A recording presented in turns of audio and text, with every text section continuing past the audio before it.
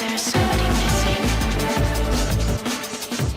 Oh, please don't worry. Paradigm is alone. They're all weekend. A victim of a crime, and I don't realize you make me lie to you. You are leaking. On my platform, I realize the devil's playing with me. 君はね、確かにあの時私のそばにいた。いつだっていつだっていつだってすぐ横で笑っていた。なくしても取り戻す君を I will never leave you.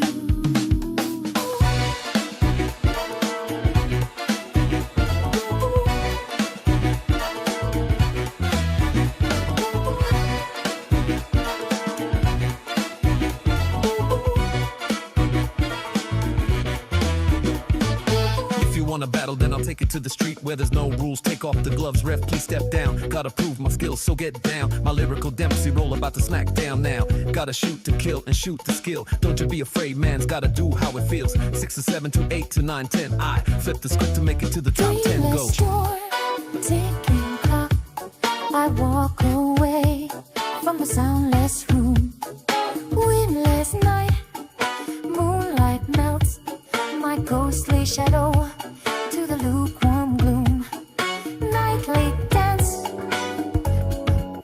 Yo, Bleeding swords. what is going on, everybody? What is up? I still live.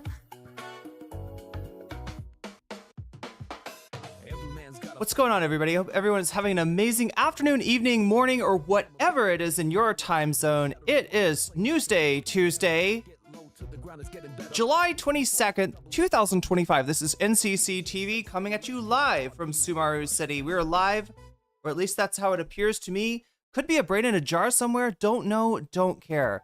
Shouts out to all my weasels out there, all my forest creatures rocking out to the realest of the real. Synthetic lifeform streamer trapped in a cyber brain and body, like some kind of ghost in a half shell in this late stage hypercapitalist dystopia, forced to exist in this twilight realm to pay off my debt to society and my student loans. I hope you're having a good day, whoever, wherever, whatever, and however you are. We're about to jump right into it here on twitch.tv, youtube.com, high risk, high reward, high on life, or whatever kind of simulation, simulacrum, simultaneous, spontaneous singularity of consciousness this is, was, or will be sometime in the distant cyber future. Dershowitz said Trump should pardon Ghislaine, je vous et j'exige dans Jean-Kiel and de la Ghislaine Maxwell. Something like that. Chat, I fucked that up so bad. Anybody know that one? When you learn French, something that you learn the je vous et j'exige.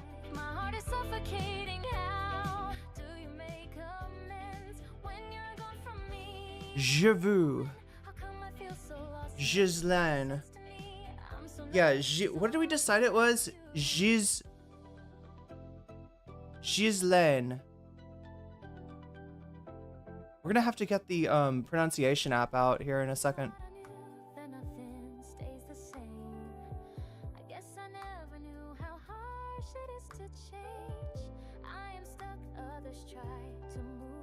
Oh my god, chat is completely asleep. Yeah, je vous au j'exige. I thought it was je vous et what the fuck is that phrase anyway?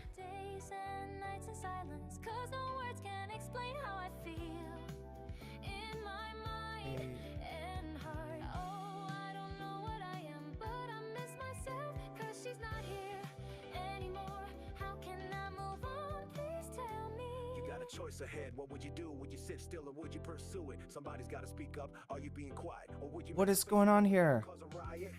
Hardest thing is doing the right thing, but what happens when they each stand for the right things? Would you let go of faith? Yeah, je vous et j'exige, right? J'exige et je veux. Where's the whole thing about Don Jean-Qui or something? can only move forward, even in the darkest times. Oh my god, I can't remember how to spell this word. Jonquil? Is that it?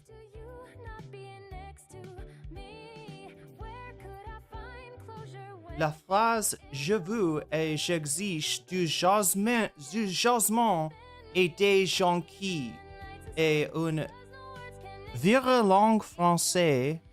Virulent? I haven't heard of this word. Il est difficile à prononcer en raison de son je and ze répété, ainsi que de la liaison, la liaison entre la vue et le j'exige. La liaison entre vous. Oh, je vous et j'exige. That's what I'm supposed to learn. It's one of those things, yeah. La phrase signifie littéralement je vous et j'exige du jasmin, et des jonquilles. Which I always thought sounded like junkie, but no, it's jonquille. I want to demand jasmine and daffodils. It's like all I'm saying there. But yeah, you pronounce this because it gets, I guess the liaison, je veux is usually how you pronounce this word. But in this case, you're gonna say it more like je veux.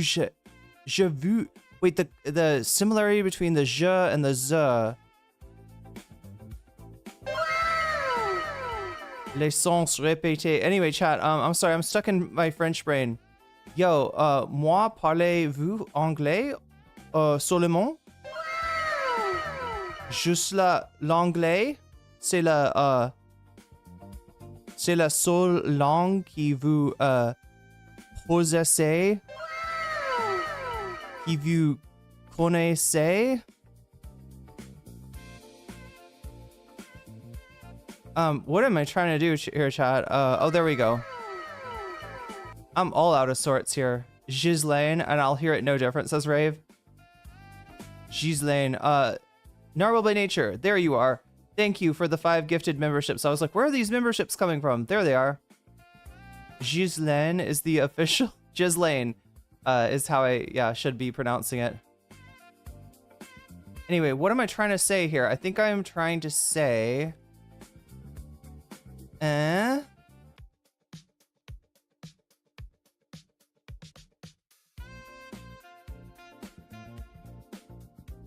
There it is. I think I'm trying to say thank you for the gifted memberships to start us off with today, Narwhal by Nature. And peut-être voilà, ici. There we go. I'm good, I think. But also, I gotta say some things here, alright? Metal Slime, you just got weaseled. Denver, I almost forgot how to do this, chat. We're like low on weasels lately. It used to be really cool to gift weasels. Now it's really cool to do super chats. Oh, why is it cool to do super chats? Probably because of the butterfly that you can sometimes get if you do this. If the super chats happen within 3 hours, then a butterfly appears and alights on my head, and that's pretty cool. Denver, you just got weaseled. Temporal Insanity, you just got weaseled. Aleha, you just got weaseled. November Girl, I almost said November Girl. November Girl, you just got weaseled, and that is a good thing. Narwhal trying to get a gifted membership to Shakespeare. Yeah, unfortunately, you can only choose on Twitch, right? Twitch has got all that stuff kind of tricked out, right? They're like the premium streaming service. Although I don't know what happened, chat. Nobody told me that Dan Clancy stepped down. I didn't hear about this. She testifies as Ghislaine. Yeah. Your hands hurt, so you can't really type on your phone? Oh. Yeah, hand pain is brutal.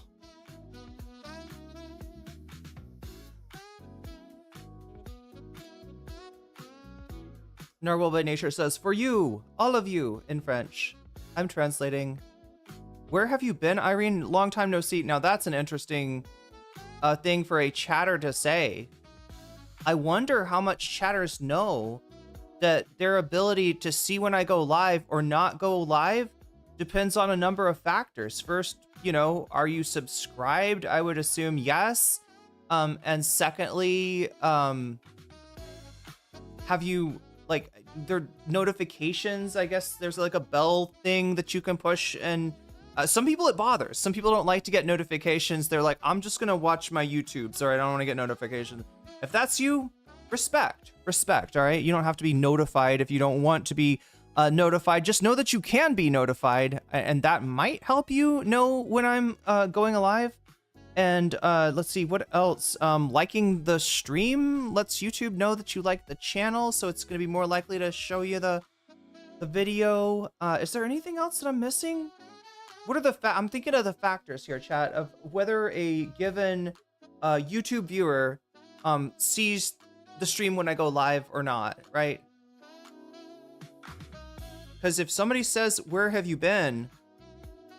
The real question to ask is, where have I been? No, the real question to be asked is why is YouTube not showing you my videos, right? And look, it could be something as simple as this, right? Maybe you've only clicked on the Ethan stuff, or only clicked on the drama stuff so far, and YouTube is like, I don't think they like. I don't think they like politics. $9.99.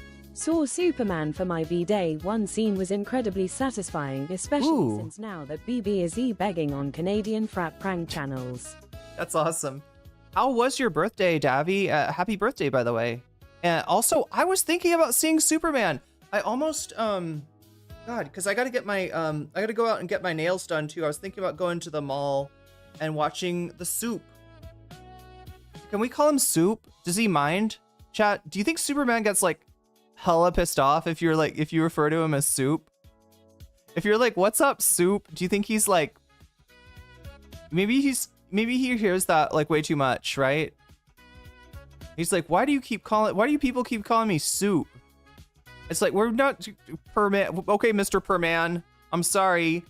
I should refer to you by your last name. I'm sorry. Is it Dr. Perman? I don't know what your, you know, your level of education is. Probably more than mine, because you're super. You're super. Everything that I do, you do it like a high level. You're like a high value man over there. Dan is leaving H3. Wait, what? Oh my God, let's be really clear about this. Yeah, Charlie Kelly, confused by something that I said that was actually kind of confusing the way I said it. Let me clarify. Dan Clancy, I think, has been replaced by Extra Emily. Dan Clancy out, Extra Emily in at Twitch. I think that's right. Am I wrong? Did I hear that wrong? I just happened to see like a Twitter post or something. I don't understand. How does it, because here's the thing. Like, right, I've got a notification for if Dan Clancy quits Twitch, right? Or steps down as CEO. And that notification is named Dan Saltman. All right, if that ever happens, Ethan Klein, Dan Saltman, they're going to be like, R.I.P. Bozo. They're going to be smoking the cigars, chat. They're going to be like, yeah, they're going to be so happy. Chat, what happens when I clap? Does the clapping... Oh, the clapping actually does pick up. I don't know. Maybe it's obnoxiously loud, though. I strive not to be obnoxiously loud. Chat, we're not trying to do Zoomer humor here, even though, I mean, it is within the wheelhouse. But yeah, we got, speaking of wheelhouses, all right, the wheelhouse today is all about we're all about politics, because it's Newsday Tuesday. I mean, kind of, but with a T twist, with a drama slop twist. We're drama slop twisting it to give you some dirt, to give you some tea, to give you some details about the beef between Hunter Biden. I always want to call him Hunter S. Biden. Look, they share one thing, okay? They share one thing and one thing only. They're both fail sons. Just kidding. I'm sorry. Hunter S. Thompson fans in chat, God, like, wouldn't that be funny if like the Vanguard was here just randomly, and they were like, "Excuse me, I take except that's one person, or that one person. The Vanguard is not one person. The Vanguard, last time I checked, were two people, but if they combined into one person, I'd be in trouble because I just insulted their hero, Hunter S. Thompson." And look, I mean, I'm not gonna glaze up a profoundly flawed individual, but I do appreciate what this individual left for us in his time on Earth. Now, what he left for, you know, people that were in his life is a completely different story. That's why I always say, you know, the never meet your heroes thing, that like applies extra to Hunter S. Thompson. If you met Hunter S. Thompson, you would have a bad time. All right, I swear to God, I'm not even kidding. Hunter literally calls himself a fail son, so he's cool. I mean, yeah, I guess that diffuses it, doesn't it? Oh my God, chat, I gotta get more fluids in me here. I got this tea. I think I told you about this yesterday. This is the 3 horses tea. Sometimes you need 1 horse, sometimes you need 2 horses, but if you're Vosh, you need 3. 1, 2, 3. God, these nails, my nails are wrecked. Yeah, I really do need to get my nails done, and maybe I'll go see Soup along the way.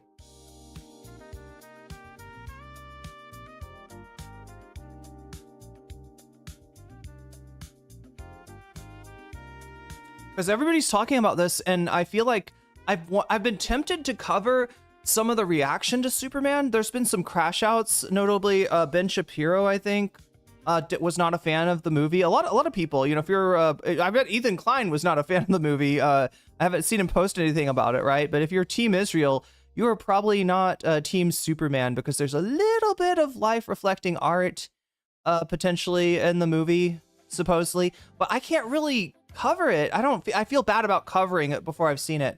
Really like your hair, Bo Butterfly. Yeah, thank you, Randall Smith. Fantastic X4 character, the Thing. Is the Thing the guy that looks kind of like a weightlifter's poop? Is that the Thing? Is he canonically made of poop?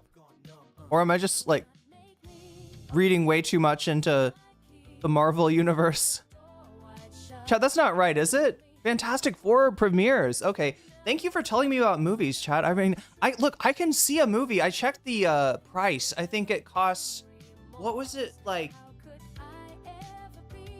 I think it's like $5. Which, funny enough, that's like,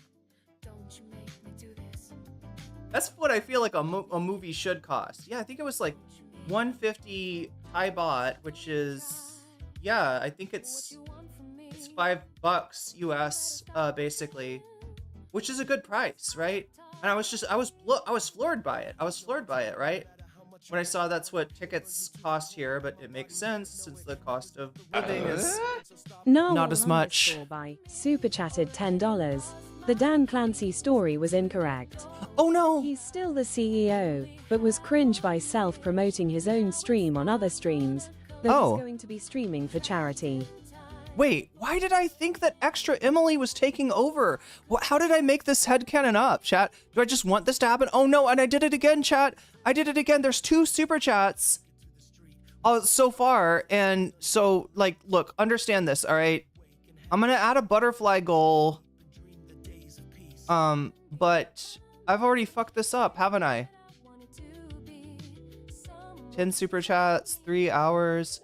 Let's just say that when we get to 8, it's butterfly time. Get to 8. Cliff super chatted $9.99. Get to 7. TJ killed an elephant, one of the most amazing wonders of nature in the world, versus Hunter, who listens to bad hipster alt country at a strip club on crack. These are not the same. My dad should hang out with Hunter Biden. My dad my dad should adopt Hunter Biden. I mean, look, you know, he always wanted a son. He could have Hunter Biden. Isn't that amazing? Wouldn't that be cool? If my dad got Hunter Biden, would that mean that would the Biden family adopt me? Would I even want the Biden family to adopt me? I feel like I feel like that wouldn't be nice. I'm confused. Me too. You think you're confused? I'm the one driving this clown car. Okay. Oh, you were confused since I said, oh yeah, about it sounded like I was talking about Dan leaving, because the Dan that we normally talk about is Dan from H3, and I just said Dan. My dad smokes crack in the strip clubs. No, my dad would, well, I mean, he probably would with Hunter Biden. This is the thing. Like, I saw him, like, oh my God. I feel like I'm such a disappointment to my dad. Like, he adopted, like, dudes in the neighborhood. Like, right? I left for college, and when I came back, he had made, like, BFFs with some, like, I don't know, like, 28-year-old that lived, like, he was fathering this neighbor's kid or something, like, right? I don't know what the fuck was going on. He always wanted to be a boy dad, and he had to be a girl dad, so. But yeah, when you said bad alt country, wait, is that where that is? Dan Clancy story is incorrect. Wait, I'm still late on something, aren't I? Da. Baby. Okay, what am I trying to do? Low key chat, my favorite song right here. This is my favorite song to work out to. We're at 45. I should correct that. And the other thing I need to correct is the browser. Give it the updated link in browser. Okay, and now I can do the magic. That is putting your super chats up on stream. There we go. TJ, oh, Donald Trump Jr. Yeah, killed an elephant. One of the most amazing and wonderful. Yeah, elephants are cool, chat. I think I like elephants. I'm afraid to see them. I live in a place where I could literally go, like, there's right close to my house, there's like a tour place that, like, literally has a picture of an elephant, and they're like, you want to go feed the elephant? And, like, I'm like, no, I don't want to feed the elephant, because I think the elephant will probably pick me up with its trunk and eat me, like Bart Simpson or something, right? It'll put me in its mouth at least. It will suck on me like I was a Zen, chat. It'll put me down in a little pouch in its gums and be like, you know, it'll do that. I'll be its lip pillow, chat. It'll squeeze all the THC out of me. That's how elephants do. Oh my God, chat. Elephant stream. Oh my God. That would be really cool. That would be really cool. But you know that it's not going to be an elephant stream without an elephant poop, right? This is the thing. My sister, like I've told you about before, her quote, and this is a great quote, is, you know, it's always going to be funny. And I say, what? You know, like, I don't know what and she says poop. Poop is the thing that's supposedly always going to be funny. But she, like, I remember we went to a zoo one time, and we were just sitting there looking at the elephants, and, like, one of the elephants just takes this enormous, like, it was weird, chat, because it's a cylindrical dump. Like, this elephant took a full-on, so it's not like a dog poop or a human poop or any kind of poop I've ever seen. It's not like a rabbit poop or a deer poop or a bear poop. It's a elephant poop. Is perfectly cylindrical. Like, you know where you pour your dog food out for the dog? Like, if you have canned dog food and you're like, you know, you undo the can with a, where is it?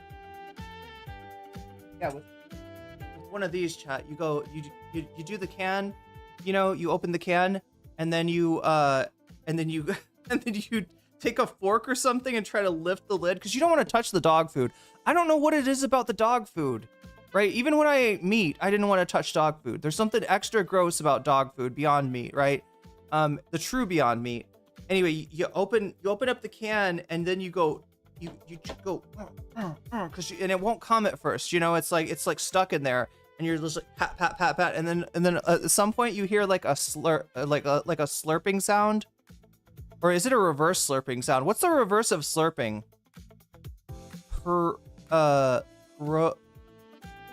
Pulse. It pulses. Yeah, it reverse slurps out of there, and then plops into your dog's bowl. And then you gotta smash it a little bit, because you don't want your dog eating a cylinder. You know, there's something like, you know, even though your dog probably doesn't care, you really don't want your dog eating like cylindrical food. There's just something, like, it looks like the can. There's something gross about that, right? And if you smash it down with your fork, you smush it, then it's so much better. The smell lingers on your skin somehow. The gel is so gross. Yeah. What is that gel? That gel is probably like some kind of like liquefied fascia of whatever animal is in the, and you don't know what kind of animal is in there, right? It's dog food. I mean, what part of the animal? Okay, you probably know what kind of animal, but you don't know what part of the animal. Dog food can be made of narwhals. That's so illegal. Wait, no, that should be super illegal. What the fuck? Oh my God. This dog food situation, chat, is out of control. Absolutely out of control. Many great journalists and authors who were pieces of shit. That's true. Hunter S. Thompson, worshippers like the two Vanguard white boys can shut it. I mean, you know, that's definitely an ability that we all have, I guess. Don't you want your dogs eating a Pringles can? Oh my God, if my dog got into the... Oh my God, chat, I gotta show you this. I'm sorry, you said Pringles can and dog, and it just made me really want to show you something if I can find it. I think it's one of the, let me do it for you memes. Yeah, let me do it for you. Let's see. Let me do it for you, Thanos, Pringles. Can I find this? Yes. Oh my God. This is like some of my favorite shit here. Chat, if you're wondering what I do to waste time, let me show you really quickly.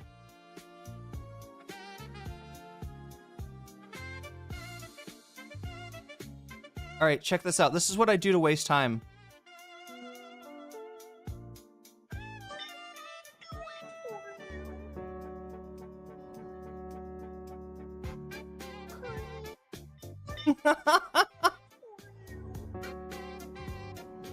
Yes.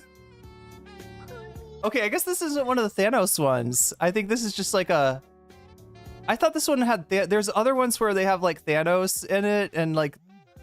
Oh no, what the fuck? No! What is this? No!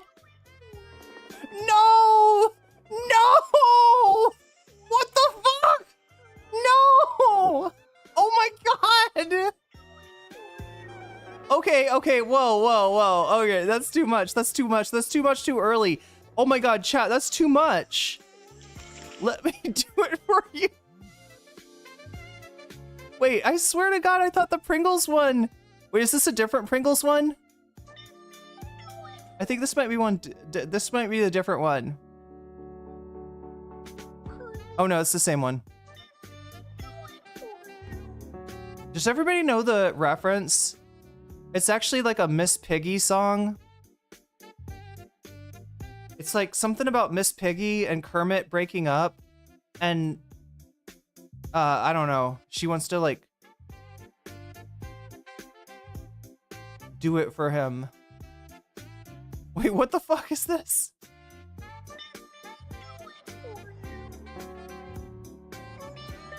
You want to see the real life version? Yes. Come on. Yes. Yes. Yes. There's one left, chat. In France, the first one is for the dog. In the US, the last one is for the dog. Anyway.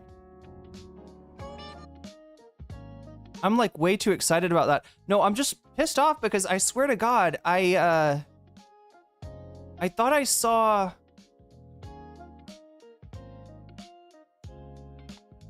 I thought there was like... I thought there was one where...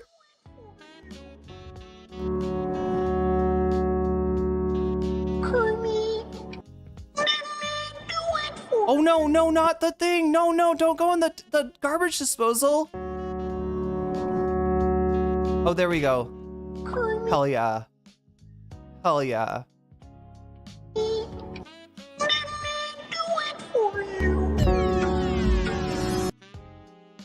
Wait, where's it going? Oh shit, pocket dimension! Oh my God, wait, what is even going on there? Okay, wait, did they lose their phone? Is that why the dog's doing that? Okay, they lost their ring. So you go down in here. Yeah, that's that one. Okay, so that one's... Oh yeah, so you lost your phone down under the seat. Oh, I see. There's a pocket dimension in your car. I got it. That makes so much sense. But what? Oh, the motorcycle crashes. Wait, you just got somebody else's phone. Wait, what? Oh no, you went into another dimension and stole the phone from the green version of the owner of the dog? And the dog is green too?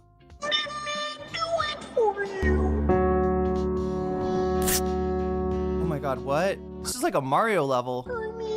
Oh wait, you're gonna, oh, I get it. You're gonna get the dead cat back, maybe? Oh, I see. You're gonna give the dead cat a, yeah. The dead cat gets a flower. Bro reached the bottom of my heart with those eyes. I mean, pretty, that's the idea, isn't it? Oh my god, literally. Wait, are we doing open heart surgery with the freaking dog nose? Oh yeah, get that bacon. Get that good boy. Good girl? Good. Oh no, they're winking. Why is the dog oh, because the light's so bright. Okay. He's a butthead. That guy's a butthead. Look, he's a literal butthead.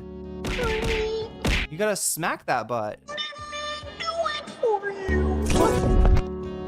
Oh no, the back rooms, of course. God damn it. Always no clipping into the back rooms. Oh wait, yeah. What are we on, level 0 here? Oh no, it's the bacteria monster. I can't move it anymore. Let me move it for you. What? What? Oh my god, what the fuck was that? Anyway. Okay, that's enough. That's enough, chat. That's plenty. That's more than enough. Is that supposed to be broccoli? I didn't see broccoli. It's Miss Piggy's voice. Yeah, it's from a Miss Piggy song where she's professing her love to Kermit, who I think is divorcing her. I don't know. It's sad shit, chat. I mean, I don't want to see Red Pill. Do you want to see Red Pill Kermit? I don't want to see Red Pill. Do you want to see Manosphere Kermit? I got no desire to, like, can you imagine Kermit, but he's like a fucking Manosphere weirdo because he got divorced? Oh my god, chat. Let me get some more hydration here.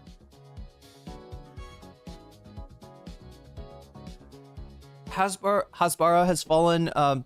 Billions much watched Nelk boys and H3H3, and they hate what they're seeing. The Nelk's audience hates what they're seeing. I actually, chat, I feel like yesterday when I covered this, I underestimated the backlash to the Nelk boys, right? We watched Hassan, you know, sort of debate them over, wait, are we like, I feel like that's usually a little bit more, oh my god, like that? Yeah, that's the, I think that's where it's supposed to be. Anyway. But yeah, I underestimated, like, right, I was just thinking, well, yeah, like a lot of people don't like what they're seeing, but it's not going to make a big difference. It might actually, chat. The Nelks might actually be in some shit for this, right? I guess maybe I didn't realize how unpopular. It's hard to gauge, chat, isn't it? Only been listening to the audio and the narration has been odd. I mean, I should have narrated better. Thank you, Rooster Rick, for mentioning that. Some people are just listening on audio.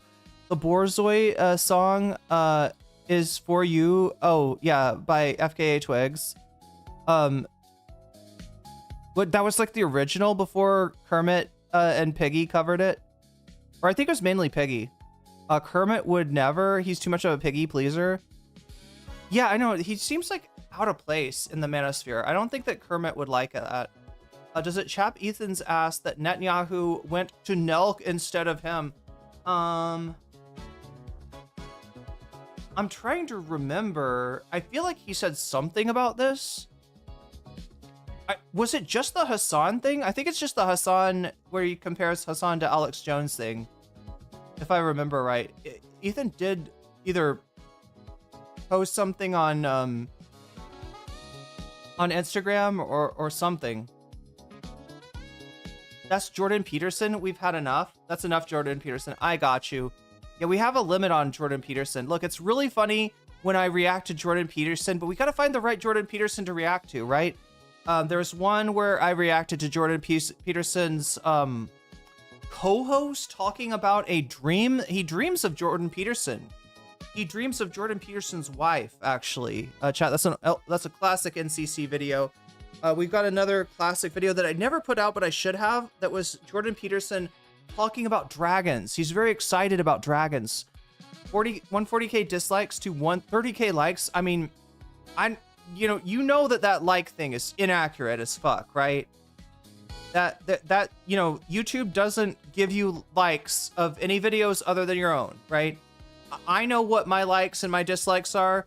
Nobody else does unless I share that, right? That's how YouTube works. There is an app that restores the likes and dislike, or restores the dislikes. But they estimate it, right? They do basically the best they can, given the limited information they have. They don't have back end, is what they don't have, right? Back end, in other words, my YouTube studio, that's where the dislikes exist. They don't exist anywhere else, right? So anybody who tells you they know how many dislikes a video has, they are lying. However, what that is, I think, is an estimation based on the number of people using the dislike return app that dislike the video. They'll take that number and they'll extrapolate it onto like the audience of the video. And they'll say, based on the number of people disliking this video, we think, if we multiply that by, take the number of people disliking the video, somehow divide that by the, I don't know. It basically figures out based on, like how many, I don't know. It estimates it, right? Spills out tea, pardon Ghislaine. That's what they're talking about. They're talking about pardoning Ghislaine. The Trump administration are in talks with Ghislaine right now. Davy Cliff super chatted $9.99.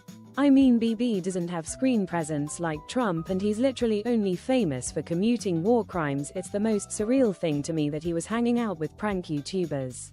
I heard BB saying some things that indicate that he consumes, what do you want to call it? Like Anna Kasparian, you know, like those right-wingers that pretend not to be a right-winger.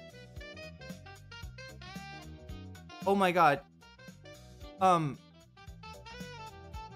Like there's a strain of right-wingers where they're like, oh no, we're centrists, we're not right-wingers, but we hate trans people, we think DEI is bullshit, way too many black people getting good jobs here, right? They're those kind of people, right? Where they're not right-wing, but they say like the most reactionary shit you could possibly imagine, right? It's like that's the kind of concept, that's the kind of content that Netanyahu consumes. Can we watch the I feel like we'd get in trouble. The Nelk Boys YouTube, I feel like they would copyright claim me in an instant. But yeah, I have watched a little bit of, kind of like Rogan. Yeah, I don't know. Anna Kasparian is the one that really connects for me, right? It's the shit that radicalized Anna Kasparian, which is a long-term project. I want you to understand, like, that particular strain of content is a long-term project of Peter Thiel. Peter Thiel has got his fingers in so many different pies. He's got his thumbs in so many different plums. And he is not a good boy. All right, no matter what he's going to tell you. He is possibly the Antichrist. And he's making this content that, like, radicalizes liberals into conservative liberals. It presses the fascism button on liberals, I think, and that's his. I mean that's his strategy. It's the shit that you hear spewing out of Rahm Emanuel's mouth, right? When he goes on Megyn Kelly to be like, no, I don't fucking like trans people. They're the worst, right? They're chud logic. He motherfucker calls trans people chud logic. No, I think he was referring to progressives when he said chud logic, chat. And of course, chud logic is the word that I use to substitute for the R slur, which I would still rather not say. Freaking playground. Just because so many people are like, oh yeah, we can say, and again, oh, comedy's legal, we can call people the R slur, right? It makes me like, I mean, it's just a word. To me, it's just a French word for slow. So I don't really have any super compunction about it. It's just that, like, people saying it and thinking that they're tough for saying it, thinking they're badass, thinking they're edgy for saying that, when it is literally a fucking playground taunt. And yeah, like, it's unnecessary dig at people that do not deserve another unnecessary dig at them. So yeah, I just kind of like out of principle, I refuse to go along with the, yeah, I guess we're saying the R slur again. You know who was really excited when you could say the R slur again? It was Xander Hall. That's the only thing that gets Xander Hall like sexually excited, I think, is saying the R slur. Like he's in, yeah, when he has sex. I heard this from Lonnie. Yeah, people don't know this, but me and Lonnie were like friends behind the scene. And Lonnie was always telling me that during sex, like right when he's climaxing, Xander Hall would be like, whatever, he'd say chud logic right as he came, basically. At the beginning of Hassan's stream today, briefly went over the Nelk interview. You know what? By watching Philly D's coverage, I feel like, okay, so he didn't watch the whole Nelk interview, but he did watch Philly D cover it. That might be a safe way to do it. Yeah. Because like, if even Hassan is not going to watch it on Twitch, then it's really, that's a copyright, landmine, basically, is what that is. I think they're getting a bit too excited with the R slur. Most normal people I've noticed still cringe. That's the whole thing. That's what they don't get. They think that they've gotten to a place where everybody, because they remember when they grew up, everybody was saying the R slur. If somebody pisses you off, you call them a you call them a chud logic. If somebody is mean to you, is a jerk to you, displeases you, disappoints you, fails to do something that you think should be easy, that's just the go-to, just in natural instinct, right? And they want that world back. They want to be young, is what they want. They want to return to their youths. They want to open up their mommy's legs and crawl back up inside. That's what they want. When they're saying the R slur, that is what they really want. Mama's warm uterus to be their home once again. And it's so fucking cringe. I stopped saying the R slur so long ago. Yeah. I mean, I remember when it was ubiquitous, right? But yeah, so basically, they've gotten it so that when they say the R slur, nobody's like, hey, why are you saying, I mean, very few people like will call that out, right? So that they got what they wanted, right? What they were mad about was cancel culture. They say the R slur, which they feel like is totally normal, and that's how you say a bad person. You say the R slur, right? And they're having social consequences for that. They don't like the social consequences. They don't like being called out. They don't like somebody bringing attention to the fact that they are, punching down on a group of people that do in no way deserve to be fucking punched down on. And so, it really bothers them. And they got it to the point where now, because they've bitched so much about cancellation, they've bitched so much about, SJWs and PC and all whatever, kind of buzzwords they want to use, that people no longer call them out. But what they don't realize was that call out, because we all grew up in those like high schools and those middle schools and those elementary schools where just the default thing is to call somebody the R slur, right? So we kind of understand that. And usually when they're getting called out, like a few years ago, it's not like to cancel them. It's not to end them. It's to make them aware that we don't fucking say that shit anymore. All right? It's to save them, in other words, from social consequences. And they bitched so much that nobody calls them in anymore. That doesn't mean there's no social consequences. There are. When I hear somebody use that word, my opinion of them goes drastically down. Goes way the fuck down. And especially if they're trying to use it to sound tough. If they're putting that on, right? I can tell. And it's so fucking cringe. If they're too, like it's one thing if you're, a 13-year-old in middle school, like, right, to say that word. It's another thing if you're a 28-year-old, and it is a completely other thing if you're a 45-year-old, like, being edgy by calling people the R slur. Like, that one's just, yeah, second childhood. Nelk backwards is Klein. Oh, you're right. Yeah. I thank the world so much for that Game Informer that deleted a lot of the. I'm not like I'm just trying to express how I feel about it, right? because I feel like there were some misunderstandings of it. You know, that people thinking that they were being excluded from polite society for saying that word once was a hallucination. That was never happening. Like I said, it's kind of understandable. That's why people would say, hey, you know, that's a slur. I don't appreciate that. You know, my brother is, you know, got a developmental disability.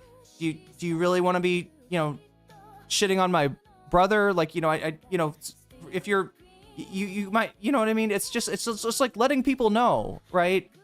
Is not ending somebody's like social existence. If you want to know what ending somebody's social existence is, try being black, try being trans, try like, right? There's a lot of people that have, you know, that have experienced, you know, that kind of exclusion, and they're not like they're not like, you know, white cis straight people, you know, they're not white cis straight males, right? You don't ever get to experience that.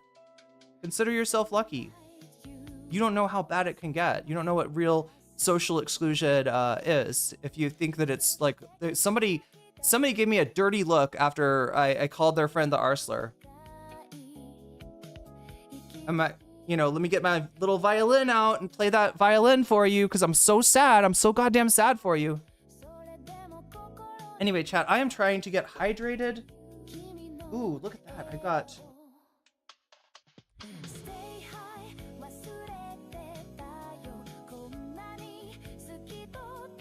It looks kind of like bubble tea, doesn't it? And it kind of is like bubble tea. But it's just weird because I know this is gonna get clipped, and I know that this is gonna get portrayed as like NCC can't stand people saying the R slur. NCC will literally break into your house and pour hot sauce up your nose if you say the R slur. And I won't. I'll break into your house with the Tabasco, but then at the last minute I'll be like, you know what? I really don't want to put the, you know, I'll break out. All right, after breaking in, if you say the R slur. That's the truth of the matter. Yes, passion fruit juice. What am I doing? Oh God, I forgot something important.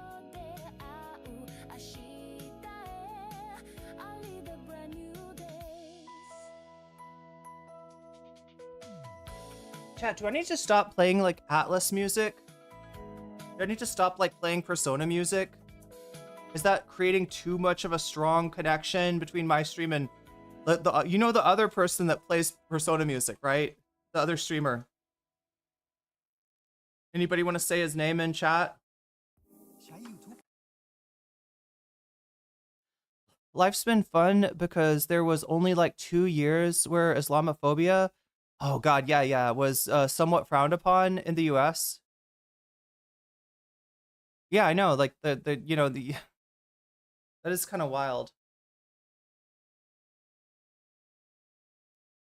And any sort of principle stand that anti-war Republicans, I like Persona music though. Yeah, me too. I mean, it's objectively good. But does it mean that like I'm a bird of a feather for There's a Thai ad again. Wow. Stop. Does YouTube unpause? If you pause an ad, does YouTube unpause it automatically?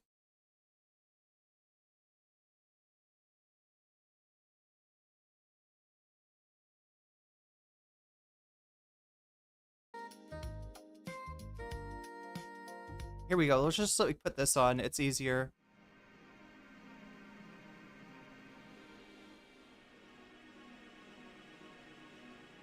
Hi, beautiful. You say that while I'm so sweaty. Oh, yeah, I'm just like a little bit overheated here. That's why I need, and I'm also dehydrated. I promise, chat, we'll get going in a second here because I am trying to get to stream, start the stream sooner, and maybe end the stream a little bit sooner. I know that the 8-hour days, they kind of, like, there's consequences to that. I don't get anything done. I end up taking more days off, and feel like it shouldn't be that way. we got news to get through today, so we got a lot of things. Let me go over what we're going to cover today really quick while I try to hydrate myself. And then maybe then at that point, I can put on this lipstick that I keep teasing.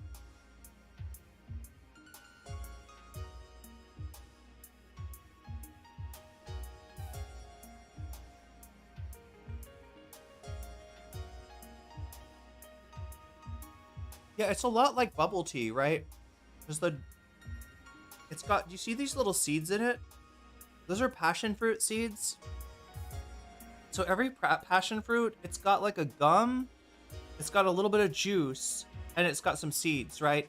And the seeds are like wrapped in a gel, right? So it's very much like boba. And then, but the gum makes its way into there too, and it just kind of, I mean, if I was drinking this with a straw, this is a reason I don't drink this with a straw. The gum, let me see if I can show you the gum without pouring out my drink. See the gum? All right, the gum will get stuck in your straw. Legala predicts this is still going to be an 8-hour stream. Ew, yeah, it's gummy.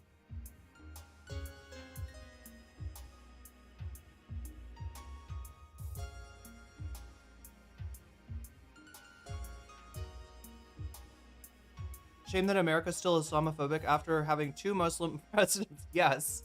Well, no, lest we forget Joe Biden. Joe Brandon is definitely... What, does he not count because he's Shia? Come on. Come on, Jack. Oh my god, no, I'm not like imagining Biden in his stupid voice, like explaining the Quran or something. I don't know, it's just like, this is wrong.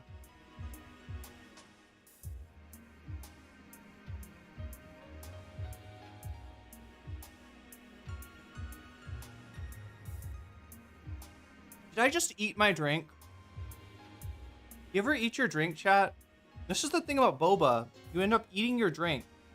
Look, it's so much simpler when it's like a round boba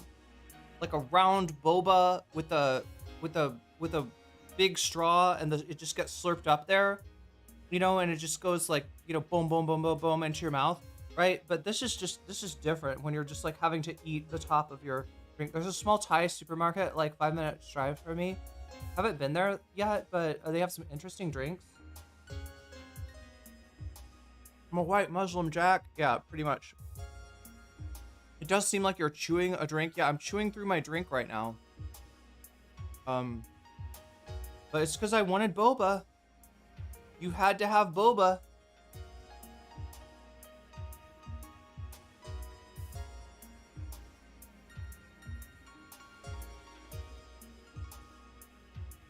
How about we just make a law that all presidents must be Muslim?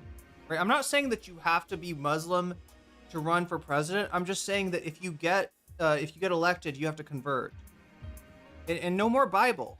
No more Bible. It should be the Quran. All right. Listen, we got 3 Abrahamic religions. They all build on the last one, and the, you know, the final version is Islam. We should just accept it already, right? That's, you know, it's like, you know, you might be a Pikachu, but someday you're going to be a Raichu. It's exactly like Pokemon, chat. It's evolutions, right? When you, oh my god, chat, I didn't mean to imply, I did not mean to imply that Judaism is the least evolved. That is not what we're doing here. Yeah, we're going to revert.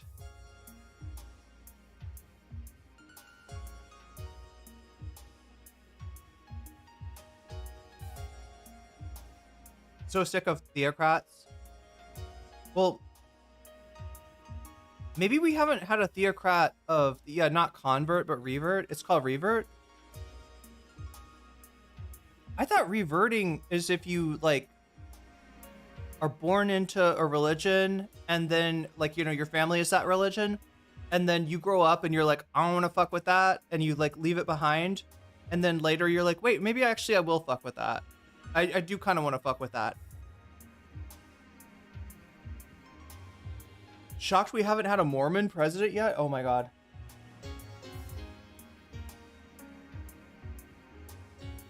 Davy Cliff super chatted $9.99. This is why we must elect the only real family value conservative Farrakhan. Here we go.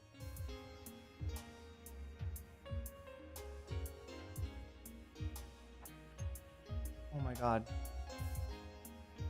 In Islam, everyone is Muslim in utero. Oh, so it's a revert. I see. Oh, neat. That's a neat trick.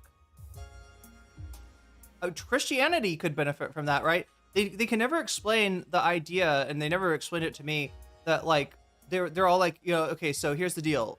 You've got two routes. You can perish in flames in hell, have the devil stick a literal pitchfork up your butt for all eternity, a hot pitchfork nonetheless, right? Or you accept Christ into your heart and you live forever. And like, but it was always kind of like, so what if like somebody's like never heard of Christianity? They always had to do mental gymnastics on that one, right? Wasn't Mitt Romney and his magical underwear a whole thing?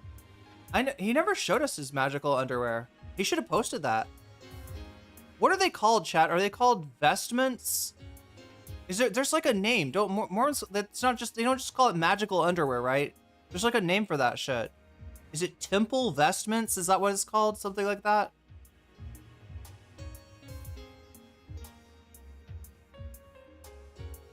Elect a leader that can defeat the, oh my god, the Yakubian technology.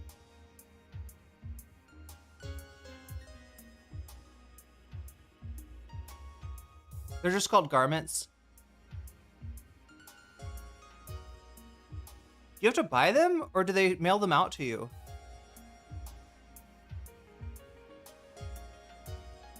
Or is it like in Cub Scouts that they just like have a bunch of the underwear like back on the back table and they give it out like at a meeting or something?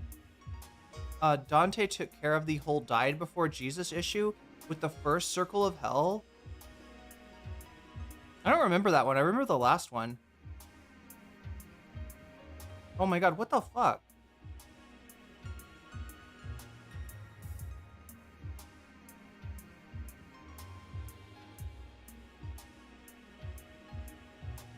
Mormons are the best Christians. Holy shit. Chad, I'm like tearing. I don't know. Is it because of the passion fruit?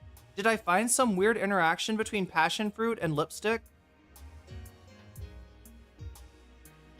I swear to God, chat. I need to get lip stain. Anybody out there use lip stain?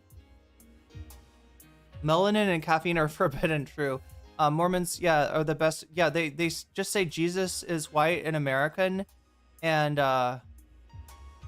wait, how does that work? Because I remember the whole thing, like, there's like a, Mormonism is like a, what would you call it? Like a fan theory, or like a it's like fan fiction. It's biblical fan fiction. It's really what it is, right?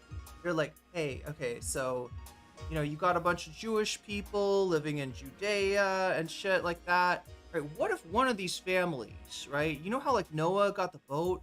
What if another dude got the boat and God was like, yeah, build the boat, build the boat, build the boat. What am I gonna do with the boat? You're gonna put it out in the ocean. I'm gonna put it out in the Mediterranean Sea. Yes, you're gonna put it out in the Mediterranean Sea, and you're gonna go west. Go west. Go west. Go west, young Nephite, and find the new, you know, the new country or whatever, right? So these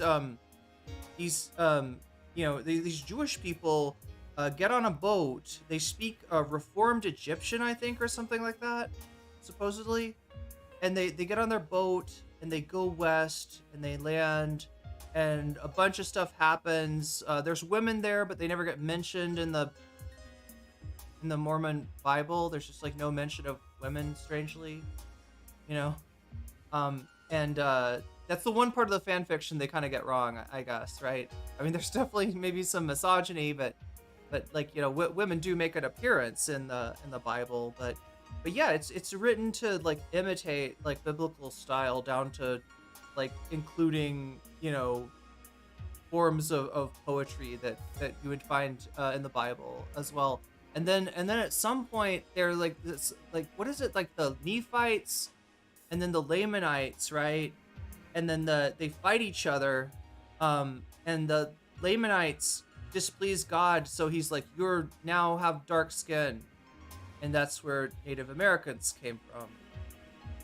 In the Mormon Bible, I think nobody lived there until you know, Israelis traveled it you know, in like, I don't know, when would it have been? It's like way before Jesus. So yeah, sometime in the BC, like Israelites get in a boat, get in an ark, they travel all the way across the Mediterranean Ocean, past the Strait of Gibraltar, and then across the Atlantic Ocean, and then onto the American continent. They populate the American continent. Some of them turn evil and become Lamanites. The rest of them are Nephites. I think the Lamanites like kill off the Nephites maybe. And is that where God makes them Native American? Is that where God turns their skin dark or something like that? Mormonism is fucking wild. I will say that. Mormonism is fucking wild. Like, right? I grew up with some Mormon friends, and God, it was so weird in high school too. Like, right? Their idea about sex is so wild, right? So they're very much about God, who they call Heavenly Father, right? It's not God, it's Heavenly Father. That's always how they refer to God, right? And they want to please Heavenly Father, and they want to kiss Heavenly Father's ass, because if you do, you get to become a Heavenly Father or mother of your own and start a whole new world. That's a pretty good deal, right? So, yeah, like, you know, but they thought that as much as they love Heavenly Father, they don't rate his intelligence as being too high, right? Especially when it comes to sex. Heavenly Father definitely doesn't want you having premarital sex, but maybe he's only paying attention to the front door and not the back door. Maybe Heavenly Father, you know, who sees all, when he sees two people, you know, doing anal, he's just like, it's not sex. I guess it's fine. He doesn't get it. He doesn't understand that is a literal backdoor to the proscription against premarital sex in the Mormon religion. They don't think that God cares if they. And so there's literally Mormon, like, I knew kids like this, right? That they would get together, they would start dating. You know, they would do everything. They had all these rules too, like, right, we can't be in a room together if there's nobody else after a certain hour at night or something. There's all these rules that Mormon kids had, and they followed them. But then, you know, they'd eventually give in to their desires, and they'd always do so. I mean, like, I hear stories about soaking. I never had anyone tell me that they did soaking. I had Mormon friends. I never had anyone be like, oh yeah, we did soaking, or like whatever that is, right? But I did have them tell me that they did anal, and that they were like, yeah, God's not gonna figure. God doesn't know. God is butt blind. Exactly. God has no idea what's happening back there. God is not watching the back door. I feel conflicted about Mormons. They are so nice and polite, but they have so many wacky beliefs. You know, I would have had more respect for the Mormon, or for not the Mormon church, but for Mormons themselves, right? Which, yeah, you know, they were good people. You know, these were some of my friends and stuff. Like, they, you know, some Mormons were pretty nice people. But I would have had more respect if they had ultimately voted for, what is that guy's name? Evan something? There was another candidate. There was a Mormon candidate that was running for president. Toby Cliff super chatted $9.99. Blatant example of Yakubian technology, right? They're literally trying trick God. They are trying to trick God. Yeah, I don't know, maybe successful, right? Because I swear to God, like, probably even Mormons that are high up in the church, right, are doing, you know, they're finding ways to get around all of the laws that they definitely want to follow the laws, but if they can find a loophole.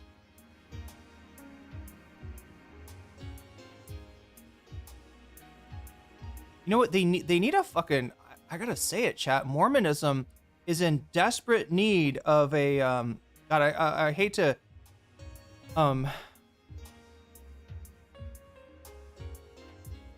Is it Evan Almighty? No, what was his name? Evan McMullen. Thank you, J-Star. Yeah, you're right. It's Evan McMullen.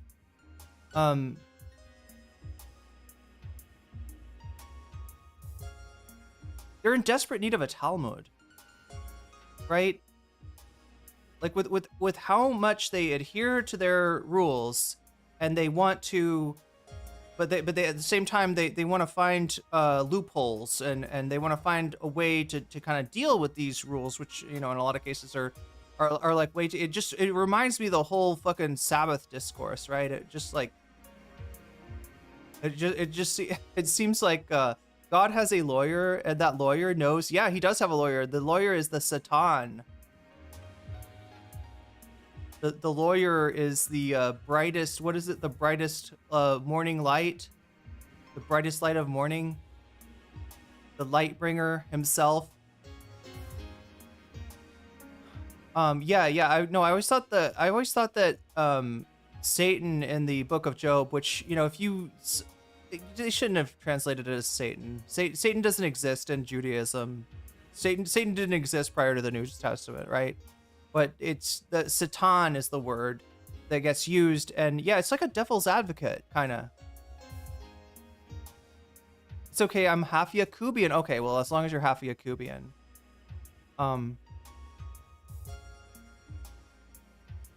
Mormons think that black skin, yeah, on black people is a curse. Yep. Yeah, that's another reason. But I was gonna say I could like have some respect, maybe, you know, or begrudging, like, you know, if Mormons had stuck to their guns and not voted for Trump, if Mormons had steered clear of MAGA, I guess I'd have like a little bit of respect, right? If they correctly looked at that guy and they were like, that is not a man of God, that is not a godly leader, I will not vote for this guy, right? Fuck Trump. I'm voting Evan McMullen. If they'd stuck with Evan McMullen, if Evan McMullen had won the electoral votes in Utah, I think I would have more respect. There's a lot of racism, Scribs, in Mormonism, right? Up until the 70s, black people were not allowed to. Every Mormon man, I think, becomes like a priest at a certain time. Like the priesthood is something that it's just like part of like a rite of passage for them. And they're supposed to be able to cure people by laying on the hands and stuff like that. They lay on the hands and lay on the hands, right? But yeah, they were like, you know, black people couldn't do that, right? The most important thing for any Mormon male to do, black people are just not allowed to receive that, right? So black skin is cursed, but orange skin must be extra super duper cursed, you would think, right?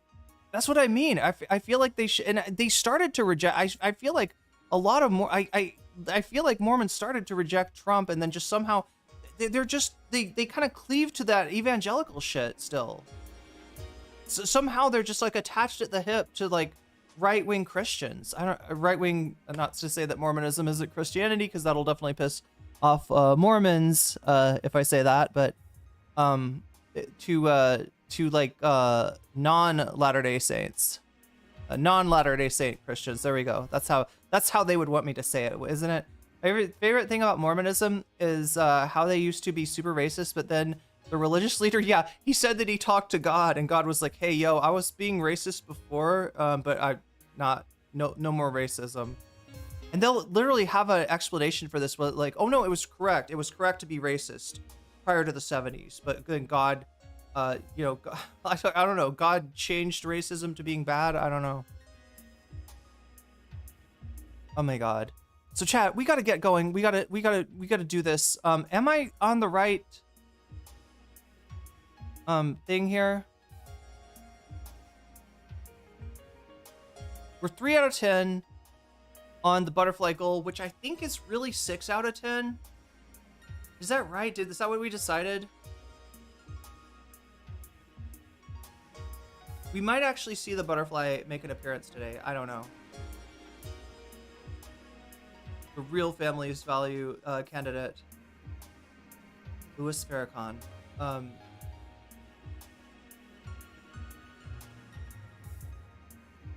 75. That's what it should be. It should be 75. And 1, 2, 3, 4, 5, 6. Yeah. So yeah, right. So we're really at 6 out of 10 as far as the butterfly goal goes, even though it says 3 out of 10. If we get to 7, let me know in chat. If we get to 7, I'll put the... Davy Cliff super chatted $9.99. It was because their college football team was getting washed, so they removed the racism to recruit black players. BYU not doing too great in yeah, I guess a lot of sports. If you're limited, your recruit. Were you allowed to go to BYU? Were black people like, you know, were black people not accepted into BYU? Is that how it works, or could you just not be on the football team if you were black? Everyone is Turkic. That's true. If you aren't, everyone west of what is it, like Constantinople or something like that? Or yeah, like east of Constantinople, you're Turk. West of Constantinople, you're Greek. Pretty much. So the Roman Empire is actually just the Greek Empire. They weren't accepted, not accepted into the college. Wow. But yeah, we're at 75. It should say out of 100. Dangerously cheesy and dangerously close to the bonus goal here. What have we got going on? Speaking of the bonus goal, we've got Willie Mack versus Bad Empanada. I get the feeling that people really want to see this drama between Willie Mack and Bad Empanada. People keep on voting for it. I think the first time it got displaced by donos, which, you know, you see that like right up there. I don't know if I should keep this up, right? Because it's very messy, you know, to have a notepad on the screen. But I do it anyway, just to let you know that when you donate, if you're doing a super chat, a super sticker, if you're getting yourself a membership, if you're gifting memberships to others, if you're supporting me on Throne, which right now the only option there, since I don't know if Throne can actually deliver to me in Thailand, is to support my trip to Vietnam. I'm going to be going to Vietnam in about a month. I've got to do it to go to the Thai embassy there to apply for my educational visa. And I'm also going to take do a little sightseeing, do some like live streams from Vietnam as well. So no, not Turk or Greek. My Iranian ancestors are screaming. Oh wait, oh my god, did I skip Persia? God damn it. I can't come up with a...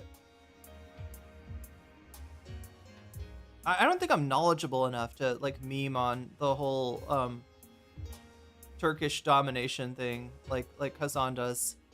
Mormon church, did it even let black people in? Oh, so not even... Oh, so yeah, definitely you wouldn't be able to go to their college.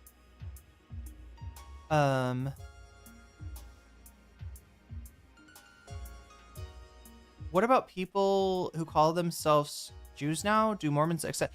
people that when you say people that call themselves Jews, I'm like, are we talking about Jews for Jesus, or like, do Mormons accept, like, if you're born Jewish, can you become a Mormon? I think so, but I've never really looked into it. My family is from Croatia. I think my ancestors would be split. Oh, geez, yeah. I'm just a native Alaskan, so it's a funny joke. It's funny to joke about, yeah.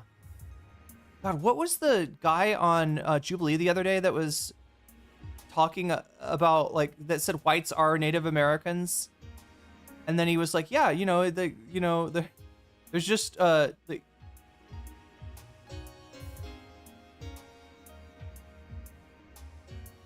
like he just turned the whole like argument about immigration into nihilism, right? With this, idea that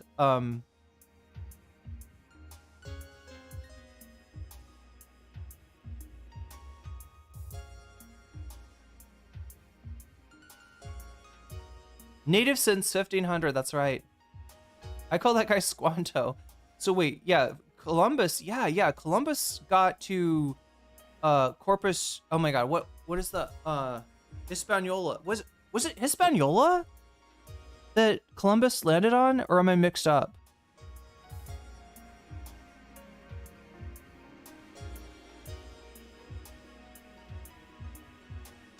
Isn't that what Trump said years ago?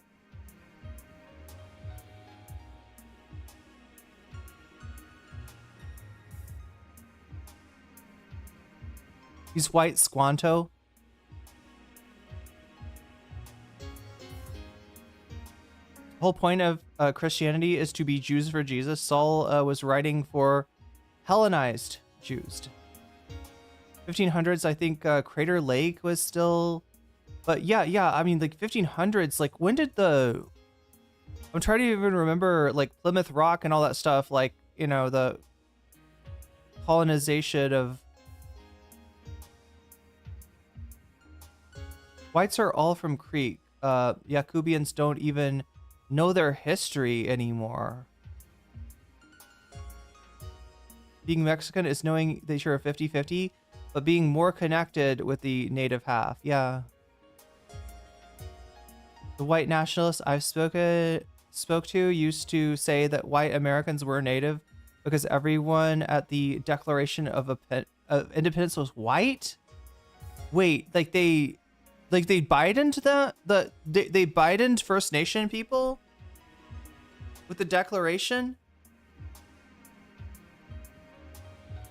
Biden's spirit came down and said, "You ain't even native, Jack. You're white now." Yeah, Plymouth. That's what I'm freaking out about. Yeah, it's just the Spanish colony settling and colonization of mostly. I think also like mostly in the Caribbean. Emma Vigeland traces her lineage back to Eric the Red, when the Vikings were the first foreigners to touch mainland America. Yeah, and also wasn't there some like exploration from weren't there like wasn't there some Chinese exploration? Or am I tripping? Maybe this isn't canon, chat. Is this canon? Anyway, what is canon is that that we have that number right there. That's 75 out of 100. If this gets to 100 out of 100, by the end of the stream, we'll do some bonus content. Willie Mack versus Bad Empanada, like I said, has been kicking around for a few days. It would have gotten selected, but it got bumped by donos.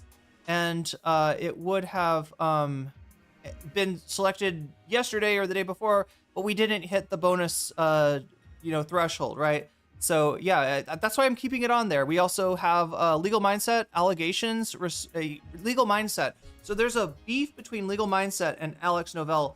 We saw Alex Novell kind of expose this guy in his documentary on Johnny Somali, which if you have, I feel like there's some people in here that might need to do some catching up. I need to put that on my live stream playlist so it's easily accessible. But yeah, I did cover Alex Novell's documentary on Johnny Somali. He had an interesting take. His take was that, yeah, Johnny Somali's a scumbag, but actually so are the people that are, making content off of him, including Legal Mindset. And in the course of researching, Legal Mindset at all, he ends up finding there's some pretty serious allegations against the dude, right? More than just like he's a cringe passport bro. And of course, Legal Mindset has responded to those allegations, much like Trump said that I never wrote any pictures. That Legal Mindset said I never wrote any pictures either. I never signed my name in pubic hair. What are you talking about? If we get 300 to 100, do we get an 8-hour stream and then I get to wake up to NCC? Probably. Yeah, so that's the other thing, chat. That's the other reason. Oh my god, chat. I'm doing... Sorry. Did you ever Google Hank Yu singing Dixie? No. Wow, that's cursed. Actually, anybody singing that song is cursed. He's a creep. He's a weirdo. He really is.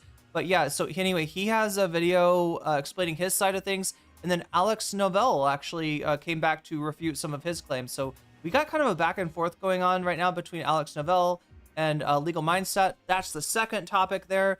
Third topic, Ethan Klein says Hassan is Alex Jones. Oh, wow. Why is that? Because he looked at that stupid, what is it called, chat? Anybody want to remind me what this is called? It's that thing that shows you like media sources and it's like trusted to like to distrusted, top to bottom, and then left to right is like extreme left wing to extreme right wing. What is that thing called? Davy Cliff super chatted $9.99. Polynesian landed explored the Americas a long time ago, plus a lot of West Africans visited and Northern European fished off the coast for centuries. There was probably even a Roman in Brazil. Yo. That's wild. How did the Roman get there? Because like what even kind of ships did they have back in the day? It's not political compass. It's the thing that's yeah, I think it's a media bias chart, but there's a specific person that puts it out or a specific website. It's not ground news. It's like ground news, but there's a really cursed media bias chart that people share that has Hassan and Alex Jones as far left and far right, and both of them on equal levels of distrust.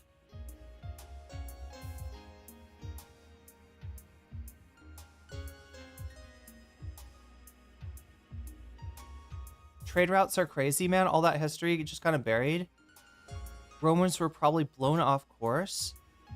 What about Ponce de Leon in Florida? Isn't he still alive? Didn't he drink from a fountain of youth or something?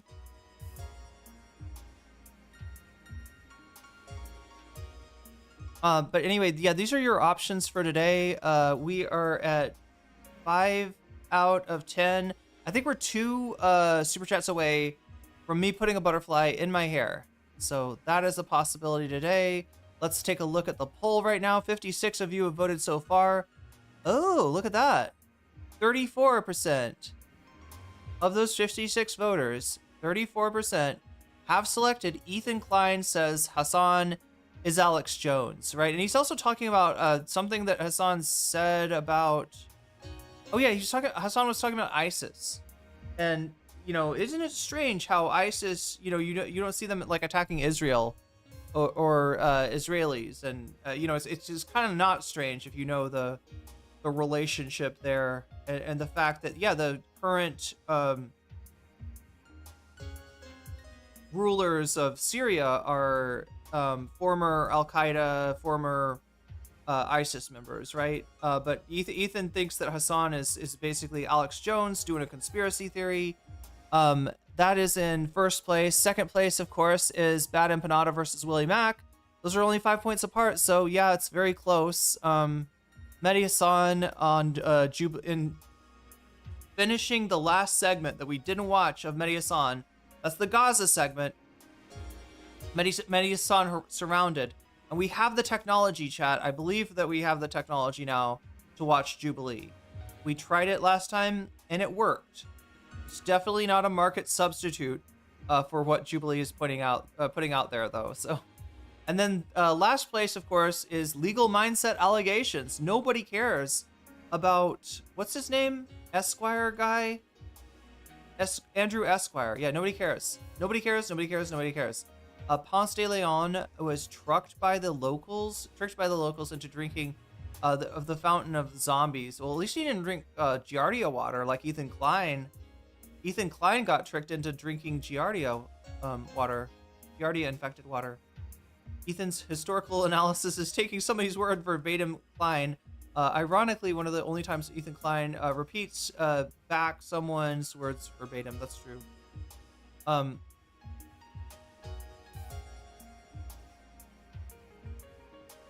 Wait, maybe locals ran a truck on Ponce de Leon? Is that like running a train?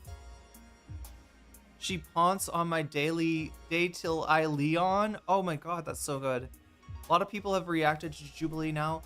Huh, interesting. Well, maybe I did. Maybe Jubilee's letting people react now. I don't know, chat. They were really mean to me the last time, so I'm not taking any chances. Any chances whatsoever. I am not taking.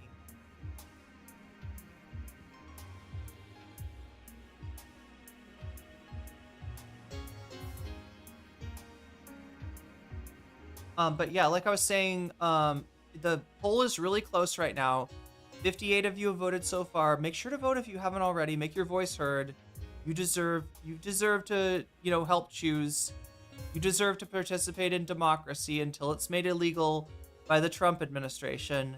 So go ahead and place your votes. If you're watching on Twitch, feel free to come over to YouTube, because that's where the poll is. I can't put up the poll on Twitch because Twitch's polls suck. They only stay up for like 7 minutes. 7 minutes, nowhere near enough. So go over to YouTube if you want to. Make your voice heard. Vote for your favorite topic. And the other thing that I gotta say is that, yeah, like I said, this thing goes forward every time you do a super chat, super sticker. If you get yourself a membership, if you gift a membership, if you support me on Throne, or if you sign up for my Patreon, or if you support me on Twitch, which you can do for free with a Twitch Prime sub. You got Prime, you just connect that baby right to Twitch, and you'll get a free sub to use on the streamer of your choice. If that happens to be me, you will get all the emotes in my channel. All right, and you'll also put a little bit of money in my pocket. You'll support the stream. You'll make this number go up. Lots of good things happen if you support me on Twitch. So, but the other good thing that happens is you get the ability to put your money where your mouth is, right? And that goes for any support on any platform, right? You can let me know in the chat, like, I want to see Bad Empanada. It's time. I've waited for days and days and days to see this Bad Empanada versus Willie Mack feud. And, it's like you're shaking the vending machine and trying to get your favorite snack to come out of it, right? It might not work, but you've got a better chance today than you do most days, because there are only 5 points separated the number 1 option from the number 2 option. There are 10 points separating the number 1 option from the number 3 option, and a lot more points from the number 4. But what I'm saying is that your dono may be the deciding factor, could be the deciding factor, right? You can also, if you donate and you don't want to upset the apple carts of the voters on YouTube, then you can say Vox Populi, and you're just like reinforcing whatever people are voting for, and making it harder for other people to change that with a donation. So that's an option as well. Globalize Bad Empanada, right? That's what we're trying to do here. Totally convinced Jubilee fascist didn't plan to get fired so he could rake in the dough. Not totally convinced. I see, Crotchy. Yeah, no, now you got me wondering too. How much money is he making from? How much money do you get paid for saying you're a fascist? Because we already found out. What did that woman make from saying the N-word? From calling a little kid the N-word? Do you remember that, chat? Yeah. The blonde. I can't remember her name now. But like, how much did she make? It was over like 100,000. It was an absurd amount of money for saying the N-word. Now apparently you get an absurd amount of money for calling yourself a fascist. For telling Mehdi Hassan to get the fuck out.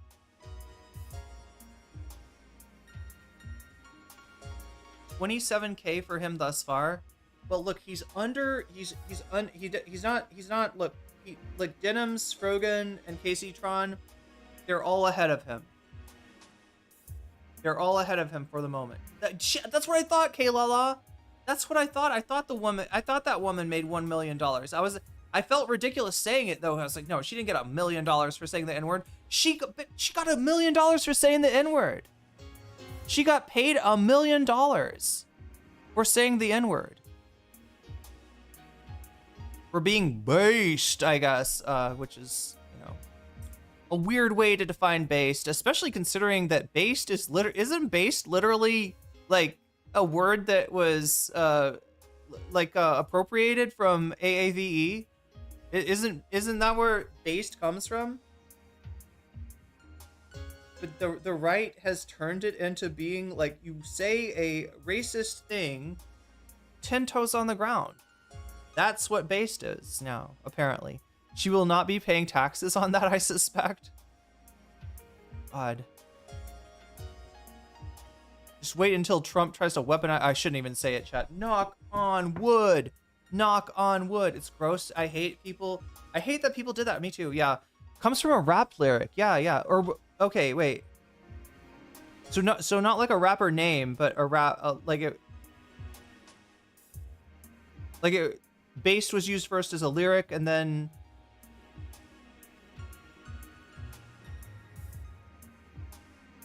highest paying job in 2025.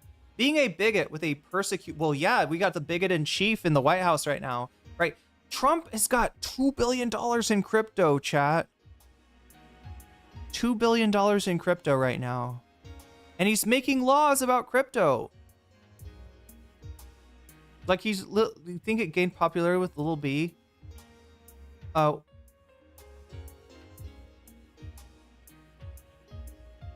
She bought a Tesla? I like to think she bought a Tesla, says Bloody Teeth. By saying the N-word and evading taxes, I think, I think America's like that.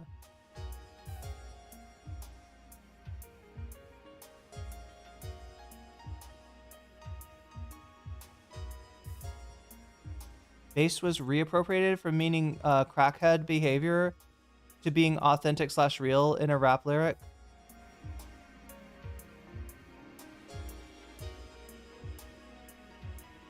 Anyway, we got to get going.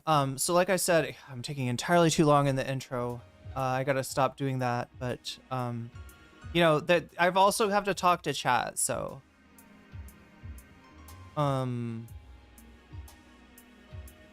what are we trying to do? We're trying to get the stream started.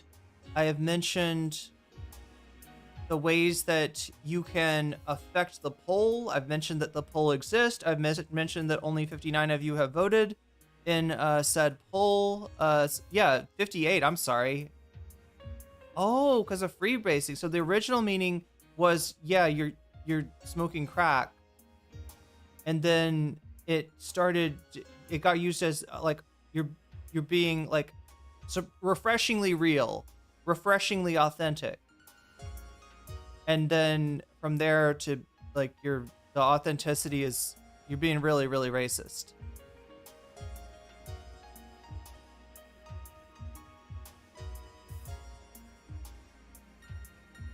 Anyway, you know who's not really, really racist, chat? Our sponsors for today. Yeah, our sponsor for today is my Patreon. And people support me there on Patreon. They have found the secret to life. If by secret you mean the way to support me that, you know, more of your donation actually gets to me and supports the stream as opposed to supporting YouTube or Twitch or some other platform, that would be Patreon, right? And if you're donating at the $5 level or above, then you also get a fancy shout out at the beginning and ending of each stream. Let me go ahead and give you those shouts out now. Shouts out to Oral Ellipsis. Shouts out to Temporal Insanity. Shouts out to Steven Sayers. Shouts out to Funky Monkey. Shouts out to Sarah. Shouts out to Nadia Yvette. Shouts out to Moe Noe. Shouts out to Jules K. Shouts out to Izzy Mandia. Shouts out to Infallible Fowl. Shouts out to Hot Ham Radio. Shouts out to Good for Gabby. Shouts out to Emily French. Shouts out to Direful. Shouts out to Buffy Geek. Shouts out to Big Al. Shouts out to Animus. Shouts and a fancy shout out to Zara Xerix, to Rachel K, to Crystal Saphira, and to Omega Star. There we go. So Patreons. Let's get into the Hunter story. Let's start off with Hunter. Does that sound good, chat? Hunter S. Biden.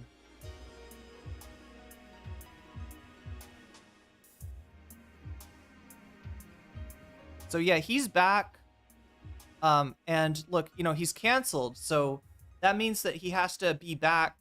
As Politico just put it, quote, the Jeffrey Epstein news. That means he has to be back via that means he has to be back via Andrew Callahan. So he had a conversation with Andrew Callahan from Channel 5 News, from All Gas No Brakes fame, All Gas No Brakes alum, I guess you'd call him at this point. And yeah, he had a lot to say. And you know, he's mad. He's mad at Republicans. He's mad at Democrats, and he's just mad.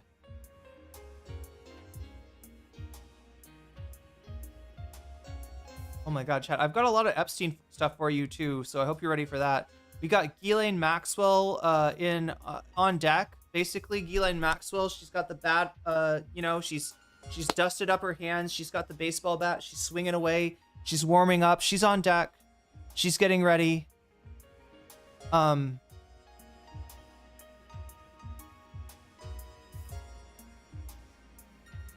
Whole bunch of Epstein stuff today.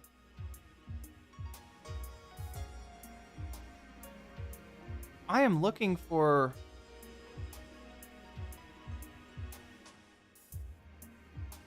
Hunter Biden stuff.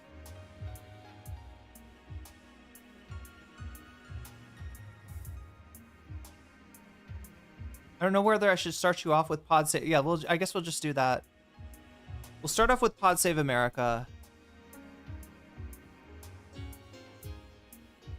God, do you think Pod Save America will sue me if I pee? Do you think I'll get Froganed? Do you think I'll get demonized for taking a pee like Frogan did? I love like the shit that Frogan gets canceled for.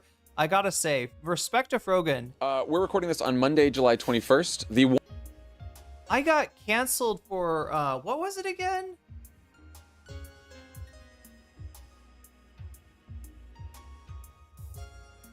I got canceled for keeping timestamps and URLs to people's videos that, I don't know if you noticed, but I'm kind of a React streamer here. So that's pretty ridiculous. But Frogan, she's been canceled for not liking bad hummus and for peeing and for needing to pee. Frogan, she's obviously bad for that. So let's start off here with Jon Favreau, given a great face, as always. He's great on the pause screen. They're either going to pardon her or unalive her. Yeah, or replace her with AI, maybe? Andrew Callahan is the Napoleon Dynamite's younger brother. Wait, really? The guy that played Napoleon Dynamite is Andrew Callahan's brother? Canceled for timestamps. And now people bitch about me not having timestamps. Look, chat, I got in trouble for timestamps. Right? She was keeping timestamps and she was keeping URLs on other streamers. Obviously she needs to be canceled for that. But yeah, let me put on Favreau for you. Let me turn off our music. And we will get started, and I will take a pee, and I will hopefully not get sued by the Pod Johns.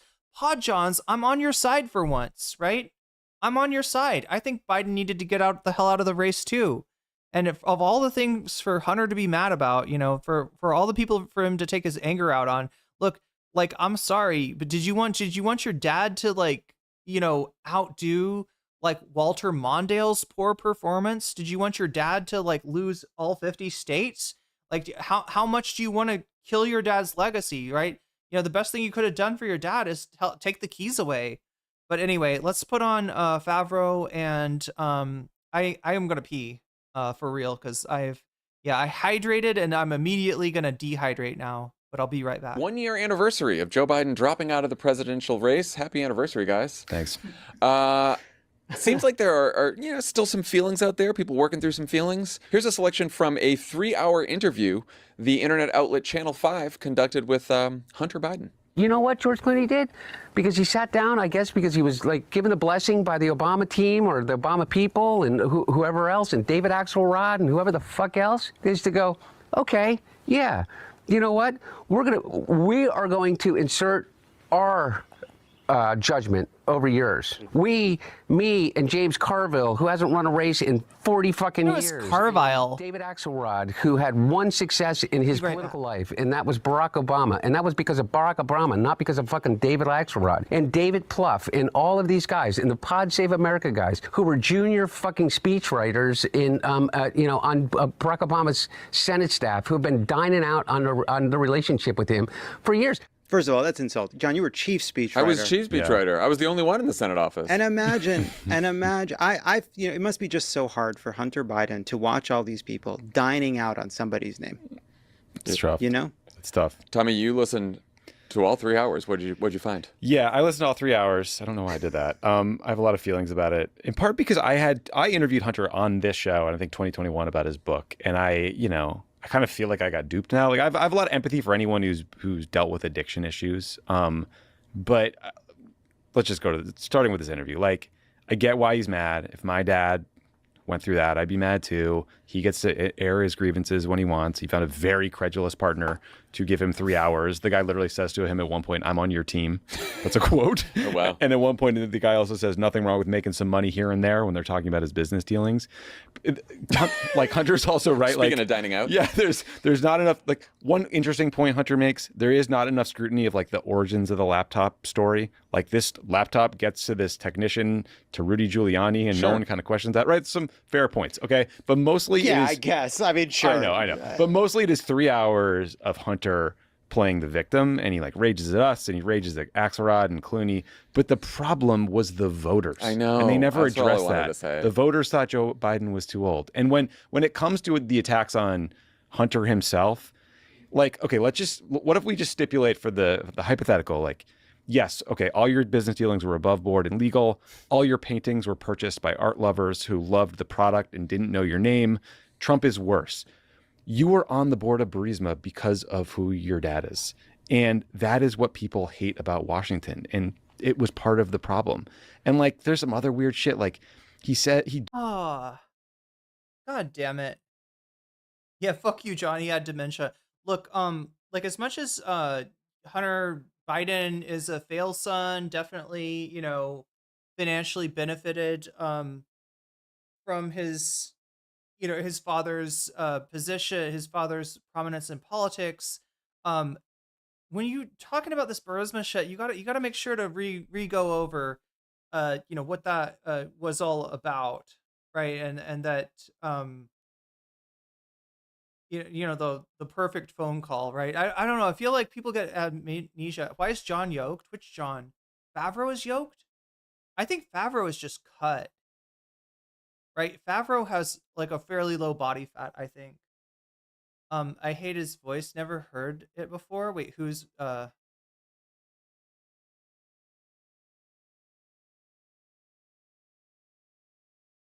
cancel all pee doers? Yeah. No streamer should be allowed to pee.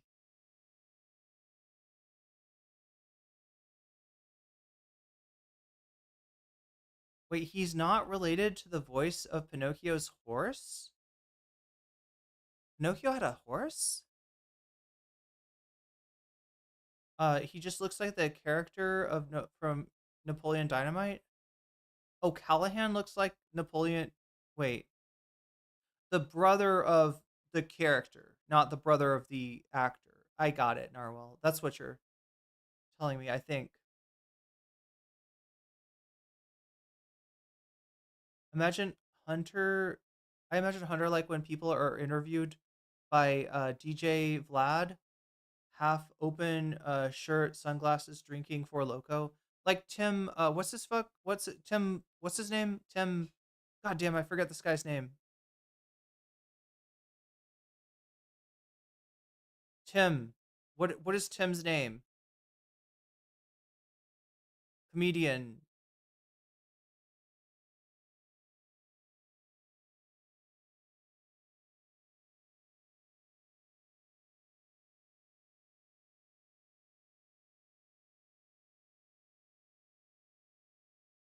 Different Tim. He's like a friend of he's like a Rogan guest. Tim. God damn it! Why can't I remember this guy's name? Rogan, Tim Dillon. Yes, Tim Dillon. I was gonna say Tim Collins, but no, it's Tim Dillon. Tim Apple. There we go. Anyway, chat. Sorry for the interruption. I just really needed to lose about a pound of water. Like, Hunter's also right. Speaking of dining out. Yeah, there's not enough. Like, one interesting point Hunter makes. So they're sympathizing with him for all the people that dined out on his dad's name.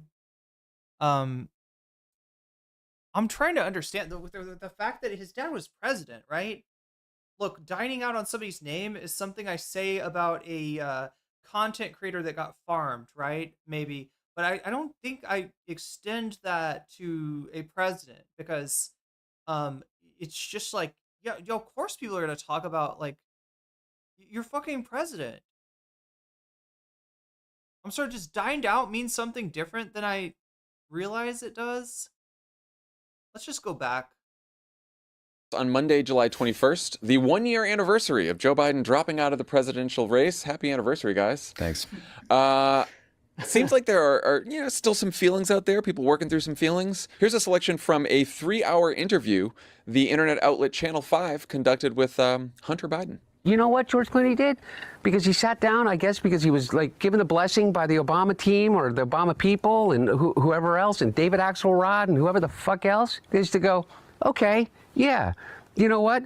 We are going to insert our judgment over yours. Me, and James Carville, who hasn't run a race in 40 fucking years, and David Axelrod, who had one success. I mean, look, fuck James Carville and fuck David Axelrod, okay?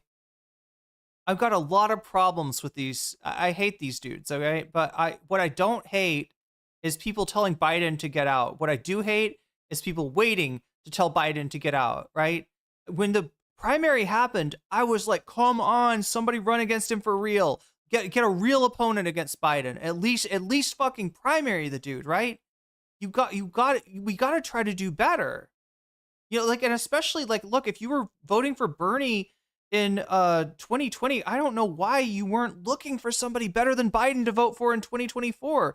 Other than this whole thing of like, nope, when we got an incumbent, we never do a primary. That goes back to the Carter versus Ted Kennedy primary from 1980. People hold, Ted Kennedy responsible for Jimmy Carter's, failed campaign, losing to Ronald Reagan, who was very much considered a joke at the time, was not taken seriously as a candidate. And so they're like, they're basically like, yeah, it was Ted Kennedy's fault. Bullshit. In his political life, and that was Barack Obama, and that was because of Barack Obama, not because of fucking David Axelrod and David Plouffe and all of these guys and the Pod Save America guys who were junior fucking speechwriters in. He just called them junior. On Barack Obama's Senate staff, who have been dining out on the relationship with him for years. Oh, he actually says dining out on the relationship. Okay. Oh wow. I mean, what do you think, chat? Are these guys like talentless hacks that don't deserve to, or were they just in the right place? I think they were kind of in the right place at the right time. They were there at the beginning of podcasts. That's why, it's like the Ethan Klein effect, right? Ethan Klein is not particularly funny. His YouTube videos aren't particularly good, but God damn it, he was there back in the day when nobody else was, and that's why his channel got to be as big as it is.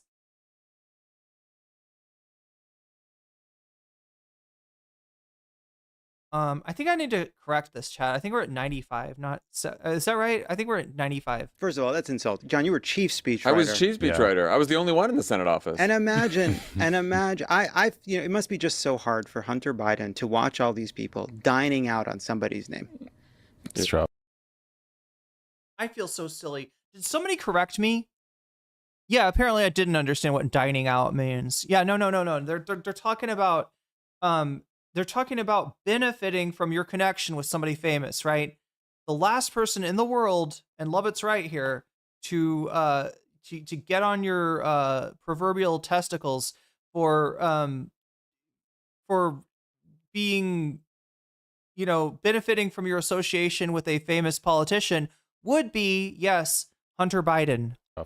It's tough. Tommy, you listened to all 3 hours. What'd you find? Yeah, I listened to all 3 hours. I don't know why I did that. I have a lot of feelings about it. In part because I interviewed Hunter on this show, and I think 2021 about his book, and I kind of feel like I got duped now. Like I have a lot of empathy for anyone who's dealt with addiction issues. But let's just go to starting with this interview. Like, I get why he's mad. If my dad, went through that, I'd be mad too. He gets to air his grievances when he wants. He found a very credulous partner to give him 3 hours. The guy literally says to him at one point, "I'm on your team."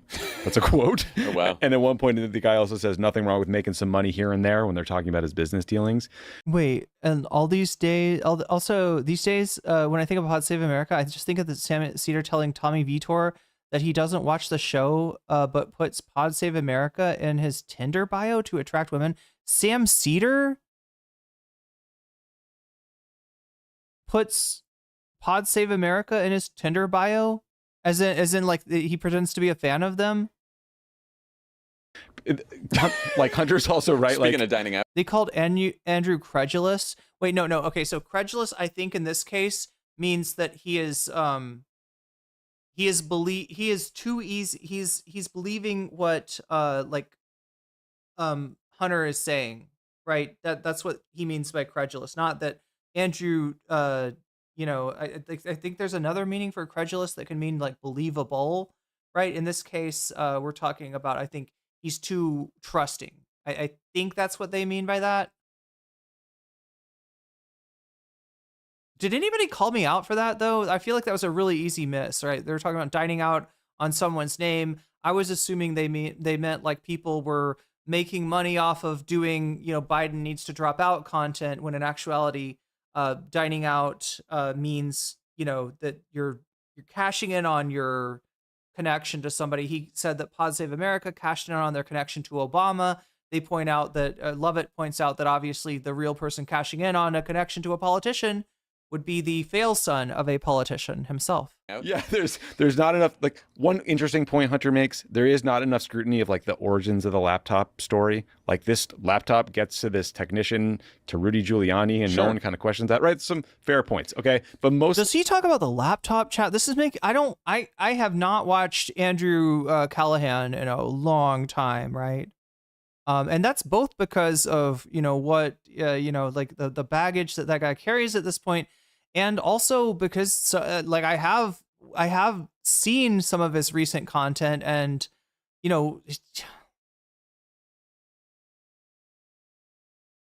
there's a little bit of that. I got canceled. Now I'm gonna take it out on the wokes dog in Andrew Callahan now. If I'm being real with you, and I don't want to help him, claw back relevance. I don't want to help him get to a point where he can monetize his cancellation, right? I guess. I mean, sure. I know. But mostly it is 3 hours of Hunter playing the victim, and he like rages at us, and he rages at Axelrod and Clooney. But the problem was the voters. I know. And they never That's all I addressed wanted that. to say. The voters thought Joe Biden was too old. And when it comes to the attacks on Hunter himself, like, okay, what if we just stipulate for the hypothetical, like, yes, okay, all your business dealings were above board and legal. All your paintings were purchased by art lovers who loved the product and didn't know your name. Trump is worse. You were on the board of... Oh God, Mark Gold, I didn't even think of that. Obama single-handedly consolidated the Democratic Party to help Biden win. We're talking about in 2020. Obama was the one that said, hey, all you other shit-tier candidates, get the fuck out. Get the fuck out. It's about Biden now. We got to beat Bernie, right? So in other words, Biden would have never been president. If Obama hadn't intervened, Biden never would have been president to begin with. And maybe the world would be better if it would have been Trump versus Bernie in 2020. Andrew Callahan is just doing what libs do. Yeah, they do. Thought I was in incognito mode. That's it. Did he really say that? Laptop story is just a run-of-the-mill espionage, not on Hunter's part. He was an easy mark. Isn't Biden just a fail son who used his Hunter Biden connections to his daddy to enrich himself with dodgy deals? See, the thing about the dodgy deals, I'm not sure if the deals weren't dodgy. A Biden family member, using his name to secure those is, right?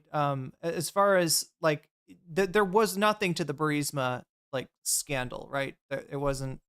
It was just something that Trump tried to trump up by talking to Zelensky. Because of who your dad is. And Wait, Clyburn, not Obama? No, I'm pretty sure it was Obama that made the boss call, right? They all got the boss call and they all dropped out. I mean, I'm sure Clyburn was on board with that. I've heard Andrew say he hasn't changed his politics after. See, he says that, but I don't believe him.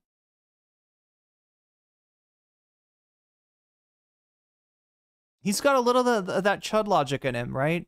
A little bit, not to the level that Chud logic does, not where he's like an unironic Chud at this point, but Sam Cedar said on air moments after the interview with Tommy V. Oh wow.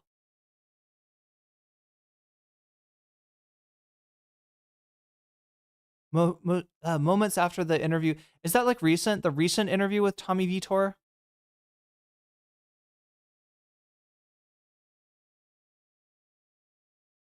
That is what people hate about Washington, and it was part of the problem.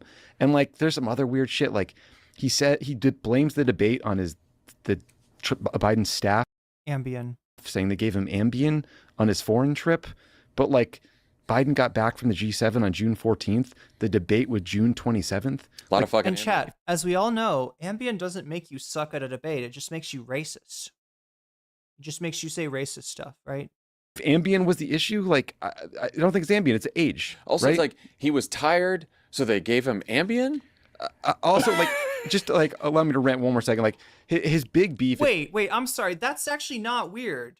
That's not weird. Ambien is to help you sleep. That makes all the sense in the world. Like, I know there's a whole thing of like, I guess when you take Ambien, you're more groggy waking up, but you prescribe Ambien to somebody with insomnia. If Biden's got insomnia, then yeah, they're giving him Ambien to try to help him get a good night's sleep, so he's not, showing that. He's not showing the insomnia. I hate that graping someone. Oh yeah, it equates to getting canceled.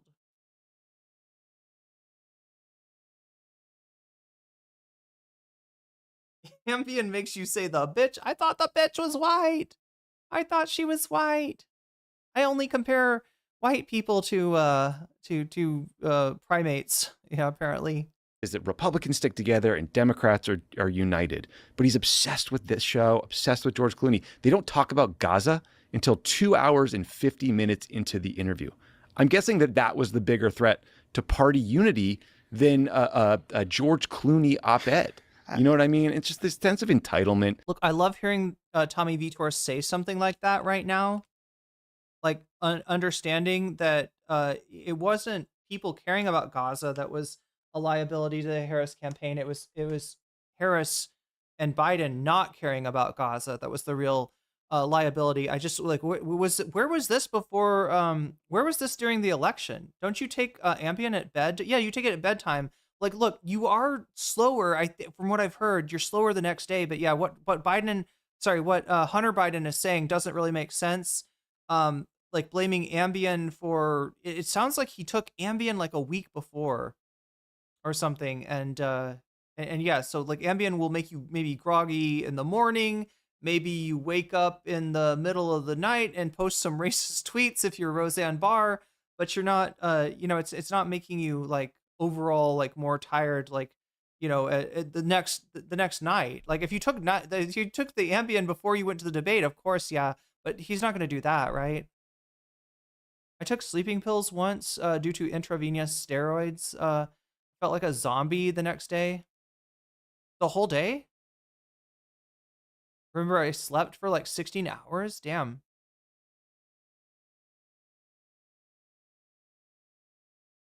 Yeah, Hunter, you asked Hunter about Gaza. I think she might have been one of the girls, but I don't remember my benders that well. Libs never, that's an annoying thing. Yeah, you're right about that, Rob MC. Libs never care about things when they count. They're happy to acknowledge them after. And they pretend they were always on that side the whole time. Cousin sleep drove on Ambien. I used to be prescribed temazepam for sleep. Felt like absolute shit. Now I have Tree and Clonidine. I don't know what it changed to Tree. But whatever you said there got changed to a tree emoji. and Clonidine to stop night terrors. It's so much better like that. I liked that Ambien only worked for about 2 hours. It was just enough time to get to get to sleep. Oh, I see what you're saying. Wait, is that right? You may still be sleepy, you still be in your sleep cycle longer than you normally would be and feel drowsy and slower the next day. So you don't like recover by noon or something? That like from Biden, from his family, from the inner circle, that he was like owed the presidency, owed a second term. It is just very fucking great. Oh, I'm sorry. You did mean to say tree, but you're saying trees. The whole premise of 2024 was, yes, voters are saying that Joe Biden's age is his biggest liability. But don't worry, because Joe Biden's the closer. And when you see him campaign, he's going to put those worries to rest. He had a good State of the Union, and then he had the worst debate any of us had ever seen, and it became insurmountable. And so at long last, he didn't put the concerns to rest, he put his campaign to rest. Right. And at long last, the Democratic establishment decided to listen to the voters. And it was very hard to get the establishment to do that, but ultimately they did that. And everybody kind of collectively ultimately were able to get Joe Biden to step aside and do the right thing for the country. Now, most recent interview with Vitor, wait a minute, I thought that was Emma talking to Tommy Vitor. Was Sam there too? It ended and Sam was like, "Oh, I meant to tell him that I don't watch PSA."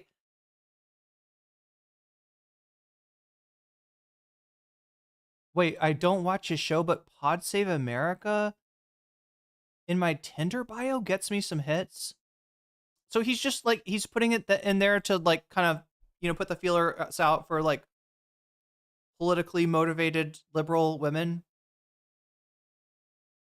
These men are insufferable. They kind of are. I mean, like I have a love-hate relationship with Pod Save America. We're talking about sleeping pills here, chat, but Pod Save America, unironically, that's my sleeping pills. My insomnia is mostly waking up way too early, right? Like I'll go to sleep, I'll fall asleep at like 9 o'clock. I don't know why. I never adjusted to like, I'll fall asleep at an absurdly early time and I'll wake up at 2 o'clock in the morning, right? And it's really important that I get back to sleep because whatever, hours of sleep I got were not enough. And it's hard because like, I get up, it's 2 o'clock, I can't get back to sleep. I turn my phone on, I put on Pod Save America and like reliably, after like listening to it for about 5 minutes, I'll immediately fall asleep again. So these guys, they've saved my ass a few times. 2:15 a.m. bedtime is not getting here anytime soon. I mean, that's literally 2:15 a.m. is when I wake up, right? So I have a love-hate relationship with these guys. So sometimes they are surprisingly, they can be like refreshing for liberals. Like they can get like what they just said about Gaza, right? Instead of blaming protesters for Kamala Harris's loss, which you'd hear from a lot of people, right? The whole like Rahm Emanuel, Gavin Newsom axis would blame, people for caring about Gaza rather than blaming Kamala Harris for flubbing that issue and Biden for letting Netanyahu run roughshod all over him. Referring to Gaza as just an electoral consideration feels yucky coming from this crowd.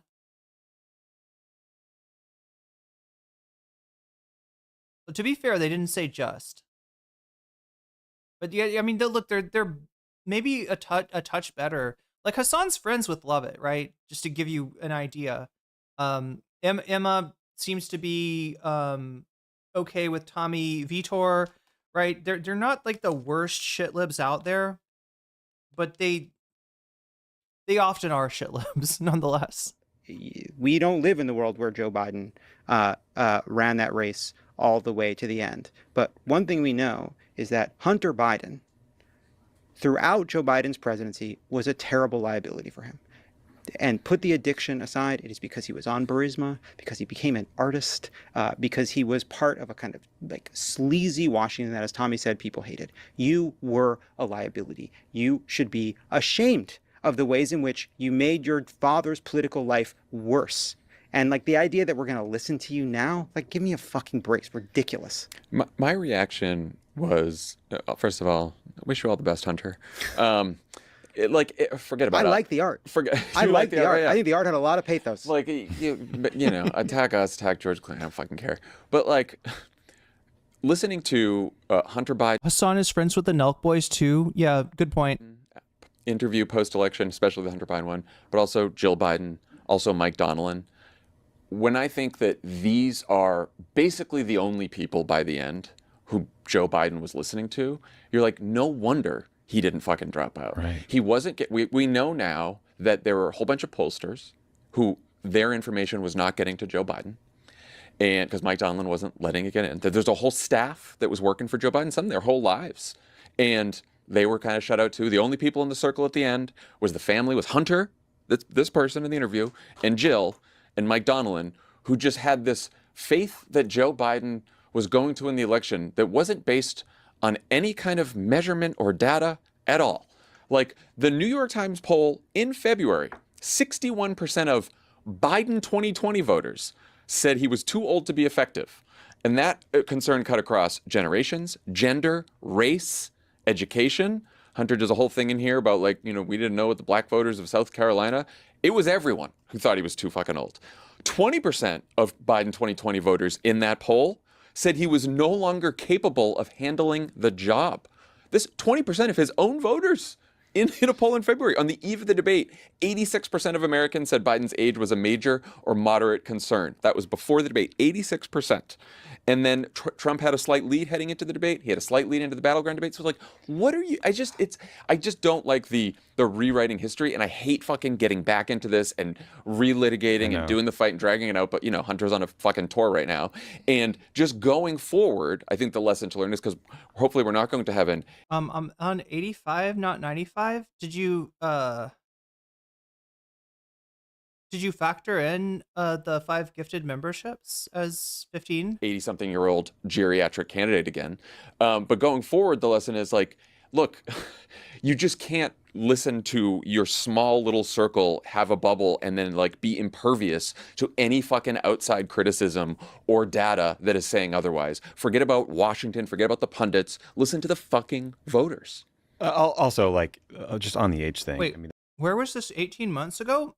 I think, okay, so if I remember correctly, Pod Save America, yeah, okay, so if you're saying that they should have said something before the debate, you're right.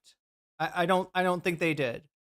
Or they might, if they did, it was just right, they let it go, right? But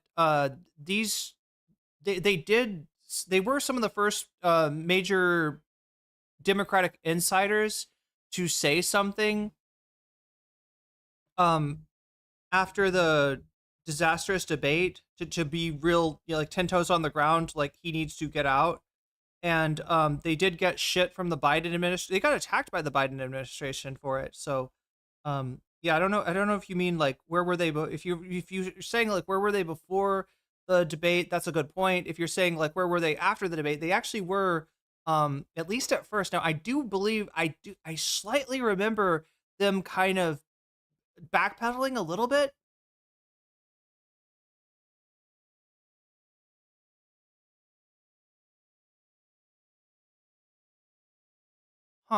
Maybe something's doubling on my maybe I'm getting the thing where chat, maybe a super chat doubled or something. I don't know. they're talking about it, and Hunter talks about the debate performance, and he says like that we need to grapple as a society with, quote, how we handle people that age in front of our eyes and recognize that they may have lost a physical step, but that does not mean they don't have the mental capacity to do their job.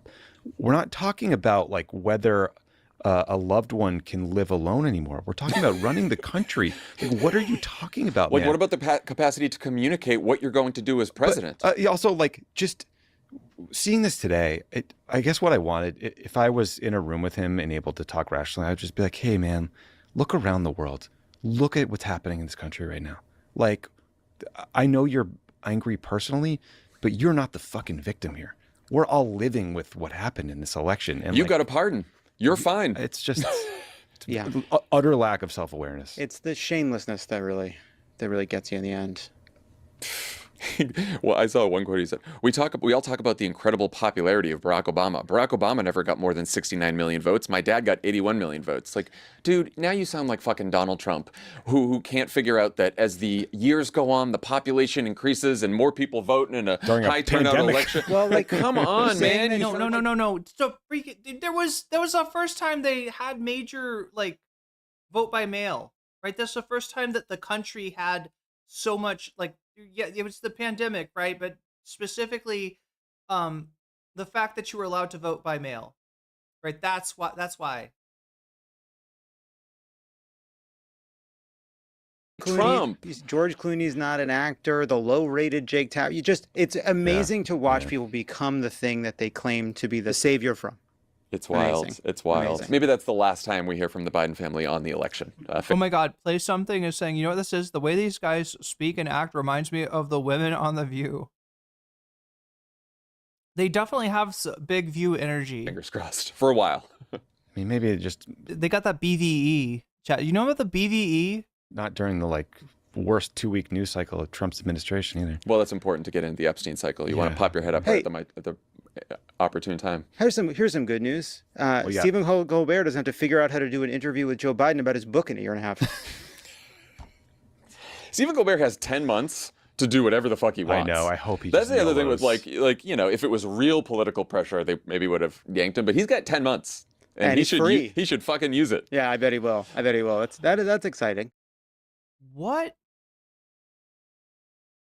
I've never noticed the credits on PodSave before. Will super chatted $5. Vox Populi.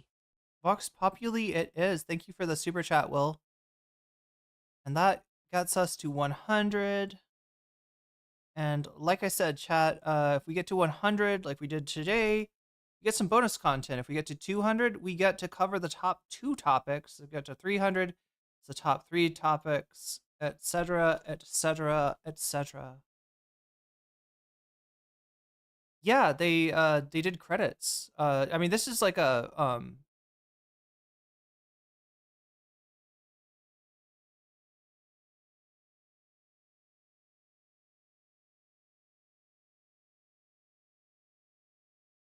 this is like a segment rather than a whole podcast, but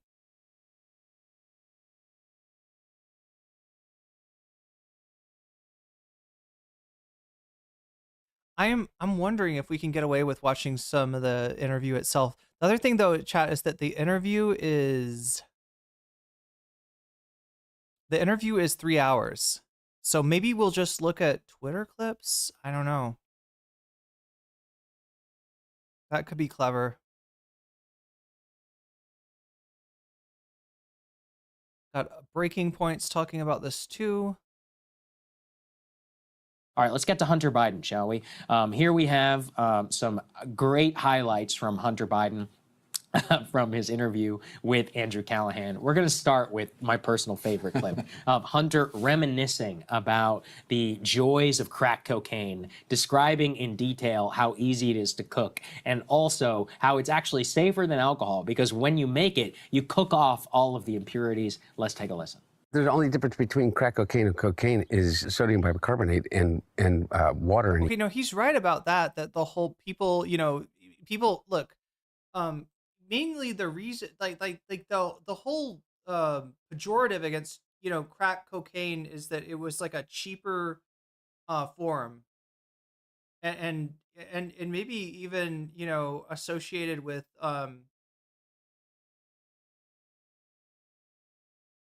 like there was, I mean, this was a whole thing. There was like different like sentencing guidelines from if you got caught with crack cocaine versus cocaine, and cocaine was much lighter.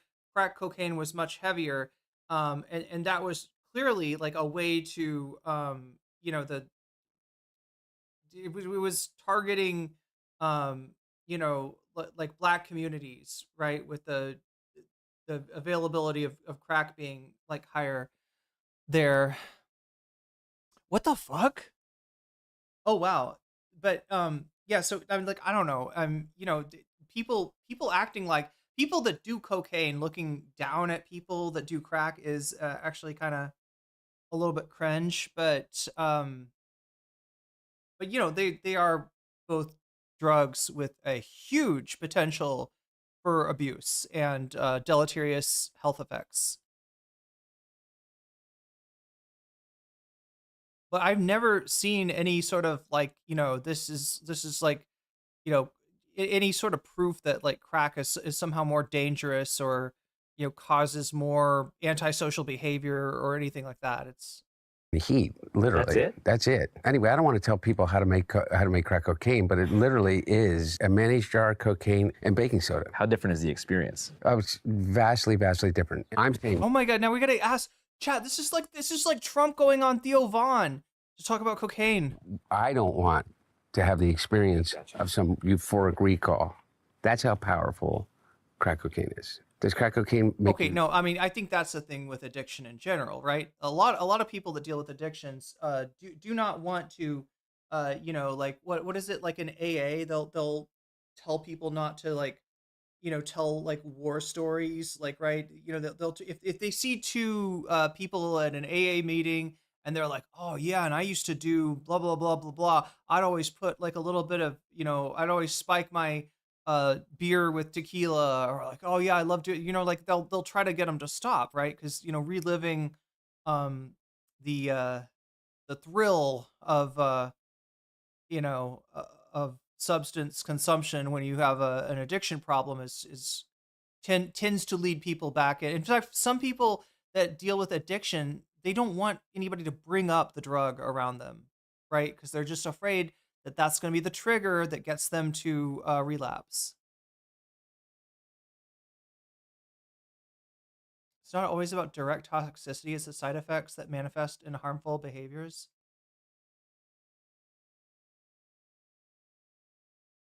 Yeah, powdered cocaine equals a slap on the wrist, while rock cocaine equals 25 years in prison. How many black people were imprisoned for crack? Minimal amounts. While Hunter is out there for minimal amounts of crack. You mean, yeah, while Hunter is out there being a crack connoisseur. Yeah, I thought he was going to give us the crack commandments for a second there. I thought we were going to hear that from him. His dad wrote the crime bill? Ooh, God. Yeah, the crack scare was very much cloaked in racism. Yeah. Your dad helped put crack on the streets. Wait, help put crack on the streets. Is that like, people say that they're what the CIA promulgated crack into certain communities in the 80s. Is that what we're talking about? Euphoric recall? I'm now sober. Yeah, nice. Congratulations. There's weed almost sober. I mean, I far be it for me to tell anybody how to deal with stuff that I've never dealt with myself. act any differently? No. Is it safer than alcohol? Probably. People think of crack as being dirty. It's the exact opposite. When you make crack, what you're doing is you're burning off all the impurities. It's extremely clean. It's purified. One might even say free-based. They're combined with the sodium bicarbonate, which makes it smokable. That's all. You know, all of these actors and, you know, people in the past that talked about they had a problem with cocaine. You know, it's funny because, like, I did at one time in my life think I had a problem specifically with weed, right? I definitely, you know, used more than I wanted to, sometimes was too high to do, to perform well at things that were important to me, spent too much money on it, right? There was definitely a time, could not deal with life without it. There was a time where, you know, I had problems like that. I don't know what the fuck got me out of it. You know, honestly, I feel like when I got out of depression, I think it was like a depression thing. I think I had a real problem with weed when I was depressed, and then, you know, it was like when when my life started moving again.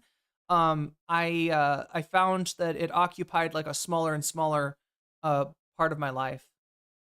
But I mean, that's just personal experience. I don't know if I doubt that's how it is for everyone. and freebasing. They were smoking crack. Outside, somebody stood He's up for smoking crack. Yeah, he's standing. You know what's funny? It would make sense if you had not ever seen a crackhead. Like, have anyone ever actually seen people who are addicted to crack? They don't look all that healthy to me. All right. I mean, I'm not saying alcoholics look all that healthy, but they only look a little bit bloated. They're not usually missing all of their teeth. To give him his point, he's saying the drug itself compared to the dirty. Are you thinking of a meth head, Sagar? Maybe, like does crack like do something bad to your teeth? I know that like methamphetamines can.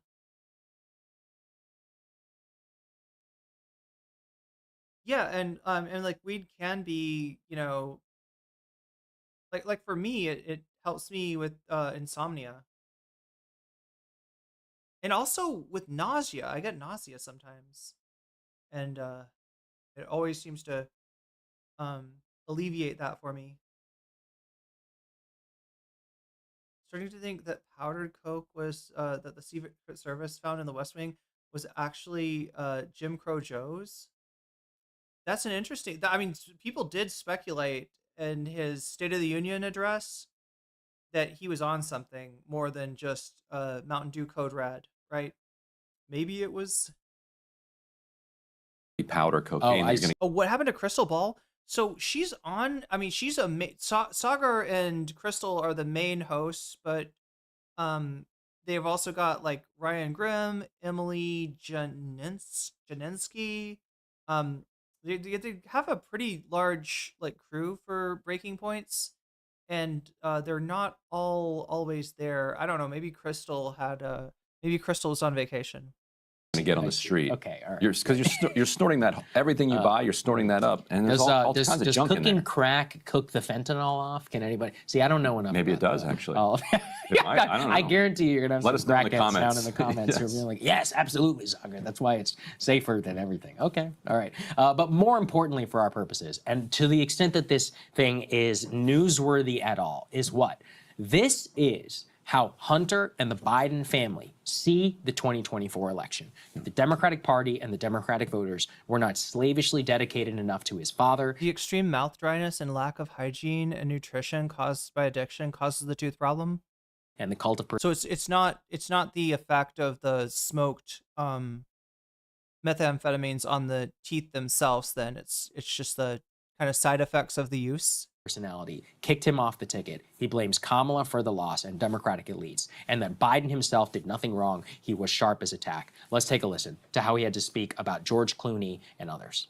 He flew around the world, basically, the mileage that he could have flown around the world 3 times. Yeah. He's 81 years old. He's tired as shit. They give him Ambien to be able to sleep. He gets up on the stage, and he looks like he's a deer in the headlights.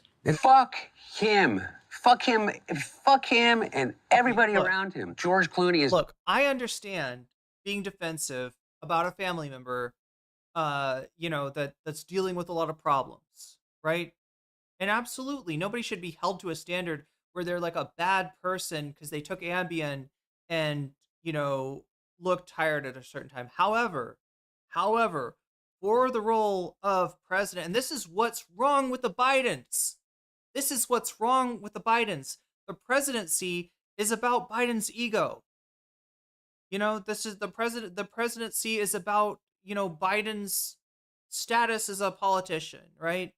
Wanting to join the few, the proud, not the few, but like the not few, the proud, the 2-term presidents, right? Because you're a loser if you're a 1-term, you're Jimmy Carter if you're a 1-term.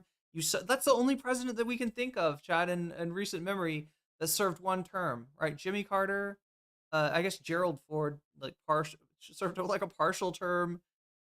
Richard Nixon served like 1.5 terms. Johnson, oh my God, what was Johnson's deal? He took over Kennedy's term that he got reelected against what's the guy's name? Goldwater. Yes, Goldwater. And then lost in 68, which would have been his second. Yeah, but we just I don't know. That's all it was. Biden didn't want to be a 1-termer because he felt like it'd make him a loser. And this is the problem when you consider the presidency an extension of your ego and not a means to an end, which is all it fucking is at the end of the day. all it is. And this bothers me about Democrats in general, right? It's about the politician with the Democrats. It's about them winning. You want to see something, chat? Let me see if I've got this up.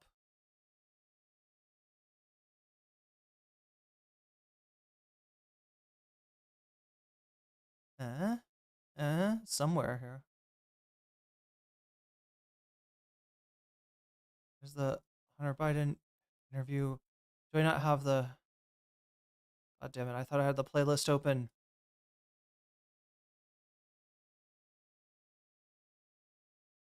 As Politico just put it, quote, the Jeffrey Epstein news cycle is nonsense. As Politico just put it, quote, the Jeff... God damn it, stop. All right, let me see if I can find this.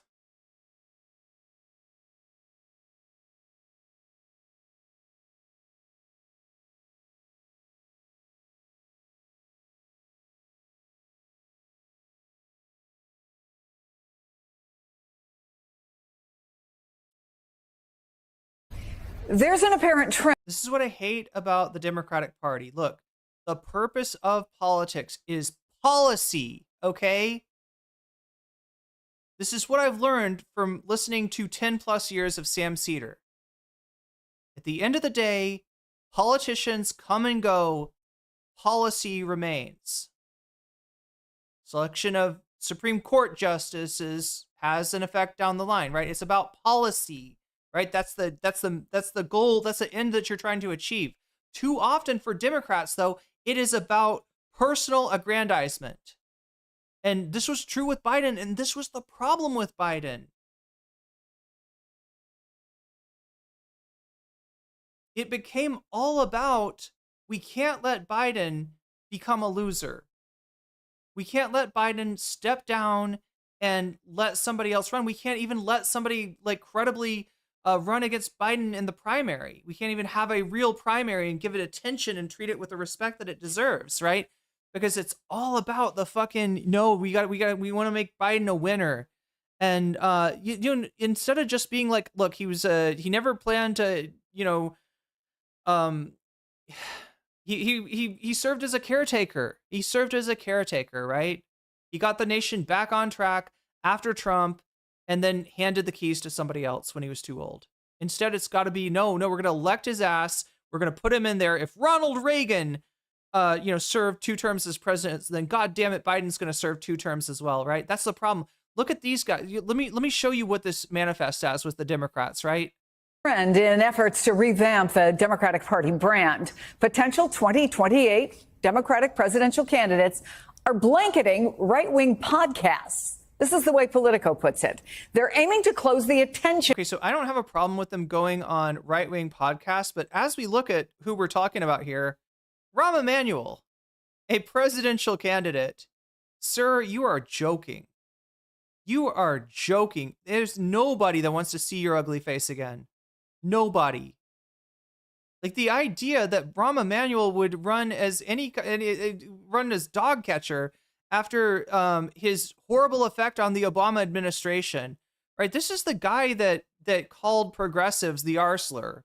He was anti-SJW before it was cool, I guess. But yeah, so here we go. Dems attempt to close the attention gap. They're going on right-wing podcasts, and look, that's not my problem. All right, fine. I don't want you to. I want you to be cognizant of that when you go on a right-wing podcast, you're also bringing some of, if you have a following, luckily Rahm does not, so this doesn't apply to him, but if you have a following, some of those people are going to go on the podcast and they're going to look more kindly on the host, depending on your disposition towards them. So, yeah, I mean, like being friendly with these people, bringing on Charlie Kirk to your podcast, right? Not a good idea. But yeah, we're going to be talking about Rahm, Newsom, Ro Khanna. Gap with Republicans, gaining ground with the podcasts and other outlets that helped give Trump his win in November. But notably, if you listen to those podcasts and what those Democrats are saying, there's a move to the middle. Oh, look at that. Look at that. So what do they care about? Is it the policy that they care about if they're moving to the middle? So in other words, chat, their solution to losing to Trump is to be more like Trump. Not just be more like Trump in terms of running of like, you know, where you appear in the course of a campaign, but be more like Trump politically. Do you understand the problem with that? You're having the effect of your policy, should you even win, is now diluted, right? It's now more like a Republican.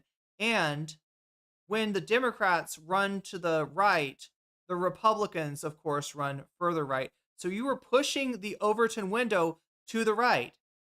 This shit is something that no one who calls themselves left-wing should want to do. The effects that this shit has is something that no one that cares about progressive policy should want.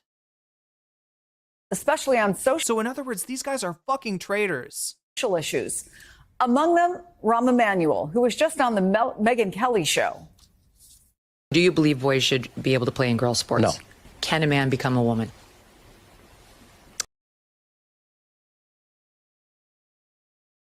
What was going through his brain? What was going through his brain? Should I talk about biological gender? Should I talk about male and female versus, or no? I'm just gonna go ahead and give the answer that she wants. Can a man become a woman? No. I'm sorry, but like that doesn't make any sense for you to have to think about it, right? Either you consider like trans women to be women and trans men to be men, or you don't. Okay. It's not something that you should have to think about. Thank you. No. That's so easy. Why don't more people in your party just say that? Just throw the minorities under the bus. It's so easy. It's so easy. And next, does the black community have a crime problem? Is there something inferior about a culture in Muslim countries? You know, you're just gonna just become a Republican, Rahm. Just become a fucking Republican at this point. Because I'm now going to go into a witness protection plan. Oh, and poor Rahm Emanuel. Let's not think about the trans people that are fucking suffering under the Trump administration, that are literally the next target lined up after immigrants, right? Let's not think about them at all. Let's worry about Rahm. Rahm's gonna be victimized. It's so bad, Chad. I feel so. He's gonna have to go into witness protection. This comes just days after Pete Buttigieg was on Barstool's Pardon My. I'm sorry, it's not Booty Judge. It's Buddha. Anyway. Take the latest of his. What are we doing? Are we making gay jokes now on MSNBC? This is how we'll win. We'll make gay jokes. We'll call him Booty Judge. Yeah, he judges some booty. More than 24 podcasts. I bet he likes the booty appearances because he's gay. And Democratic Congressman Ro Khanna will soon record an episode with the MAGA-friendly All-In. Sorry, Chad, I wasn't super serious about like that she's trying to be homophobic there. Just kind of weird how she said his name. Podcast. The All-In podcast? Wait. All-In podcast. Wait. Which one is that again? The All-In? The latest of his more than 24 podcast appearances. And Democratic Congressman Ro Khanna will soon record an episode with the MAGA-friendly All-In podcast. Just wear a MAGA cap. Just fucking be apolitical. Put on the MAGA cap already. As he increases his own high-profile appearances. Joining us now, Tara Setmayer, former GOP communications director and co-founder and CEO of the Seneca Project. Anyway, that's just an idea. That's an example of what's wrong with the politics that the Democrats run being centered around their ego rather than being centered around, they don't give a fuck about policy, all right? And they don't give a fuck about you. And that's why they're losing. They're inauthentic. They don't care about, they're like, oh, will saying trans rights get me elected? Trans rights then. Oh, will saying trans people, deserve to be able to play sports get me, make me lose? Oh yeah, fuck those trans people. Fuck those T-slurs, right? That's what Rahm just said. He just came on and said, fuck those T-slurs to Megyn Kelly. She's like, hell yeah. Another one joins the team. Yeah. Fuck those T-slurs. That's what we're doing now. And this is why they're fucking doomed. And they need to be replaced with a real party that people can fucking trust. The Democrats have too much baggage. The party needs to fucking die. You can bury it in Stonewall Jackson's tomb, as a matter of fact. not a fucking actor. He is a fucking, I don't know what he is. He's a brand. And fuck you. What do you have to do with fucking anything? Why do I have to fucking listen to you? What right do you have to step on a man who's given 52 years of his fucking life to the service of this country? And James Carville, who hasn't run a race in 40 fucking years. And David Axelrod, who had one success in his political life, and that was Barack Obama. And that was because of Barack Obama, not because of fucking David Axelrod. And David Plouffe, and all of these guys, and the Pod Save America guys, who were junior fucking speechwriters in, on Barack Obama's Senate staff, who have been dining out on the relationship with him for years, making millions of dollars. The Anita Dunns of the world, who's made $40, $50 million off the Democratic Party. They're all going to insert their judgment over a man who has figured out, unlike anybody else, how to get elected to the United States Senate over 7 times, how to pass more legislation than any president in history, how to have a better midterm election than anybody in history, and how to garner more votes than any president that has ever run. And they're going to replace their judgment for his. Who's Jake Tapper's audience? Jake Tapper? My mom or something? I don't know. Well, I don't know. Yeah. For real, though. I don't even think it's your mom anymore. It's your grandmom. By the numbers, what influence does Jake Tapper have over anything? He has the smallest audience on cable news. The intelligentsia of the... I mean, what even is this chat? Did Jake Tapper call for Biden to drop out? Is this just like vengeance tour for? Is that what he's doing? He's got a list. He's the Biden enemies list, right? Is that what we're hearing? Democratic Party, with 2020 hindsight, believes that Joe Biden should have considered not running again because of their perception that he was too old. Yeah, it was just their perception that he was too old. God fucking damn it. Look, here's my deal, all right? I'm okay with Joe Biden running again in 2024, but he's got to win the primary, all right? He's a speculative, he's a questionable candidate in the first place, very much a caretaker government, and yeah, very much past his prime when he got elected in 2020. He needs to fucking prove himself by winning a primary instead of what the party did, which was basically let everybody know that if you run against Joe Biden, if you run against our incumbent, you are going to be shit canned. You are going nowhere. Right? That shit needs to stop. Look, chat, the Thundercats, right? The one episode that I remember seeing of the Thundercats, right, was Lion-O, the leader of the Thundercats, having to battle every single Thundercat to retain his position as leader, right? He's got to outrun Cheetara. He's got to outsmart Wily Kit and Wily Cat. He's got to out nunchuck Panthro or something. I don't know. They have a tank driving contest with Panthro or something like that, right? Biden should have to do the same. If it was good for Lion-O, it's good for Biden, all right? If he wants to keep that sword and shit, he needs to prove that he's worthy of it, and he's just not willing to do it. Biden is no Lion-O. That's what I'm saying, chat. Pod Save America saviors of the Democratic Party with what 4 white. I mean, I don't like them. I have a lot of smoke for Pod Save America on many different occasions, right? But here's one where I gotta kind of back them up, right? They were right when they said that Joe Biden should drop the fuck out. It would have been nice if they had said that a year before. Millionaires that are dining out on their association with. Is he saying dining out more than once, or are they just replaying the dining out clip? Does he have dining out? Because the only place I've ever heard the expression dining out, other than actually eating, is in gay cultural context. I've only ever heard gay men talk about dining out in a way that doesn't, that's not about actually eating. Is Bernie Schnarf with Barack Obama from 16 years ago living in? What if Schnarf had become the leader of the Thundercats? Oh, Lion-O, I beat you when I took your sword. Oh, Schnarf. Beverly fucking Hills, telling the rest of the world what black voters in South Carolina really want. Or what the Schnarf's been on that Sigma grind set, right? He's women in the waitress living outside. Lion-O, you got to get up at 3:30 in the morning if you want to beat Schnarf. Side of Green Bay, Wisconsin, really believes. I mean, what the fuck? I mean, I can't believe that we do this over and over again. Yeah. Or I hear Rahm Emanuel is going to run for president. What a fucking, David Axelrod's going to run his campaign for him. That's like, oh boy, there's the answer. You're right, Hunter. You're right about that one.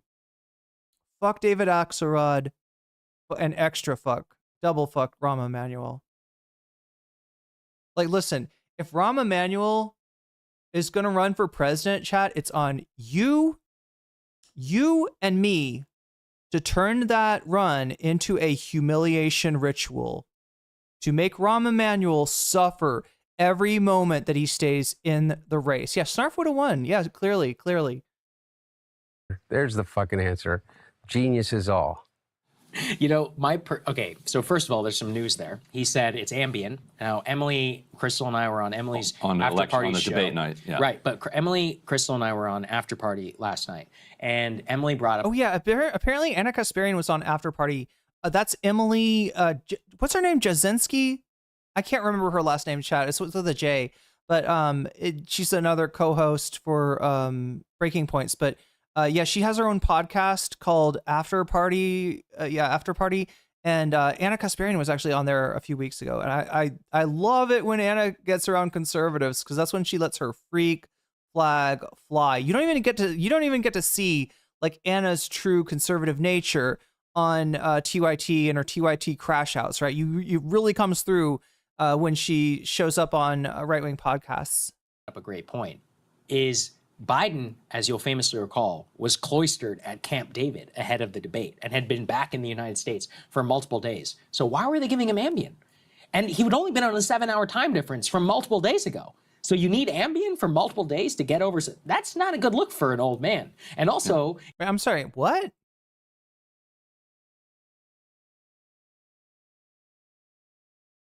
I don't. To me, the Ambien thing just sounds like an excuse. Like I don't. That's how I read it. I'm not reading it as a question. Why were they giving him Ambien? Because he had insomnia, right? Wait, am I missing something, chat? Assume Ari Emanuel is a big fan of Trump with the way that the UFC is run. Wait, who is?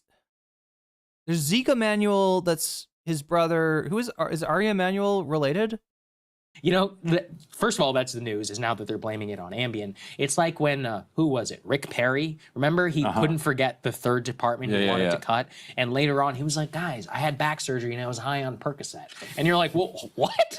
It's like, that's not a very good excuse, actually. But broadly, look at the bitterness. Look at the bitterness towards the Democratic elites. And it's pretty ironic. Look, I'm not some pod save fanboy, but, you know, they had a job and they made their name by being attached to a winning campaign, the Obama campaign. You are the president's son. You have grifted millions of dollars off being his son. They, frankly, are way more accomplished than you. And I'm not some big James Carville defender or any of that, but you're not exactly the right messenger to be talking about nepotism and grifting off of other people's names, are you, Hunter? Fat Cowboy Hustler, you cannot imagine how difficult it is to hold a half gallon of moo juice and polish the one-eyed gopher while doing 75 in an 18-wheeler. Fat Cowboy Hustler, take care of yourself out there on the road. You hear that, good buddy? 10-4. Anyway, chat, convoy. So this is the view, Ryan. The Biden family, this is what they believe, is fuck you. That's basically their answer. And what was fun about it... Anybody remember when I had a trucker on and I tried to talk about the movie Convoy? And it was at the same time as there was a right-wing convoy in Canada. And like, I was joking around about the convoy. And like, you know, when I think of truck driving, I think of convoy. And she got so upset. She was like, well, you know, like we're not all like that. We're not all like that. Clearly I am left wing. Otherwise I wouldn't be on the Bird Brains podcast. The whole interview, but also this analysis is that I'm with him like 95% of the way. Right. Like almost all of the things that he's saying, I'm like, boom, boom, boom, boom, boom. That's great. But it's like, A, who are you to say it? Wait, I'm sorry, what? What? Like, look, there was some things that he said there. Yeah, fuck Rahm, fuck David Axelrod, 100%. I agree, right? But the rest of that is just spite. He's just doing the Biden enemies list, right? Certainly Ryan Grimm is not on, and is not on board with the Biden enemies list, right? I don't give a fuck who Hunter Biden thinks, blames for his dad feeling pressure to get out of the election. I really don't care. And then B, when you finish with, and therefore Joe Biden should have been the nominee again. Oh, I get it. So I think he's like, fuck Pod Save. God. In 2024. It's hard to choose. So if you hate Pod Save America and you hate, you definitely hate Hunter Biden. Because like, chat, what people may forget is that a big portion of what was keeping Biden in the race was his family, right? Jill Biden, his wife, Dr. Jill Biden, and his son, Hunter, crack connoisseur Hunter Biden, Hunter S. Biden. And so, yeah, it's hot take, Ryan needs to do something else with his hair.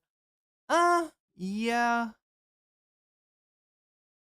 Yeah, there's something going on there, isn't there? Does he have a piece? Not that there's anything wrong with that. Crazy how many big stories Ryan Grimm has broken. Oh, yeah. As far as being a journalist, he is kind of a gangster. Dude broke the Christine Blasey Ford story.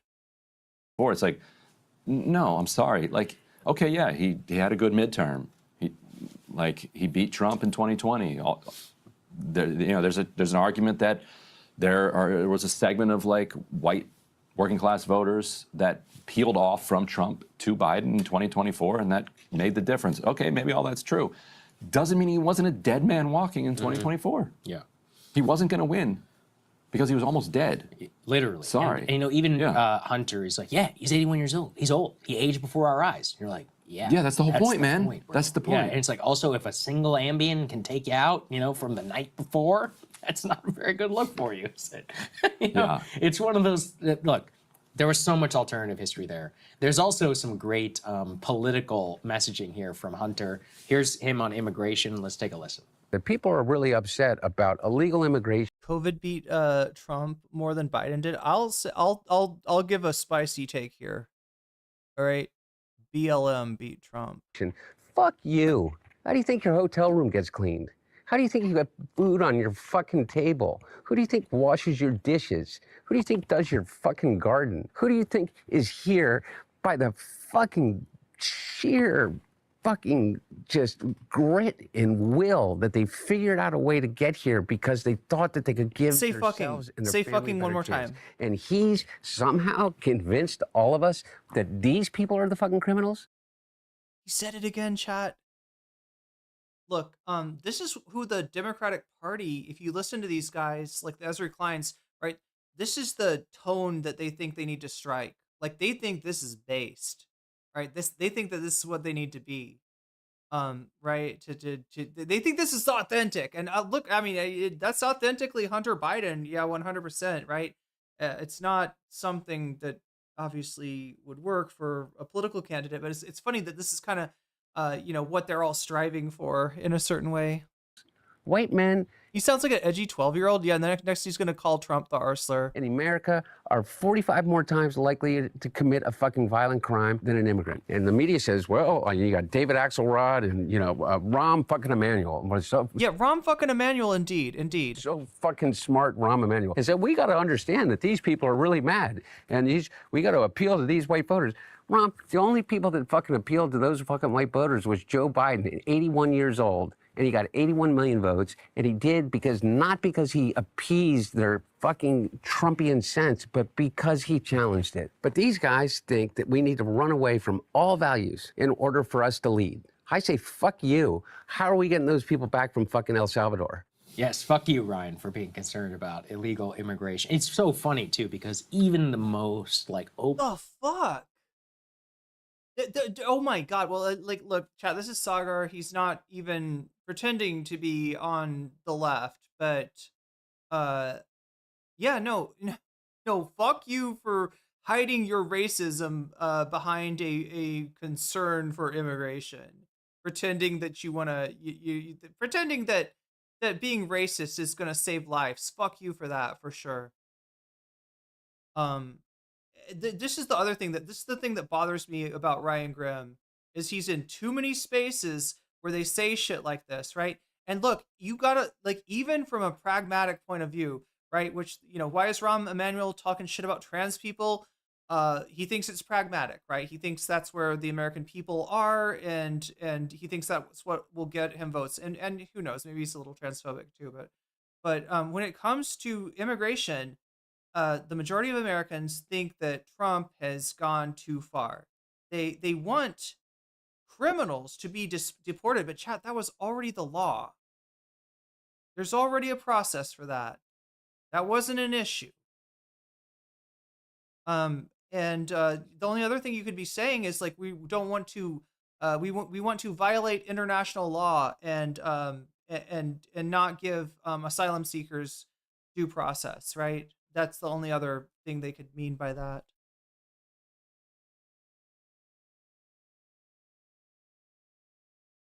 Open borders, left-wing people would be open borders. That doesn't fucking mean anything, Sagar. It never did. It was a lie from the get-go. It was a lie. If you say open borders, I know what you're really saying is poisoning the blood. All right? And you got a little self-hating dog in you. Look, these are human beings. We need to reform the system to make it so that they're not illegal anymore. And we don't support the chaos of what is going on there. But Hunter just flips. I mean, look, he's like Donald Trump almost in a certain way. He also said he would invade El Salvador to get back the sea. Well, I guess they're not there anymore. The Venezuelans, they've been sent back to Venezuela. But all of them, he said he would be willing to invade El Salvador on behalf of it. I just, my take with Hunter, broadly, again, to the extent that it matters at all, is that is the view of the Biden family. And I think that's very important for because there's a lot of Democrats who watch the show. That's what they think of you. And that's also what they think of the voters, is screw you, you didn't have enough fealty to my dad. We don't care about the democratic process. Shut the fuck up. There's one person that,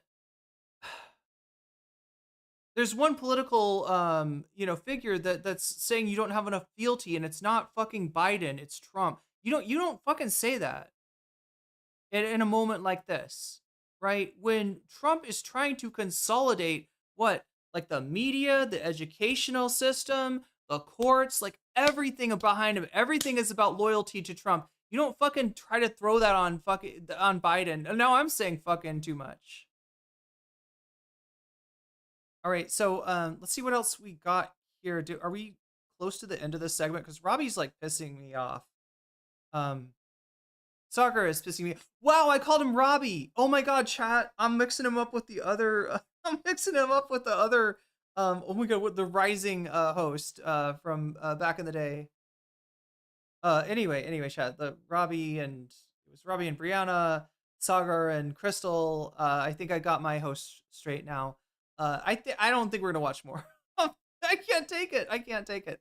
Let's see. Keith Edwards here. Y'all, Hunter Biden has got an opinion about Hunter Biden. Y'all, Hunter Biden just went scorched earth on Jake Tepper, on the Pod Save America guys, on just went Donald Trump earth and El Salvador. Jake Tepper, on the Pod Save America guys, on Donald Trump and El Salvador. All coming right up. Let's get right into it. This is a wide-ranging interview with this channel here on YouTube called Channel 5 News. Here he is talking about Stephen Miller. And I'm going to tell you right now, Hunter Biden, I don't know what happened, but he is unleashed. I don't know anyone personally that if you took Stephen Miller, isolated, and you played a clip of the things that he says. Every day we arrest another alien they let into this country who raped a child, who beat a woman. Quote, all the kinky-haired, swarthy-skinned, long-despised phantoms, all the teeming ants toiling for the white man's comfort. And his little physical demeanor, and not be able to say, there's something fucked up about that motherfucker. However, how do you... Yeah, just keep it up, Hunter. You're going to make the F word uncool. You identify and change the mind of someone who is so ignorant that they cannot discern between a fact and an outright lie? He told no lies. Stephen Miller is one of the worst people to ever work in government. He belongs in 1940s Germany, if we're being completely honest. Actually, he would have done well there. But we have to deal with it. I'm glad someone's calling him out. In a separate clip, Hunter Biden attacks Donald Trump's children for what he calls blatant hypocrisy. Watch. Meanwhile, these motherfuckers, With Trump Mobile, we're going to be introducing an entire package of products. they're selling gold telephones and sneakers and $2 billion investments in golf courses and selling tickets to the White House for investment into their meme coin. Overnight, President Trump returning to the White House after a black tie gala for the biggest I mean, he's probably the right guy. He's probably the wrong guy to say this, but he's right. buyers of the Trump crypto coin. The Qataris give them a jet, and the Emiratis put $2 billion into their cryptocurrency, and the Saudis are going to build a tower. And I mean, by the way, that's just what we see. And I even hate mentioning my name in that, because either I am the biggest fucking moron on the face of the earth, or like, what the fuck are we talking about? Like, what is Fox News talking about? Anybody that mentions my name in Crime Family in the same, I'm like, what are you talking about? Like, if you believe the worst possible thing that they've ever said about me, what they are openly doing, they're openly doing, and nobody's batting an eye. Don Jr. is opening a club called the Executive Club in Georgetown, in which it is promised that you will be able to. Let me give you a little pro tip, okay? Or this is more for like Democrats. If there's any Democratic candidates watching, don't say Don Jr. Say Donald Jr. Make him walk permanently in the shadow of his father, and emphasize that Jr. Emphasize that Jr. All right, because he is a pale shadow of his old man. And yeah, he deserves to fucking, like, you should middle name that motherfucker. Like, right, infantilize that piece of shit. Rub shoulders at the cost of a $500,000 initiation fee. The $500,000 membership fee would make it the most expensive private membership club in the country after Mar-a-Lago. To join the club with people and decision makers in the cabinet of his father.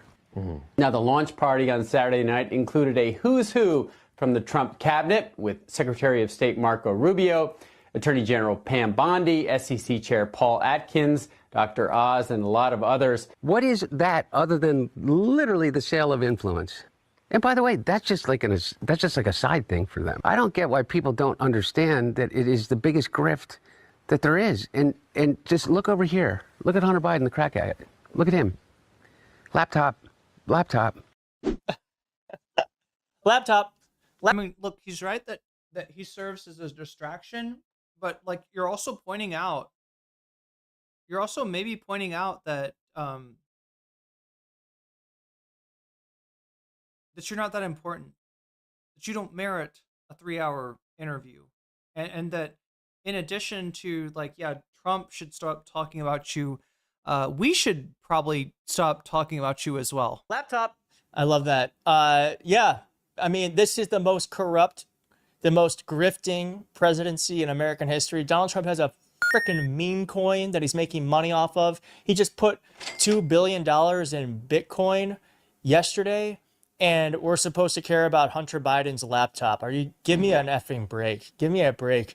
I'm so glad this interview happened. Now, he also said in this stunning moment that if he were to have become president, here's what he would do. These guys think that we need to run away from all values. He's taking the Hunter 2028 meme seriously, chat. That's kind of amazing. Look, here's my deal, all right? I do think that Hunter Biden should run for president. I want him in the Democratic primary. I want him on that debate stage.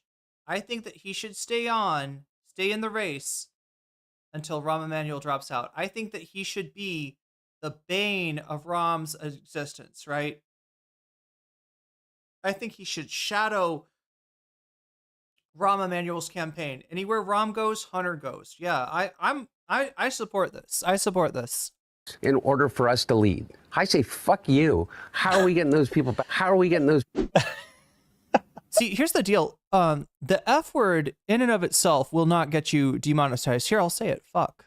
All right. But the repetition of the F word will actually get you demonetized, and Hunter Biden is kind of walking the line there. And Andrew Callahan, his editor, should be a little bit more observant about that if you care about the channel.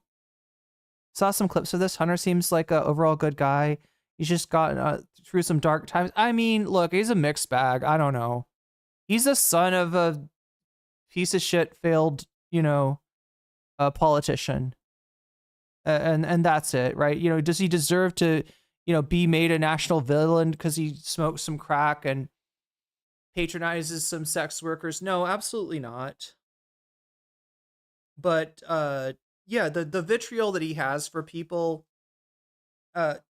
particularly for the people that were saying that Biden should leave the race, which is obvious, especially after the debate, right? I mean, a lot of this is just a vengeance tour, and that I can't get behind that. As much as I love to make fun of Pod Save America and some of the people that told David Axelrod, Rahm Emanuel, yeah, fuck those guys, but they were right when they said that Biden should get out of the race. They were right. I don't disagree with them there. So yeah, it's kind of a mixed bag. He is saying some things that are, yeah, like, look, he calls Trump a dictator thug. He's definitely saying some things here that are pretty based. And just for the reason, if Rahm Emanuel is going to run for president in 2028, Hunter Biden should run for president too. And we should take him seriously. Let him on stage, bring him on stage, let him dog Rahm Emanuel until he fucking withdraws his candidacy and becomes a shitty independent candidate, RFK style, hoping for a cabinet spot in JD Vance's administration. Fuck you. People back from fucking El Salvador. Because I'll tell you what, if I became president in 2 years from now, or 4 years from now, or 3 years from now, I would pick up the phone and call the fucking president of El Salvador and say, you either fucking send them back or I'm going to fucking invade. It's a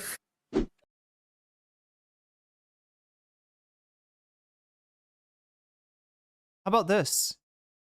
Pick up the phone, make that call, say that thing, and then when he sends them back, invade anyway. Although, here's the weird thing about that, right? My understanding is that Bukele is quite popular in El Salvador. I mean, obviously, you can't really trust polls in a dictatorship, in a police state, which is what El Salvador very much is. I mean, they did have a serious problem with crime, and that's what this ridiculous gulag that they've constructed is predicated on. But unfortunately, from what I've seen, it's not. If you were to invade El Salvador, you wouldn't be greeted as liberators. We've already invaded El Salvador. Okay. No, just repeat it, rinse and repeat, I guess. No, I'm not serious about invading El Salvador for the reason that, if a people support a candidate, you can't just do regime change and be like, all right, you support a bad candidate. Hunter H3 Crew Chud Logic. You love pardons. Wait, Chud Logic? Oh God.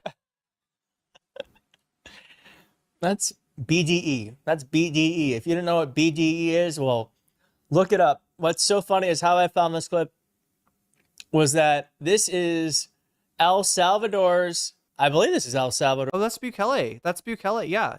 That. Oh my God. This is a political creator. I'm sorry, Chad. I don't mean to. Look, we're enjoying your video.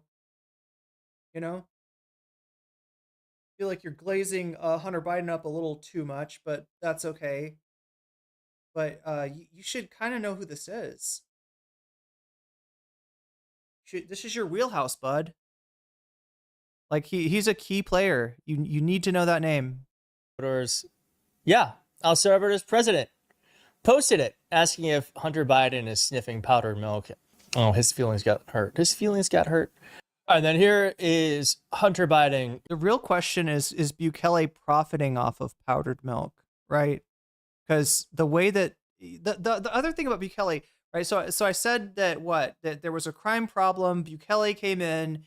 His police state is all predicated on solving what was a very serious crime issue in El Salvador.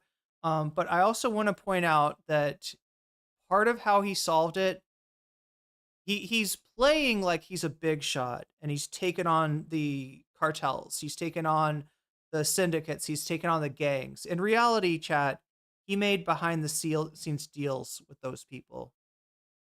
He's not taking on shit, right?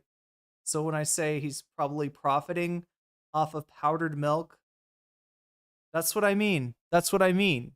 He is the narco state. Going scorched earth on George Clooney, on James Carville, on a lot of the Democratic establishment. Opinions, but fuck him. Fuck him. Fuck him and everybody around him. He's talking about George Clooney. I don't have to be fucking nice. Number one, I agree with Quentin Tarantino. Fucking George Clooney is not a fucking actor. He is a fucking, I don't know what he is. He's a brand. And by the way, and God bless him. You know what? He's supposed. What do you think, chat? Based? Treats his friends really well. You know what I mean? What do you think? What do you think of George Clooney's acting skills? I don't watch George Clooney movies, so I got no real opinion. Buys them things, and he's got a really great place in Lake Como, and he's great friends with Barack Obama. Fuck you. What do you have to do with fucking anything? Why do I have to fucking listen to you? What right do you have to step on a man who's given...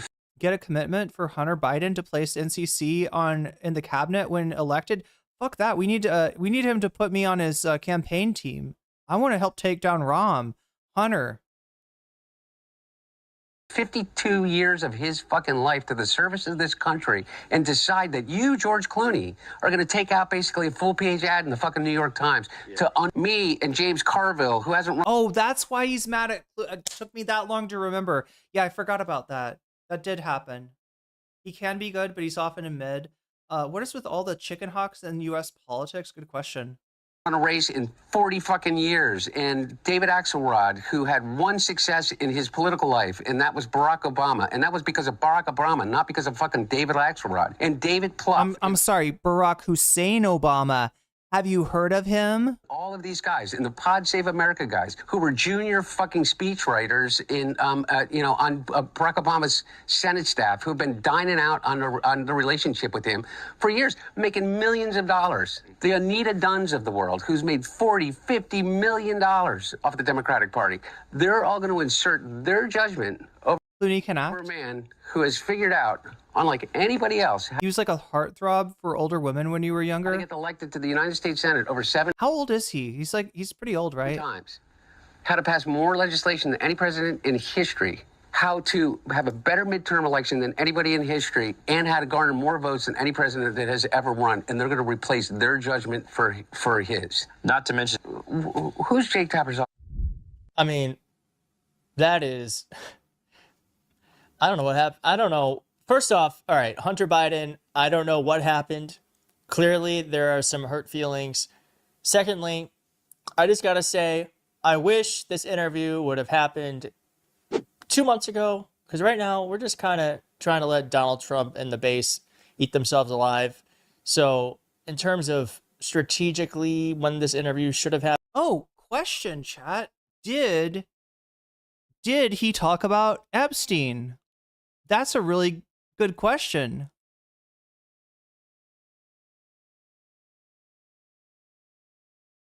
I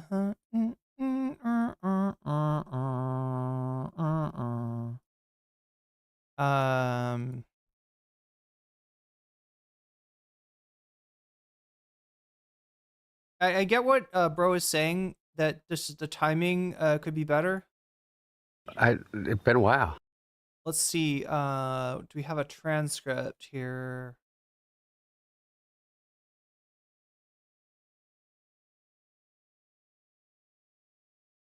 Epstein. Ooh, look at that.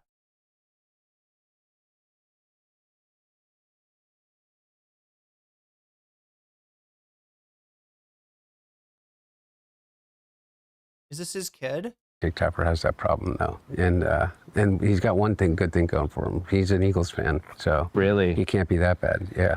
All right. Well, thanks so much for the great interview, man. I really appreciate it. Yeah. Thanks, buddy. Wait, what? They're wrapping up. That was it. I really hope that you guys enjoyed this interview with Hunter. Now, at the time of the interview, which was conducted about a month ago in the beautiful foothills of rural Delaware, a corporate tax haven just a stone's throw from Kensington, Hunter wasn't really in the news and was enjoying something of a long-awaited break from the constant onslaught of attacks from Trump and co. that had been a near weekly occurrence in Hunter's life for 4 years straight. But a few weeks after this interview, that would all change, of course, when President Trump and Attorney General Pam Bondi dropped what may have been the worst deflection of all time related to the Jeffrey Epstein files. I'm sure you guys have seen this footage, so I'm not going to go through the process of putting it on screen. But in short, the White House, FBI, and DOJ dropped a report unanimously. Okay, so like what is the rest of this? Do we we're gonna talk to so apparently, yeah, Biden so what he's saying is that the actual interview took place months ago. Obviously Epstein was not in the news at that time. That's why Epstein's not being talked about. What he's gonna do here? Just If you'd like to see a complete unedited cut of our second interview, which revolves around Epstein, artwork. Okay, so Patreon so they did talk about Epstein. They did do a follow-up interview, but it is paywalled. So we won't be watching that. Happened. I wish it would have happened 2 months ago or 2 months from now. But regardless, it is great that someone is just talking authentically and honestly. And I will let the chips fall where they may around his accusations. And I just wanted to show this last part about Jake Tapper, which I'm sure everyone watching this is going to love. What? Who's Jake Tapper's audience? Jake Tapper? My mom or something? I don't know. Well, I don't know. Yeah. For real though, I don't even think it's your mom anymore. No. By the numbers, what influence does Jake Tapper have over anything? He has the smallest audience on cable news, and beyond that, I think that the book is right now on the Amazon that he put out. I mean, his ratings just went to shit after he put the book out. You know, they did a 2-week. Wait. So sorry, what was he wrote a book? Oh, okay. So is this why he's mad at Jake Tapper? Because he did like a kind of a hit piece book? News. And beyond that, I think that the book is right now on the Amazon that he put out. I mean, his President Biden's decline, its cover-up, and his disastrous choice to run again. Ratings just went to shit after he put the book out. You know, they did a 2-week infomercial for it. I mean, it was such a money grab, such a disservice to everybody. Wait, his ratings went to shit after the book came out? Why? Is there some kind of controversy in this book that I'm not aware of? I don't think that Biden should have dropped out is like a controversial statement, right?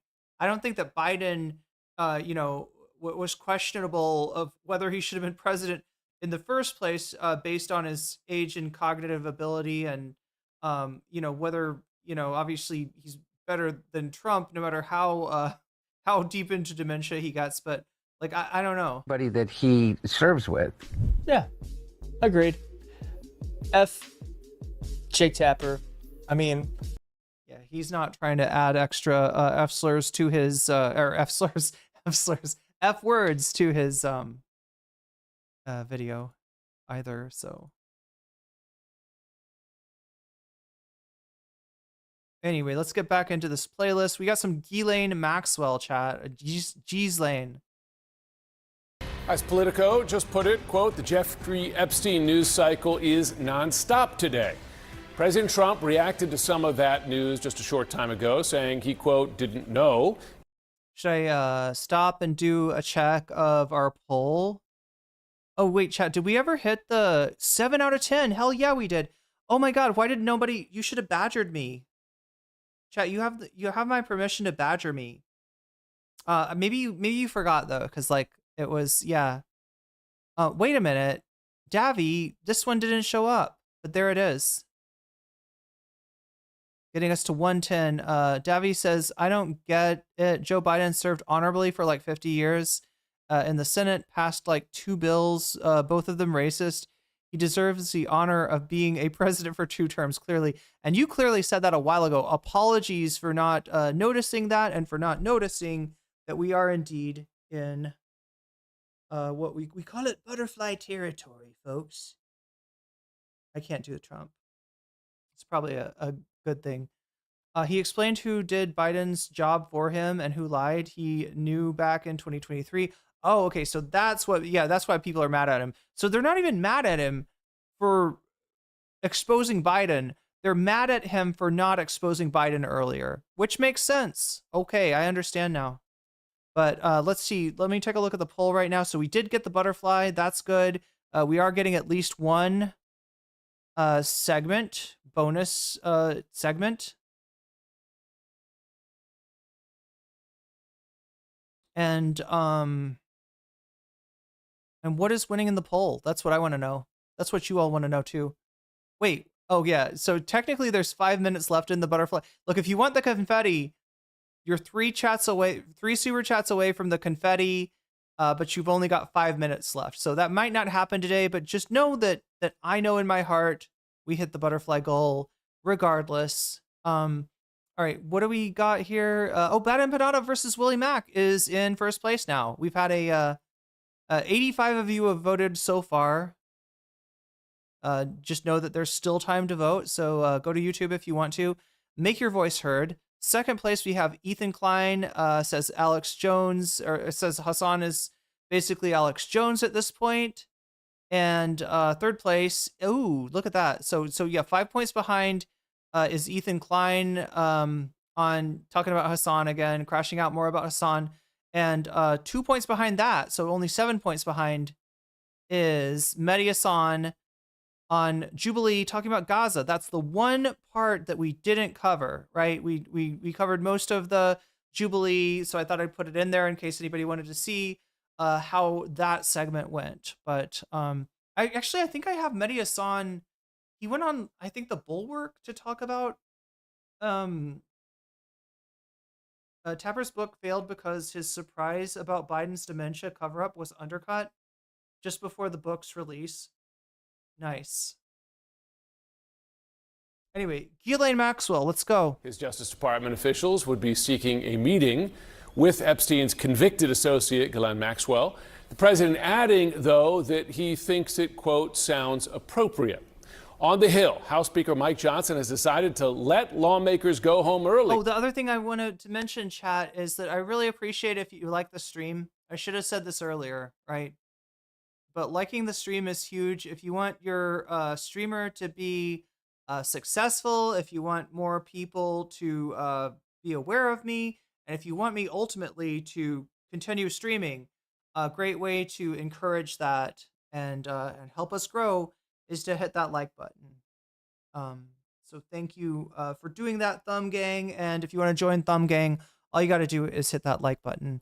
That's important too. The other thing I've got is if you look at the pinned, anybody look at the pinned chat? Oh, wait, do we forget about that? Yeah.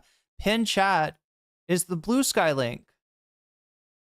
I'm trying to start a thing where we carve out a little, territory for ourselves on Blue Sky. I do a thread every time I stream. And the idea is for you to be able to like hang out on there and start a conversation on Blue Sky if you want to. You can also like the thread. That helps get it out to more people. And if you really want to, or if you think that your followers would appreciate it, right, you can repost it. Just remember, when you repost, it goes on your timeline. And I'm not trying to make your timeline spammy, right? So only do that if you think that people, there's people on your time, people that follow you that would be interested in this. But definitely do go check it out. We're trying to carve out a little NCC BKY, little NCC Blue Sky community there. So if you want to help out with that, click on the link, go over there and go wild. Anyway, now let's get back to Ghislaine Maxwell. Staying could have meant a forced vote on those Epstein files. Earlier, a Republican-led effort to subpoena Maxwell actually passed in a House committee by voice vote. Kristen Holmes. Oh, wait, no, this is interesting. A Republican measure to subpoena Ghislaine Maxwell passed. Now, what's interesting, they're beginning the House recess early to avoid Epstein vote. They've got measures that people are trying to push forward, and you've actually got, at this point, a majority of the House willing to vote for it, right? They only needed 7 Republicans to make that happen, and they've got 7 Republicans that are willing to vote for a bill to release the Epstein files. But Mike Johnson has basically shut down the House in order to avoid that vote.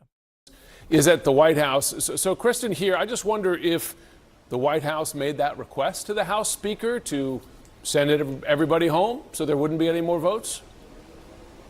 Yeah, unclear if there was an actual request made, but one thing to keep in mind here is both the White House and really Speaker Johnson have said time and time again that the two of them are in lockstep. The idea that Speaker Johnson would make a decision like this without first running it by the White House seems suspect, particularly given the fact that I was even told as recently as today from a senior White House official that the White House is in constant contact with the Speaker and with GOP leaders on the Hill.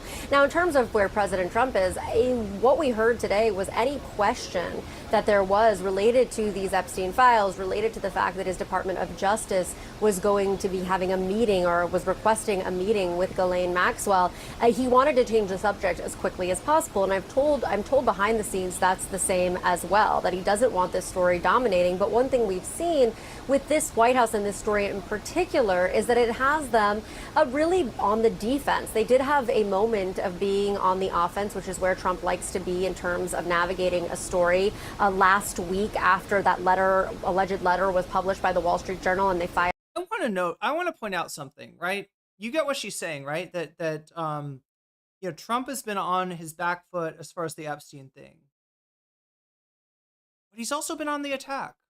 He's called his own, his own constituency, his own supporters, weak and stupid for caring about this sort of thing, even though it was a campaign issue that he supposedly promoted, even though the people that he chose for his administration, in many cases, Bongino, Patel, were big, supporters of big, Epstein truthers. He's really lashed out. So he definitely went on the attack there, but, he's on the back foot. He's not winning, right? The moment that they had a little traction, I guess, was, strangely after that Washington, WSJ. Wait, was it Wall Street Journal? God, yeah, chat, I've forgotten who posted that already.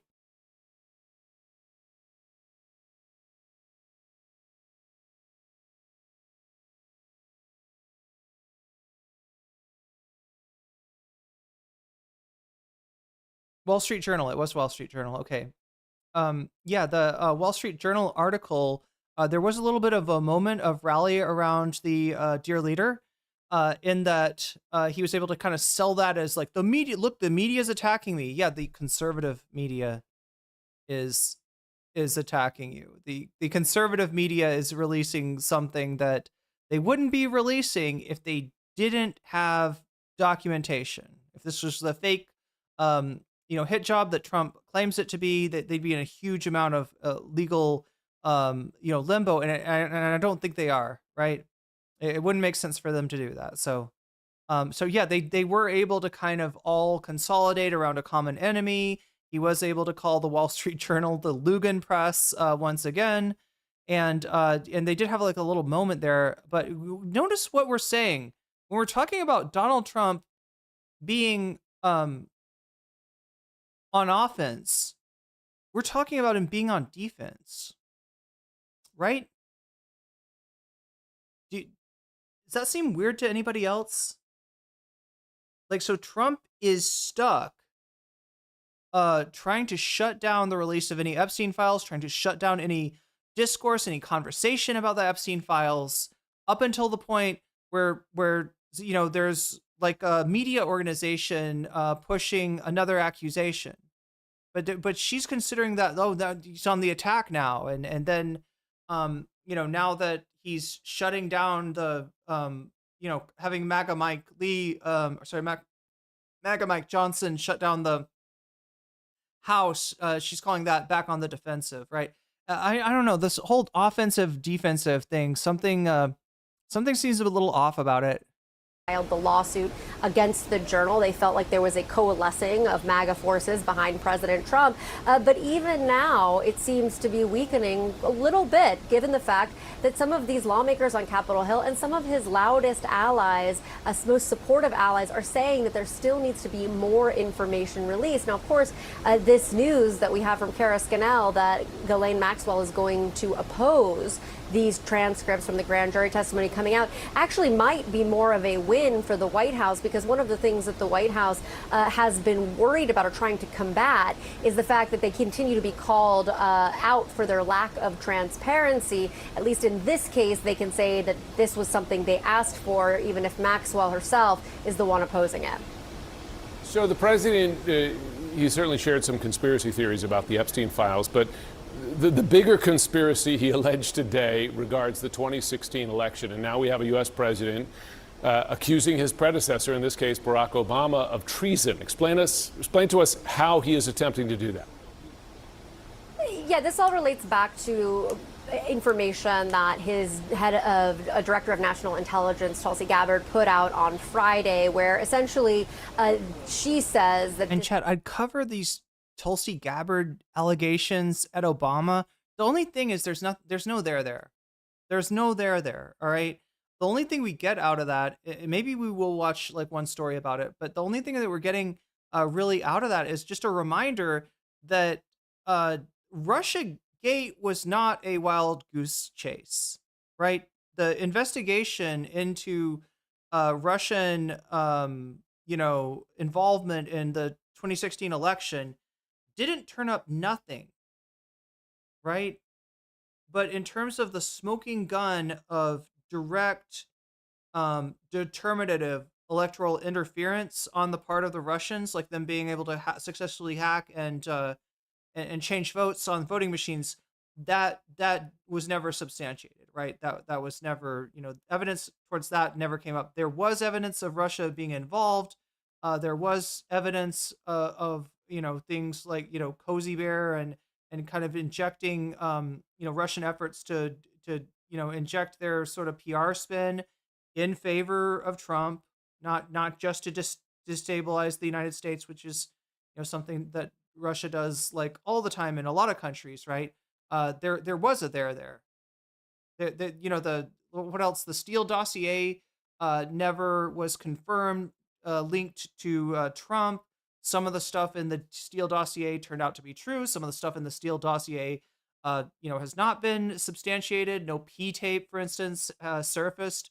But Russiagate was not a nothing burger, and I feel like people, even good people in my circle of things, sometimes forget that. Sometimes unintentionally echo Trump's Russia, the Russia hoax. And like Mueller didn't exonerate him either. Like a lot of people, a lot of right wingers, whenever I'm talking on Shorts Chat, I always get like a question from right wingers. Didn't Mueller exonerate Trump? No, he didn't. He produced evidence that in any normal situation would have gone to the House of Representatives and spurred a impeachment effort, because the Republicans maintained certain presence in the Senate at all times that never that never manifested, right? But you can't try a president, right? Well, certainly not while they're president, according to the Supreme Court. Not in any capacity for their official acts, but the closest thing to a trial of a president is what can happen in the Senate after the House passes articles of impeachment, and the Senate then votes on whether to remove the president or not. That's the only thing that can happen, right? And because we have a sycophantic, obsequious Republican Congress, that never had a chance. So that was the only thing that really came out of Tulsi Gabbard's thing. It's supposed to make you think that maybe Obama did something bad by looking into malfeasance on the part of the Trump campaign. And they didn't. This documentation shows that there was a conspiracy within the Obama administration to manufacture the notion. Wait, she's opposing it because she needs Trump to pardon her? Yeah, they probably told her to do that. You're right, Emily French.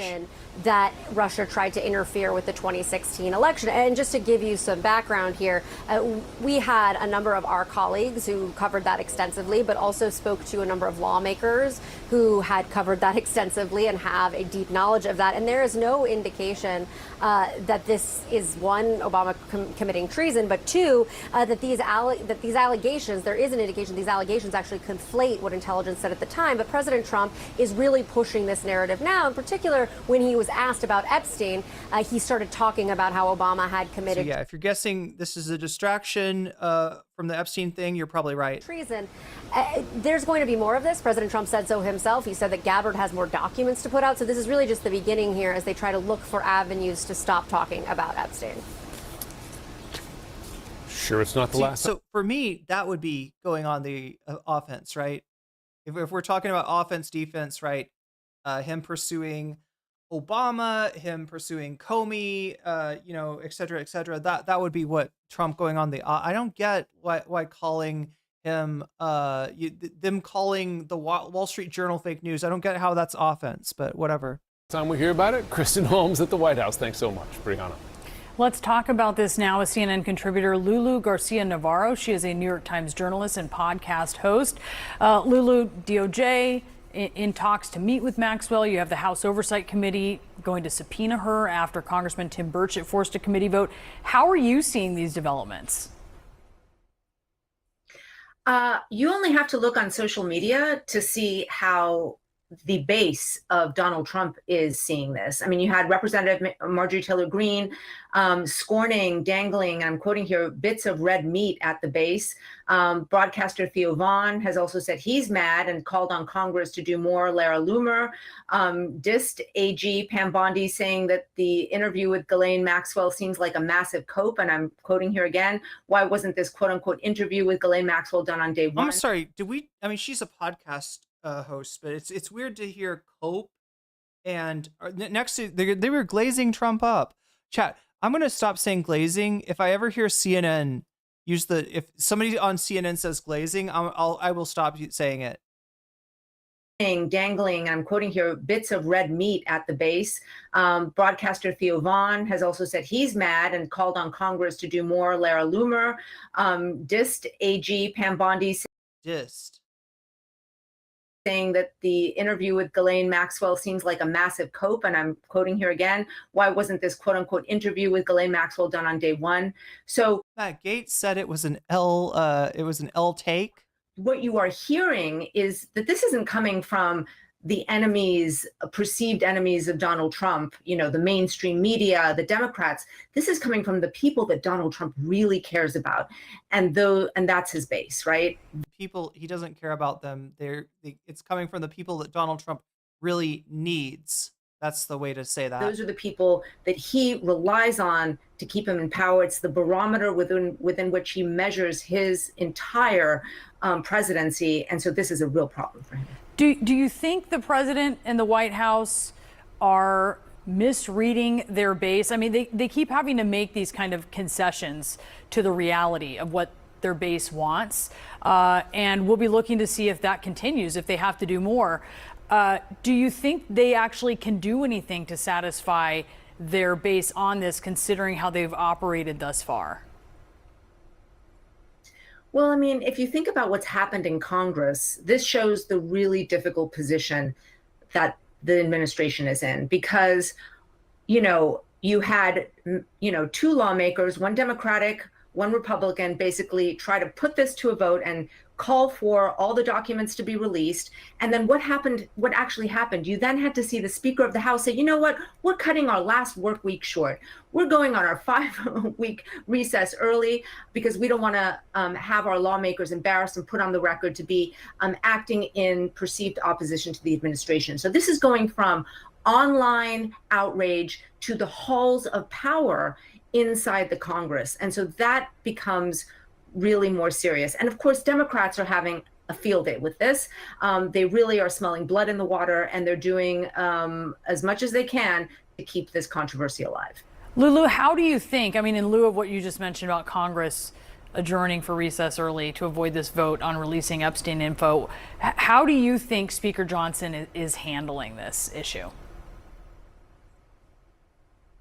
At this point, duck and cover, right?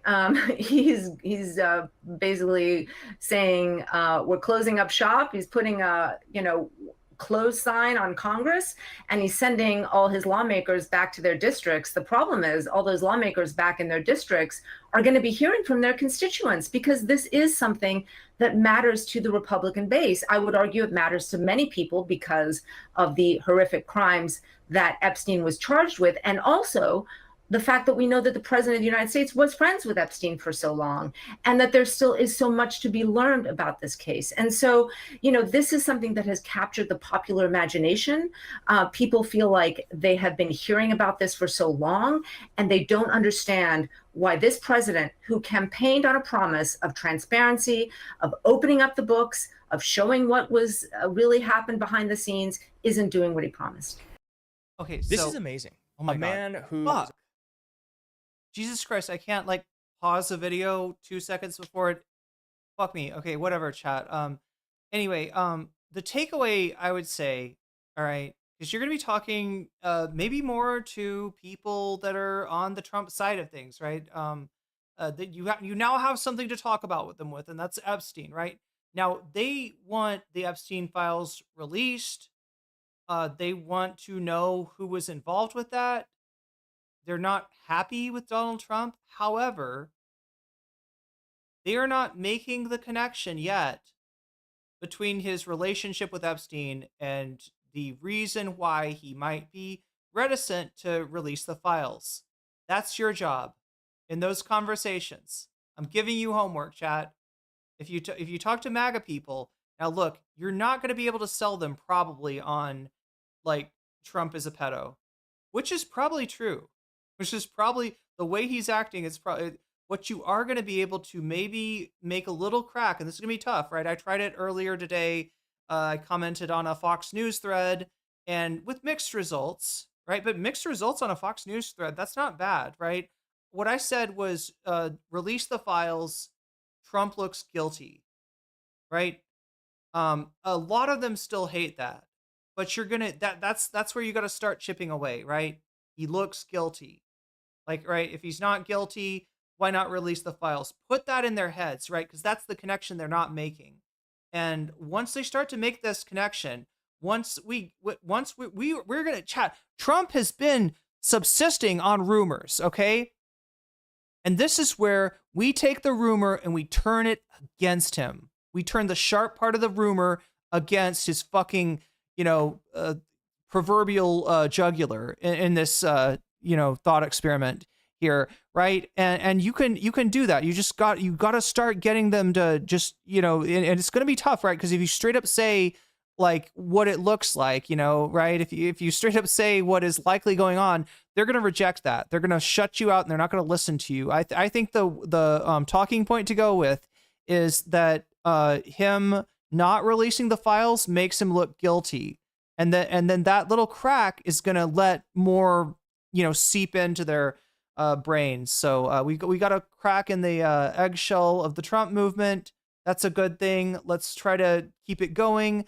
Don't hit them with too much reality too quick. Just start to lead that horse to water and see if you can get it to drink. That's what I'm suggesting right now. Oh yeah, this is the guy from the. Should we watch this really quick? This is Keith Edwards again, the guy from the Jubilee thing, the Nazi guy. Is a far-right extremist, went on this YouTube show called Surrounded on a channel here called Jubilee. Now, before we get into the main story of him getting fired from his job, I want to show you some of the things he said because I think it's important. Okay, we already saw what he said. His work. We're seeing that not just in the Fox News, is seriously just calling themselves Nazis now. Showed you this the other day. That they actually align themselves with whether or not Jubilee is disinfectant. This person exists. And whether or not he is on camera, he exists with his beliefs, and he's talking to other people online who think the same way he does. Now, for people who believe in the First Amendment, that means the worst speech is just as allowed to we should be running a country. I hope that makes it's a problem. So, and here's more of this. See persecution. So creepy. You can say, I'm a fascist. Yeah, I am. What about children who he killed?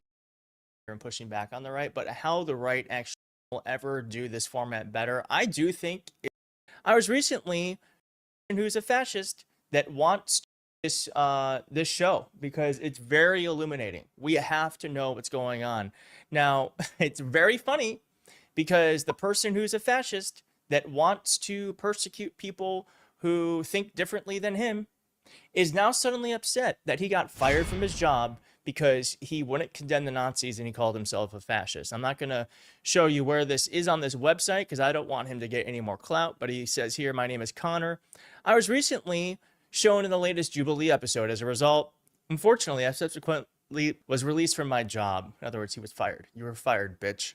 I'm raising money as an emergency fund for the other expenses while I find a new job. I hope this man never has quality work again. He should absolutely not be able to have or make a living. That's how I feel. I mean, you're allowed to think and believe whatever you want, but I don't think you're allowed to be a functional member of society if you don't believe in the society that we are all fighting for here. And it is very funny that he said, fired for my political beliefs. No, fired because you're a Nazi and a fascist. Yeah, I mean, look, political beliefs are like, about policy, right? This guy is describing the current situation as a civil war and just like everybody to the left of him as his like blood enemies, right? Yeah, that it's a little bit more than just politics. Which, by the way, you don't like when you're persecuted for your political beliefs, but you want to enact a government that forces its beliefs on everyone else. It's so hypocritical. This is cancel culture and political discrimination on full display, which is what you believe in. That is what you believe in. You just don't like when it happens to you, I guess. And by the way, the First Amendment, I totally believe in. I'm glad he can say whatever he wants because, like I said at the top, cancel culture.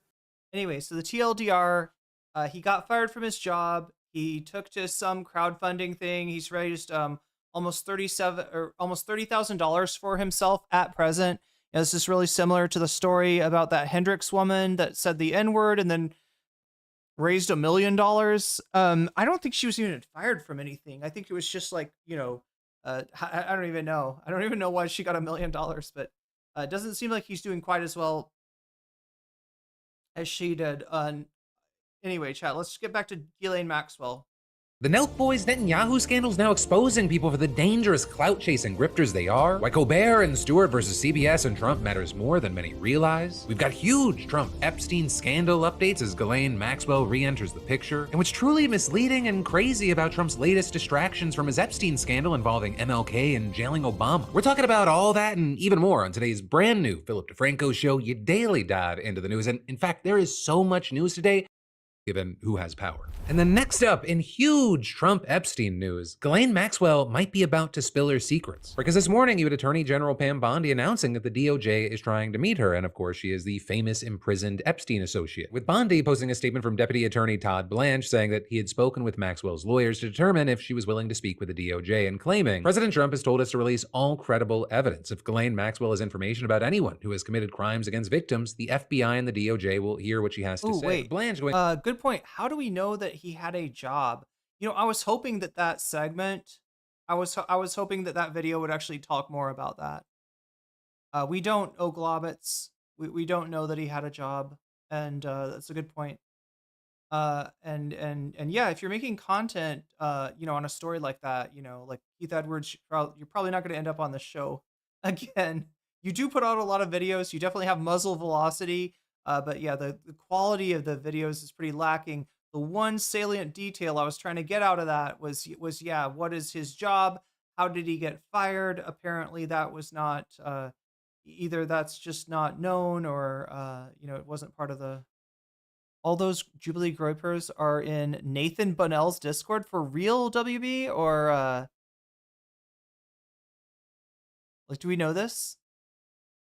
Have there been any rebuttals when someone says, "Oh yeah, no, they definitely don't like." They're look, it's half and half. Play something. When I say he looks guilty or it's making him look guilty, I start a fight, which is what I want. That's the crack, right? That's how you open them up. you start a fight, right? Some of them will be really mad at you for saying that. How could you say that Trump is guilty? And the Democrats had 4 years to investigate this and blah blah blah, whatever, right? But then some of them will come in and be like, no, he does look guilty, right? That's what you want. You bifurcate them. Going on to say that he expects to meet with Maxwell in the coming days and claiming that the DOJ under previous administrations had never tried to speak with her. So very notably here, he also says that the DOJ stands by a statement it issued earlier this month asserting that its review of the Epstein files produced no evidence that would warrant prosecution of third parties that have not been charged. And then, in response, you had a lawyer for Maxwell issuing a statement saying, I can confirm that we are in discussions with the government and that Ghislaine will always testify truthfully. And adding, we are grateful to President Trump for his commitment to uncovering the truth in this case. So of course, with that, it's yeah, that's bad news. That's bad news that there's coordination now between Trump and the Maxwell defense team. Exactly what a potential interview with Maxwell would look like, or if any part of it would be released to the public. But this announcement, one, it's still notable because it marks yet another instance of it appearing like the Trump administration is bending to pressure as the outrage over their handling of the case has been raging on, with seemingly no signs of it dying down anytime soon. Two, this latest announcement comes as there's been a growing number of lawmakers who have been calling for Maxwell to testify about her relationship with Epstein, and that including some who have called for her to be subpoenaed to appear before Congress. And in fact, just hours after Bondi's announcement, we saw the House Oversight Committee voting unanimously to subpoena Maxwell to testify at a deposition. And significantly here, the motion to subpoena Maxwell was actually introduced by a Republican, Representative Tim Burchett, who said he didn't consult Trump first. And that, as the committee's Republican chair, Representative James Comer, also told reporters that he too had not communicated with the White House, but that, quote, Republicans on the committee overwhelmingly support the move, and adding, I know that President Trump has said he's going to release all the information they have, but we have members that want to go a little bit further, be a little more aggressive. All of this is we're seeing some Democrats arguing that this move likely won't. Yeah, so for the record, Trump has tried to distract, right? His move has been to order the unsealing of, I believe, grand jury testimony, which is like nothing compared to what's in those files. And if he's wanting to look in here, you can bet that the smoking gun is not in that grand jury testimony. So it's another way for him to push it off too, because like he doesn't just get that unsealed, right? It's a legal process that's going to take some time. So it's a way of Trump pretending to be doing something about the Epstein thing and really just kicking the can down the road until there's some kind of decision out there. That which the Justice Department is pursuing, that's not transparency, right? What is in this House bill, maybe. I haven't really looked at it, but it's it's good that there's like 7 Republicans willing to defy the president, right? This is the beginning of a pretty big deal, right? We haven't seen this. You didn't have 7 Republicans stand up. If you'd had 7 Republicans stand up against the big, beautiful bill, that piece of shit never would have been passed. Or God, I should even, assuming the Democrats don't buckle, assuming that Trump doesn't talk to conservatives and get them to, to be his 7 votes or something like that, right? But yeah, if you had this many Republicans on the other side of any Trump issue, it would have been hugely inconvenient for Trump. And now the situation is actually pretty good. We're not going to be seeing any more of those rescission bills because the rules for the House are now such that you can't bring this bill to the table, essentially bringing release the Trumpstein files, the Epstein files bill has essentially choked the House. The House can't do anything at this point. So this is a very good sign.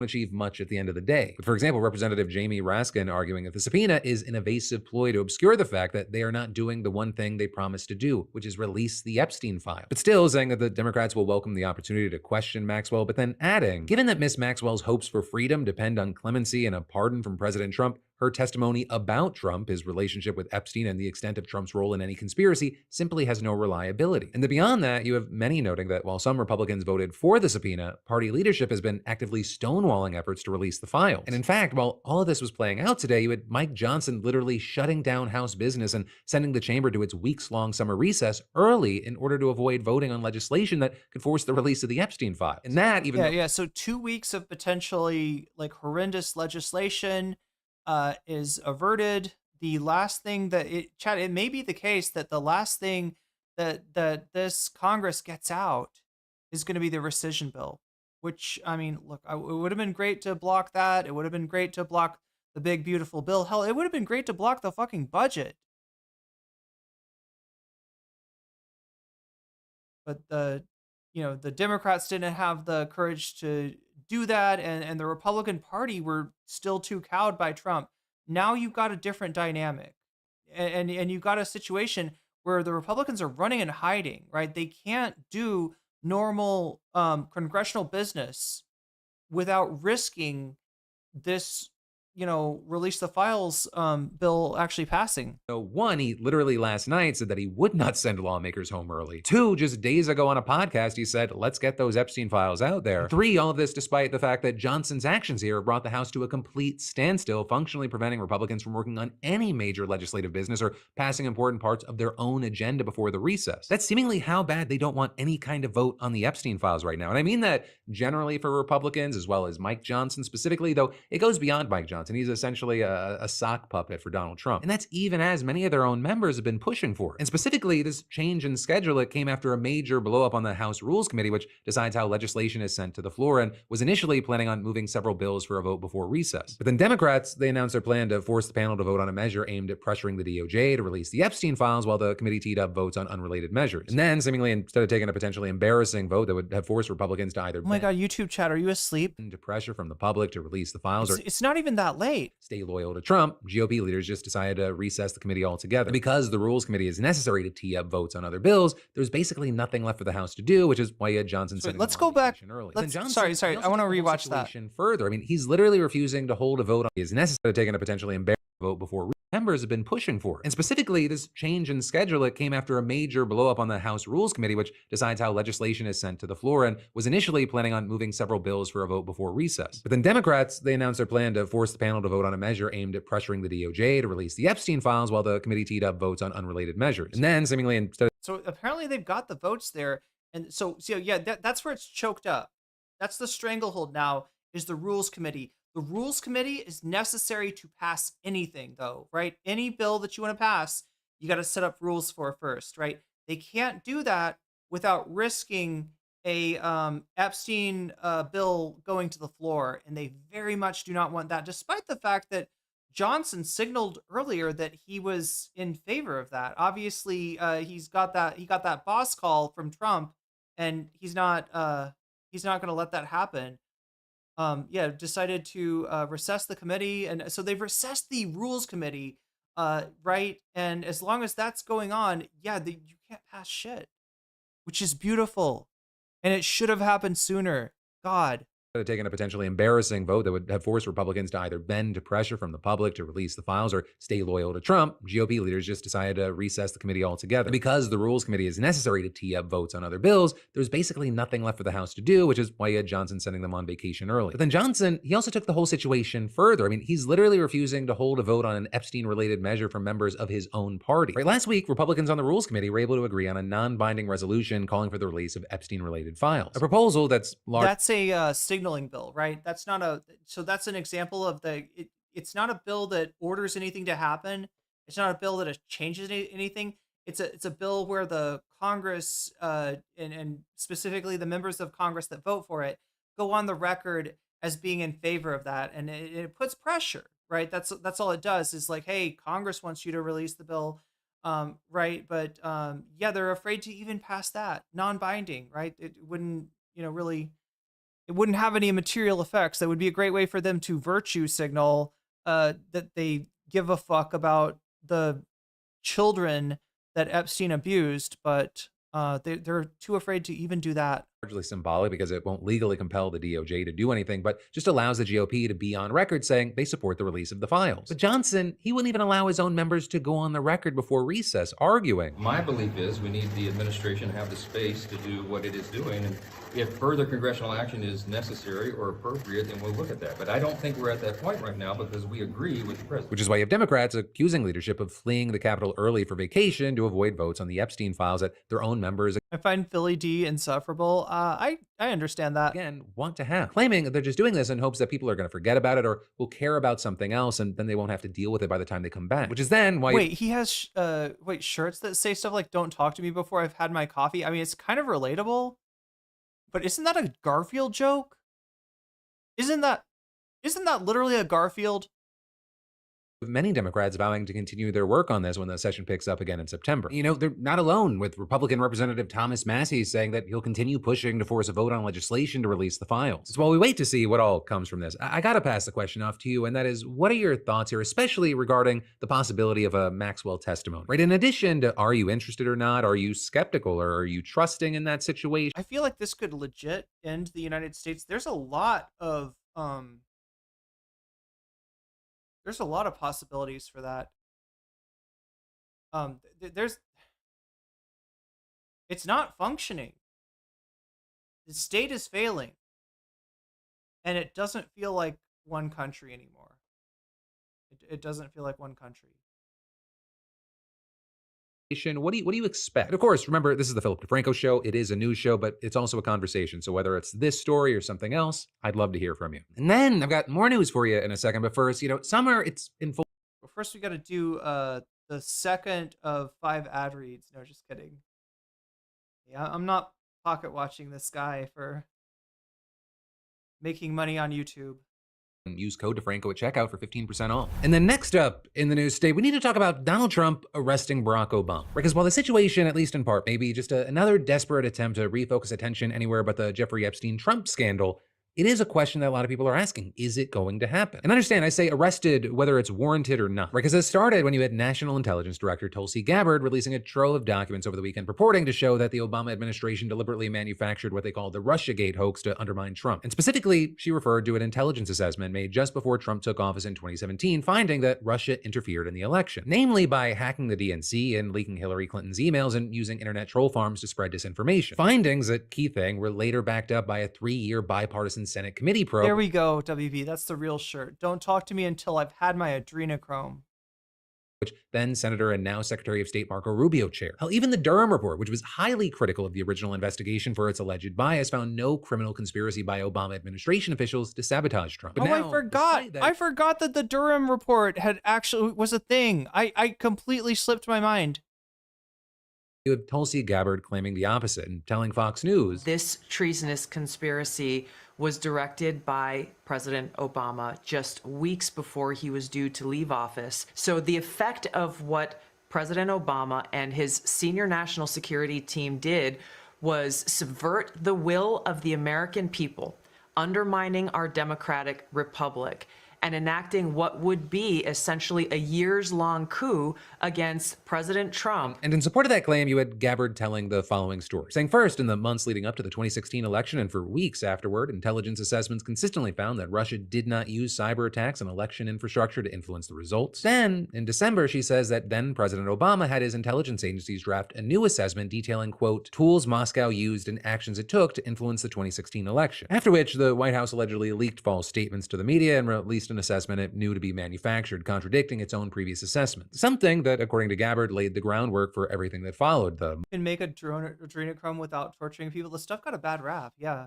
I know. I hate hearing people talk shit about adrenochrome connoisseurs, right? But no, you could make it in a lab, right? You don't need to. That's the irony of it, right? Is if somebody really wanted adrenochrome, you wouldn't need to get it from human blood, okay? Or as Dr. Gonzo says, the blood of a living human being, right? Mueller probe, the impeachments, the high-level indictments, heightened U.S.-Russia tensions, and more. Or, in her words, microwaving an EpiPen for 10 minutes gives you adrenochrome? A years-long coup. A years-long coup. Treasonous conspiracy. This treasonous conspiracy. This seditious conspiracy, a treasonous conspiracy. But, and it's a big old but, as many critics have pointed out, including members of that Senate committee and authors of the intelligence report, Gabbard is conflating two separate things here. Because her argument here is that the claim post-election that Russia did interfere contradicts the findings pre-election that Russia didn't successfully hack voting machines. But that post-election assessment, it never claimed that Russia hacked voting systems. It only claimed that Russia hacked the DNC and spread disinformation through troll farms. And so Gabbard, she appears to be trying to pull off this sleight of hand, manufacturing a conspiracy where there isn't one. Now with that, on any ordinary day, this would be kind of a nothing burger again. But Gabbard, she went on Fox and revealed that she is actually looking to put people in prison over this. We are referring all of the documents that we have uncovered to the Department of Justice and the FBI for a criminal referral. In my view, this kind of shit makes me feel like the United States is not long for this world. Honestly, this is not the kind of shit that happens outside of a banana republic. If people go to trial over this, chat, it's a bad sign. It's a very bad sign. We have the evidence to be able to move forward and bring about justice, yes, to prosecute and indict those responsible. And you have the DOJ now confirming to Fox News that it has indeed received Gabbard's criminal referral. And so naturally, one of the questions that's in people's heads is who's getting indicted? And notably, in her DNI press release, Gabbard names several people in this supposed conspiracy. James Clapper, John Brennan, Susan Rice, John Kerry, Loretta Lynch, Andrew McCabe, and others. But then Gabbard, she also made it clear that she believes that Obama was personally culpable and has repeatedly stressed that everyone involved should be prosecuted no matter how high up or how powerful they are. And then after it's too bad that he undertook those actions as an official act as president. Otherwise, you might have a case.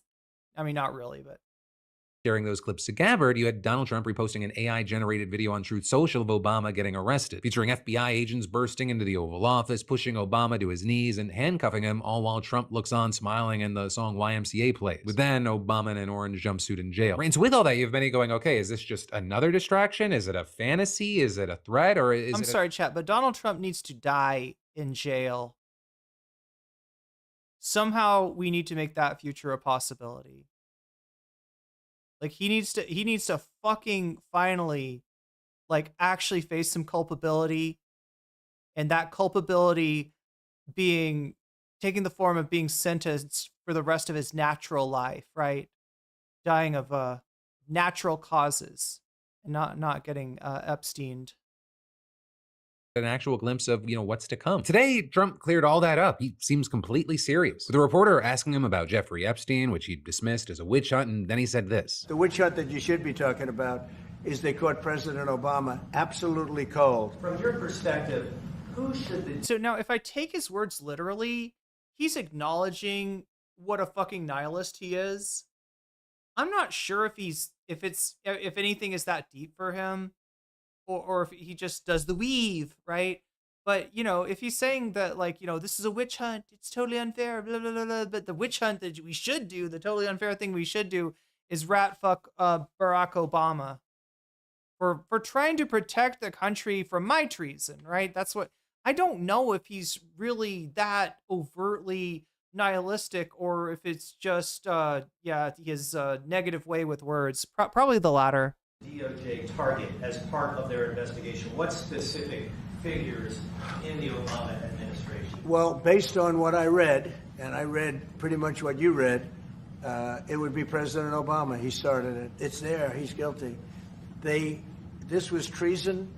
This was every word you can think of. Barack Hussein Obama is the ringleader. There's too much fuck around in Donald Trump's life, in Donald Trump's career, and not nearly enough finding out. And I would love for the sad ending of his life to be all about finding out. Hillary Clinton was right there with him, and so was Sleepy Joe Biden. We found absolute, this isn't like evidence, this is like proof, irrefutable proof that Obama was seditious, that Obama was trying to lead a coup. So yeah, that's the current president calling to prosecute 2 former presidents and 1 former presidential candidate for treason. So, just another Tuesday in America. But however serious Donald Trump is about I want to see that man gutted. Chat.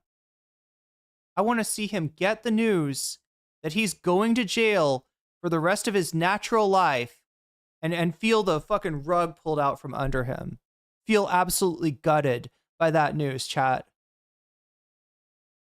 This, that doesn't mean that he can actually do what he's threatening to do. And we actually saw Jim Himes, the top Democrat on the Senate Intelligence Committee, expressing skepticism. 4, 5, 6 weeks from now, let's see if this administration, Tulsi Gabbard accusing a former president of treason, let's see if they bring charges. They won't. They won't, because there's not a judge in the land, not a single judge, who will treat this with anything other than laughter.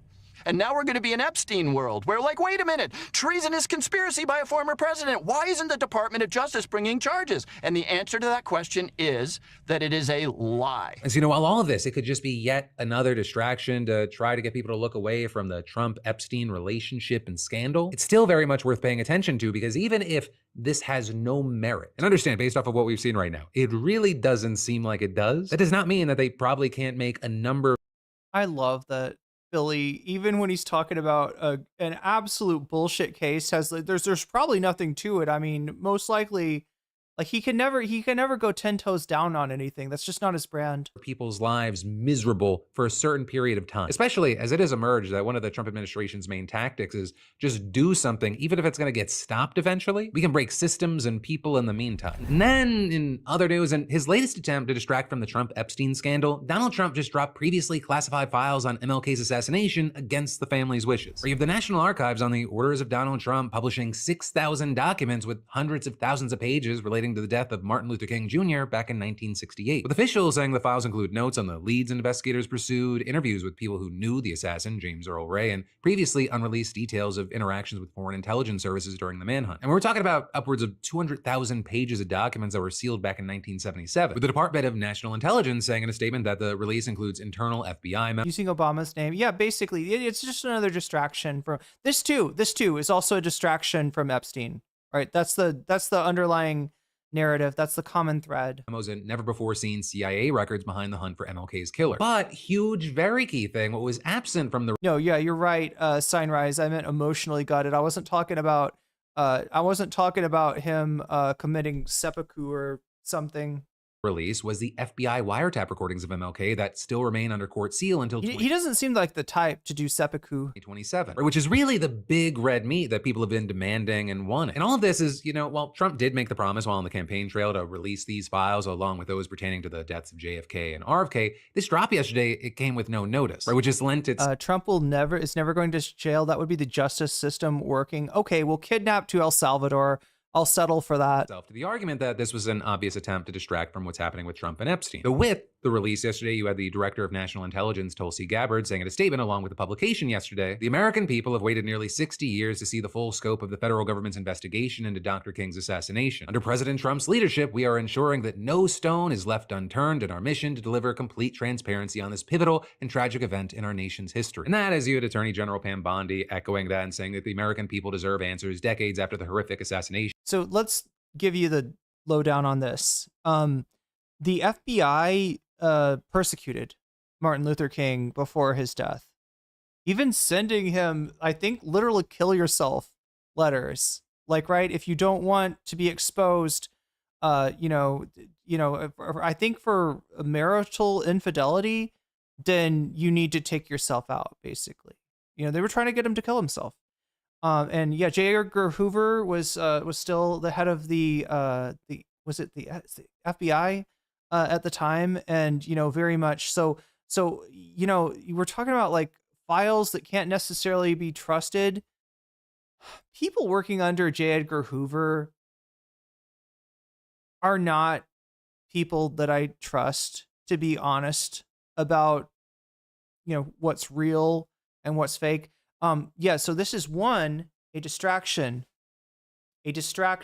from the Epstein files, and two, an attempt to just kind of do like a backhanded tarnishing of MLK's reputation. I covered a lot of the weird stuff that Trump said about MLK in the previous election. He called Mark Robinson, the Nazi from North Carolina, the guy on Nude Africa. He called that man better than MLK, or the new MLK, or a better MLK, or something like that. Mark Robinson, for the record, hates MLK. Mark Robinson calls MLK a commie, right? So they don't like MLK. They don't like that he's considered like a, that, and look, it's the version of MLK that is canonized in American mythology is not the real MLK. It's a co-opted version. It's a recuperated version of MLK that only says the things that are convenient for people who don't want any further progress on civil rights and none of the radical stuff that MLK said. But they want to do his reputation in, is what they want to do, and make it easier to roll back more civil rights. So that's the game, right? They won't say it outright, but there's, they want the they want to do the he's no angel thing to MLK, right?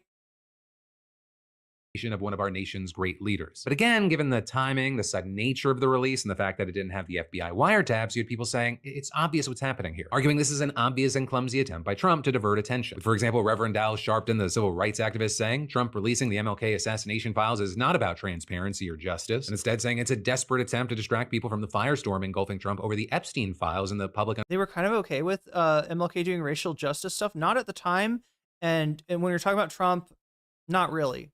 Right, but he knows he's got to say, he knows there's a limit to what he can say about MLK. The furthest he was willing to go was to say that his January 6th crowd was bigger than MLK's "I Have a Dream" speech. So he's kind of flexing on MLK and the shit that he said about Robinson. Right, I don't think he likes MLK. I think there's a lot of Republicans that want to purge even the recuperated, sanitized version of MLK's legacy from the American pantheon. But they won't come out and say it. This is the best they can do, right? Pull out J. Edgar Hoover's files on MLK Jr. and start the conversation of he was no angel. Oh, did he cheat on his wife? Oh, did he do this? Oh, did he do that? Oh, was he a communist? Right? They're trying to take that down. They're trying to take that down.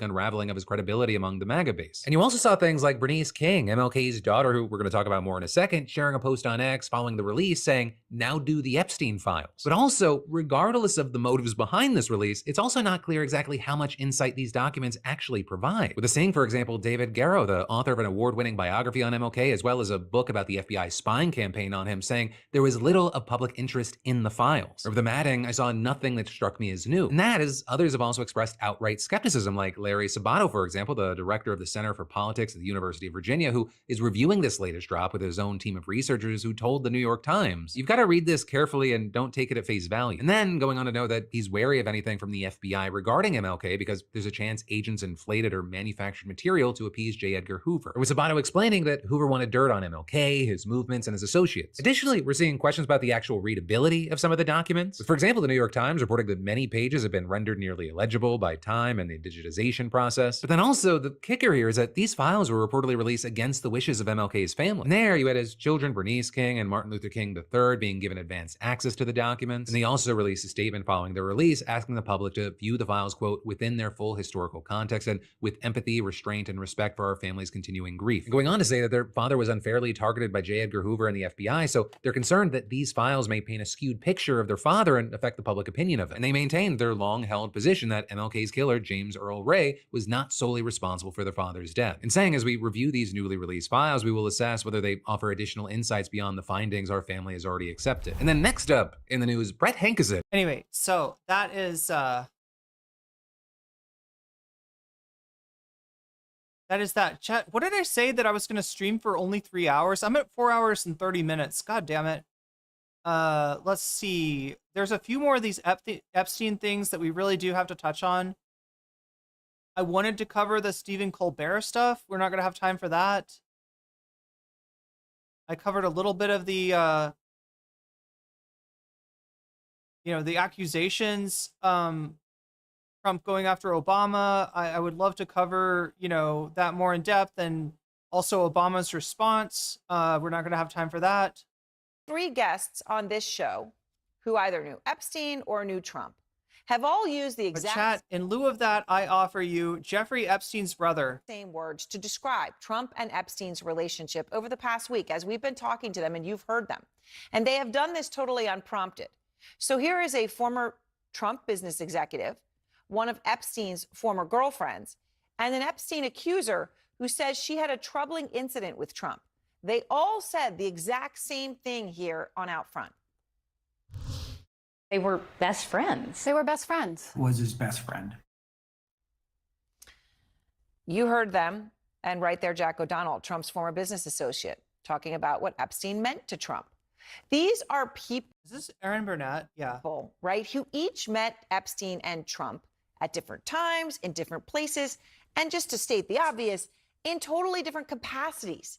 And yet they all concur on this crucial thing. They say that when they knew them, Trump and Epstein were best friends. So in just a moment, I'm going to speak to Mark Epstein. He is the brother of Jeffrey Epstein about all of this.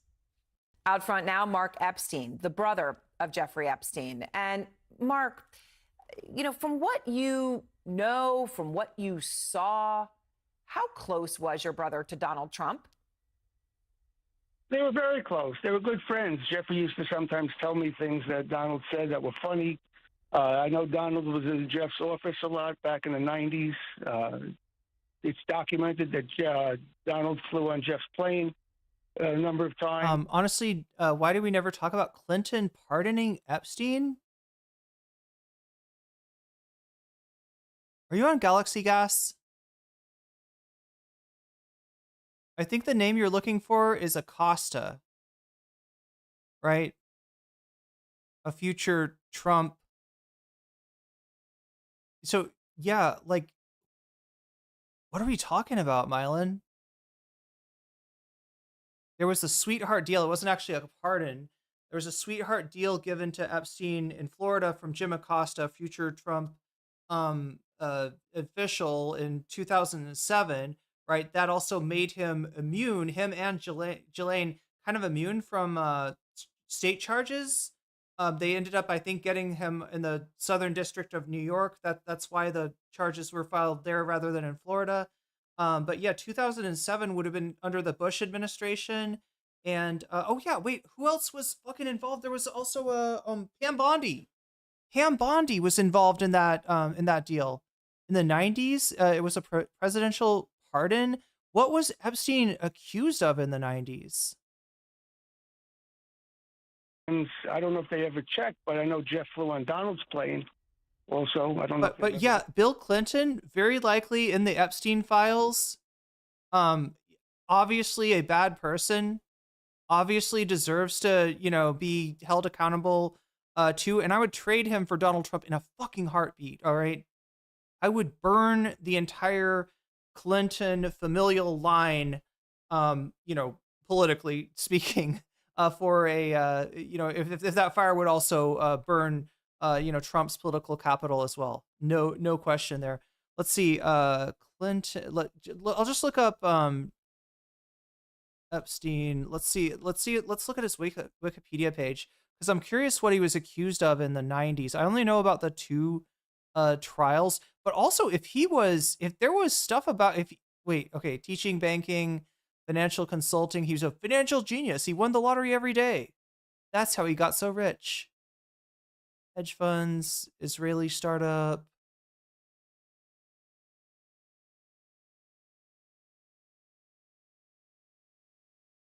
Legal issues. Okay, wait. First criminal case, 2005 to 2011. Was this not a criminal case, maybe? You're talking about something in the 90s, right? So like a federal thing that Clinton.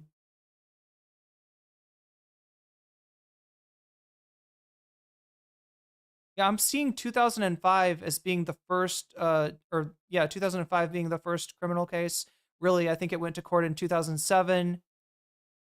Non-prosecution agreement was struck with Alexander Acosta. Pam Bondi was involved with that. Dershowitz.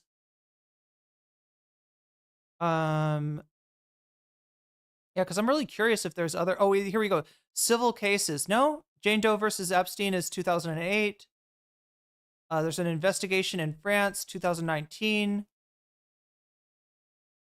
2014 victims' rights case filed by Jane Doe. Yeah, I'm not seeing anything from the 90s.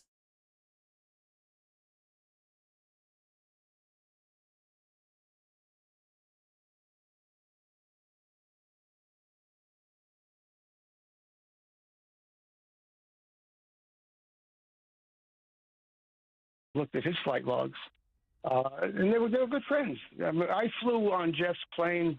It's known I was on a plane in 1999, flying up from Florida, and Donald was with us. Here, I'll they were try. joking around. They were good friends. So, tell me about that. I know there was something on that flight that you remember about your brother and Trump. What is it? Well, it was a funny thing. We were talking, and well, stick a pin in that. A couple weeks or a week before that flight, I was talking to Jeffrey, and he told me that he was talking to Donald, and he asked Donald, how come you sleep with so many married women? And Donald's answer was, because it's so wrong. Now, amongst guys, it was a funny line. And then when we were on the plane a week or two later, Jeffrey asked Donald the same question. I know he did that for my benefit so that I could hear Donald say it. And Jeffrey asked him, how come you sleep with so many married women? And Donald said, because it's so wrong. Now, it's a fun... I'm not coming up with anything from 1994. If you can give me anything else to look into, Mylan, I'd be curious. Line, but the answer is not the poignant part of the story here. The question is the poignant part, because for Jeffrey to ask him that question, number one, he would have to know that Donald slept with a lot of married women, so and he probably got... Choki's saying it was maybe for financial crimes. Does that ring a bell? Not seeing anything on Google either. I mean, I don't know. It sounds like the Clinton people are either maybe really good at scrubbing the internet, because like it's just not. I mean, that doesn't mean it's not there. It doesn't mean it's not there. That information from Donald, and it also implies a confidence. That's not the kind of question you ask a casual acquaintance. You've been hitting the galaxy gas too hard. No, this is just the first thing that came to mind. How come you slept with so many married women? That's a question you ask a good friend that you can get away with asking those kind of questions. So that gives you an idea of how friendly they were. Yes, it does. It does. It certainly gives that perception. Now, okay, Mark, Trump admits they had a falling out with your brother. That's what he said happened. He has not shared what led to it. But here are some of the things that he has been willing to say about your brother. I want to play them for you. I was not a fan of Jeffrey Epstein. I threw him out of a club. I didn't want anything to do with him. Jeffrey Epstein was not somebody that I respected. That does not fit with what you're telling me, Mark. Yeah, I understand it doesn't. Are you telling me that Donald Trump was anything less than completely honest and transparent at any time in his life? Trying to cover his butt. I mean, look, I understand people trying to distance themselves from Jeffrey because of what he was charged with and the circumstances he found himself in. I understand that, but I know that they were good friends, and I witnessed it myself. You mentioned something a moment ago that made me think of this, something that the White House told us yesterday. We talked to a woman who accused your brother of sexual assault, and she also talked about an encounter with Trump at your brother's office. This was in 1995. She found it disturbing. She said she told the FBI twice to look into people around your brother, including Trump. Here's the deal, though. Here's the deal. If we ever crack into the Epstein vault and find all the information, we get Clinton, we get Gates, we get Branson, we get Dershowitz, like everybody. There's like I don't know, a quarter of the upper 0.1% that are implicated. I say that we do away with the normal due process of the law and just seize their fucking assets. All right? Just do a little mini revolution where it's like, all right, you all were either benefiting from, were clients of, or were protecting a pedophile. You're the richest people in the world. Your entire net worth is forfeit. Sorry to your fail sons and daughters. Here's a job application for McDonald's that they can go and fill out, right? That never happens, does it? That never fucking happens. I think that's what people want more than anything. The fact that we're being bossed around, our lives are being ruined by rich fucking pedophile simps, right? Is obscene. Obscene. And like those rich, I got no problem endorsing eating. Don't tell RGR. Don't tell RGR that I said that radical leftism. That we should nationalize their fucking fortunes. We should. She talked about this incident that she said happened in his office, and the White House, their response to us, Mark, they were categorical. I think that wealthy people should not be held to a lower standard or to no standard. I think they should be held to a higher standard, right? I think you do a slip up as a rich person and you go back to being poor. And that's... They said, quote, the president was never in Epstein's office. Is that true? That's just another blatant lie, because he was there. The people that worked for Jeffrey in his office, you can find them. They can testify that they saw Trump in Jeffrey's office on numerous occasions. You know, so for him to say he wasn't there, all I can say is that's just another lie. So you talk about him as your brother, and they don't consider us human. That's fine. I don't consider them human. And you're you know, you were on the plane together at that time. When did your brother first tell you that he was in legal trouble? When did you know anything? I feel like Gates has a plan to end humanity if he gets caught. Yeah, he'll release Mirror Life and destroy all the crops. About what he was doing. It was about 2006 when he first got into trouble. You know, it's known prior to Jeffrey's death. You know, I hadn't seen him for 7 years, although we were always in touch, you know, communication with telephone or emails, but we just never got together. And for the 12 years prior to that period of time, from like 2004 until 2008, we only got together maybe a half a dozen times or so, but we were... Imagine pledging loyalty to a man who changes his story more than his spray tan. MAGA isn't a movement, it's a cult where the truth dies the second Trump opens his mouth. He sickens me. Yeah.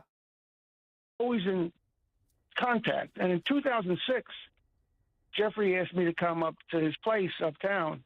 He wanted to talk to me. So I was uptown. I stopped by. I'm not uptown all that much back then. I live downtown, and I sort of joke. I say to go above 4th. I'm a downtown sort of guy. I don't really make it to uptown that often. Street. I need a visa. But so I went to talk to him, and that's when he told me that he was getting in trouble. They're being with girls. Can somebody explain uptown and downtown to me? I don't actually understand that at all. I don't understand. What is uptown? What is that? What the fuck does that even mean?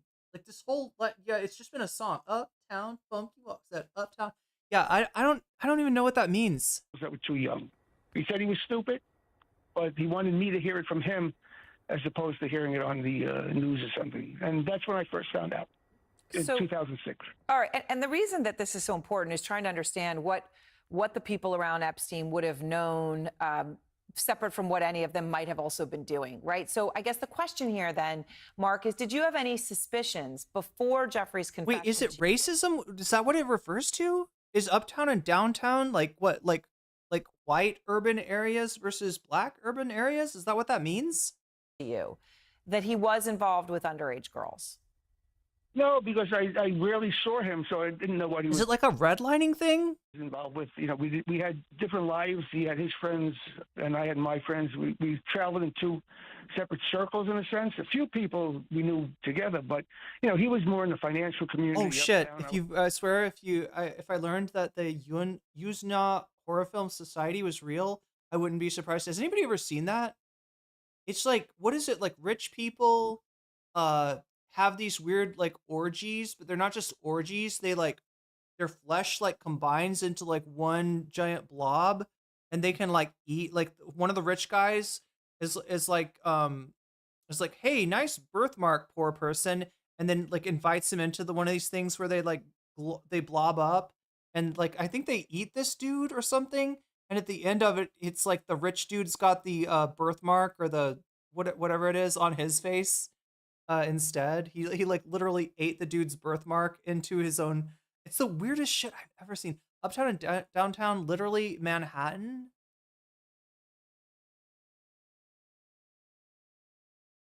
I've only seen pictures of that.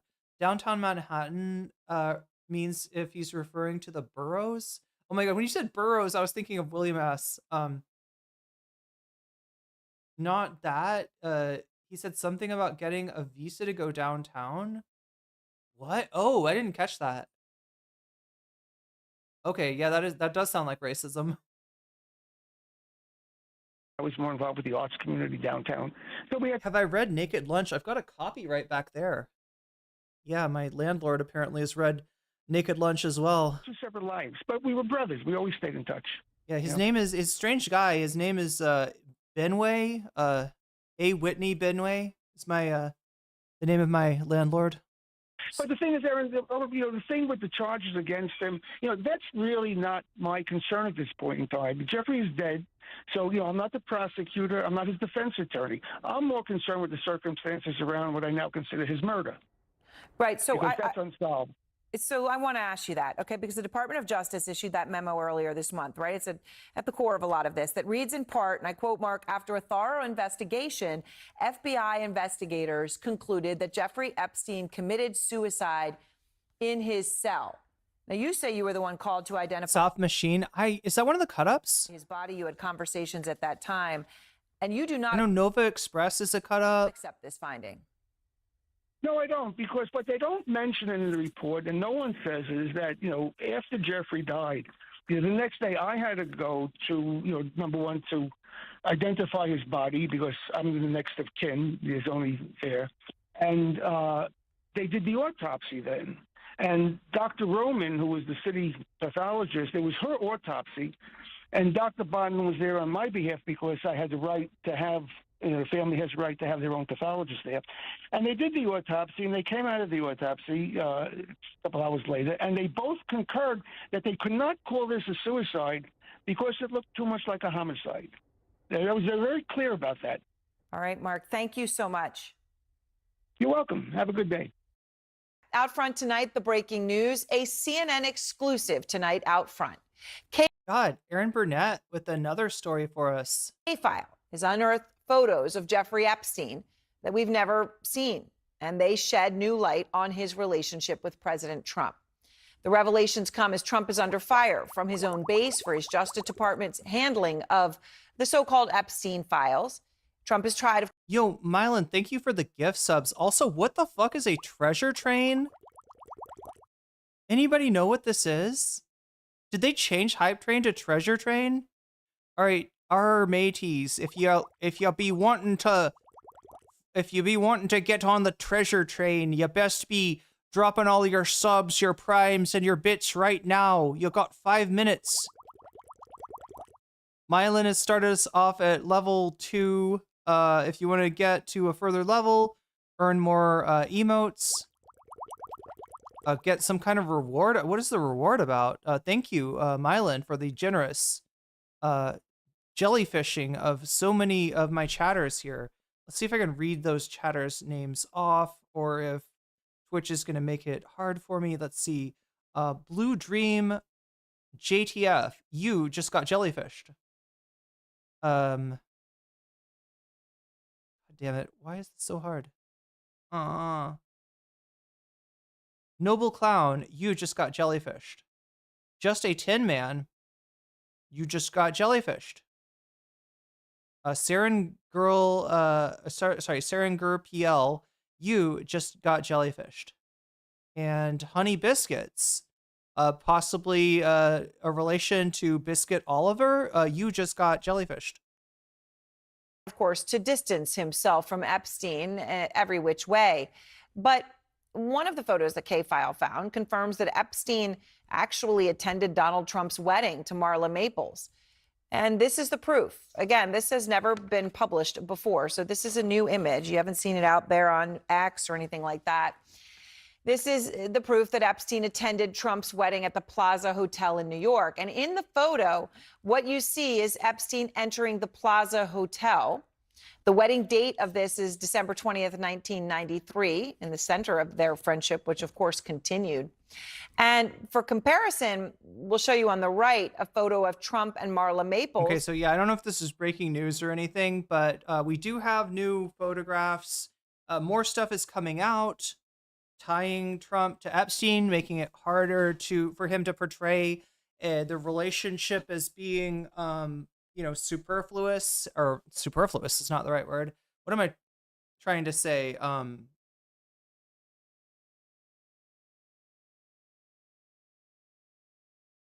Yeah, just more stuff coming out connecting Trump and Epstein. At the same location under the entryway arch.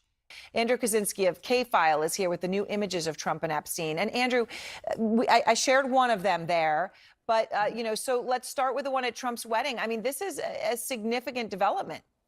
Well, yeah, it is. Trump's wedding to Marla Maples in 1993 was dubbed the wedding of the century by the media at the time. And although we know that Trump and Epstein were friends during this period, this is really the first time. So this is the 1980s. God, just to show you like the cultural drift of the United States, the baby boomers protested the Vietnam War, formed student movements, and it dropped out of society in the 1960s. By the 1980s, the same generation became the Gordon Geckos of the world, right? And the shit that was popular in the 80s was shit like lifestyles of the rich and famous, right? And I mean, like, look, we still have this. People care if like royals get married, or if the Chelsea Clinton wedding, I guess, was a big deal. But the fact that Donald fucking Trump, like this pathetic fail son, him getting married to Marla Maples, actress, is that who Marla Maples was? He wanted to date Princess Di. God damn. And then he said, if I can't have her, no one will. Oh, no, chat. I'm sorry. I'm making up extra conspiracies. You got 33 seconds left to make that treasure train. X marks the spot. That it's actually been reported that Trump invited Epstein to his wedding. Will anyone step up, jellyfish up, and join Mylan on the treasure train? You've got 16 seconds. Note, more than a decade before those first allegations of sex trafficking against Epstein. But as you know, Trump's relationship with Epstein has been... What happened to Marla Maples' divorce? Was it a divorce? Under the microscope recently. Now, besides that one photo of Epstein entering the reception at the Plaza Hotel, we can also see him in the background. Right, the treasure train. Have they just is this extra Emily's work? Did they just rebrand the hype train as it's still a hype chest. Wait, what's in the hype chest? What's in the hype chest? Wait, I'm opening it up. Ooh, wait, what is this? Share the emoji. There's a confetti hype emoji. There we go. Look at that. Look at that. It was the magazine era too. Yeah. I mean, the baby boomers, they're like a wild ride. Another picture. That's Howard Stern on the far right, along with Robin Leach from Lifestyles of the Rich and Famous, and Epstein is behind them. Oh, I thought it was Howard Stern's Robin. At the wedding, almost seeming to be photobombing them. We also found this photo. Wait. So there's another picture of Ghislaine Maxwell with Elon Musk. Whenever that's posted, Elon Musk swears that she photobombed him. He had no idea that she was standing back there, and that he didn't consciously take a picture with her. But maybe did these fuckers like go and photobomb people? Like, did they know that they were gonna be villains at some point? And I don't know. Oh wait, that's Robin Leach is that guy's name. I've seen that guy before. That's the Lifestyles of the Rich and Famous guy. This was like Cribs before Cribs, chat. If Cribs was like for Cribs, but for like old white people. A few months earlier, Donald Trump with two of his children talking to Jeffrey Epstein. That's at the opening of the Harley-Davidson Cafe in New York in October 1993. You can see Ivana there. She would have been just about to turn 12 years old in that photo. Yeah, you can see Ivanka right there between, it looks like between Trump and Epstein. All right, these are never before seen photos. That's so bad. That's so bad. I don't want to see Ivanka between Trump and Epstein. I know you also found some video of Trump and Epstein that was from later of them talking that has also never surfaced. Fluffy Geek, thank you for the resubscribe. That is 6 months and 3 jellyfish. Boom, boom, boom. Before, what's that? Well, that's right. This is from 6 years later in 1999. This video has never been seen before in this context. It shows Trump talking to Jeffrey Epstein just before models hit the runway at the Victoria's Secret fashion show in New York in 1999. You know, the only other video we've seen of the two men. That's Melania with them, right? Was 7 years before this. Trump is at the show with Melania, who is, of course, now First Lady, seated a few feet away from Epstein. You can see them chatting. That's illegal alien poisoning our blood, Melania Trump. During the show as well, allegations that Epstein sexually abused underage girls didn't surface until 2005, years after this video was shot. Right, but this, of course, establishes them together and obviously very friendly in 1999. So, Andrew, when you get all this, and all of this, as I just want to emphasize, right, has not been seen before. So you actually called President Trump. You called him directly to ask him about this.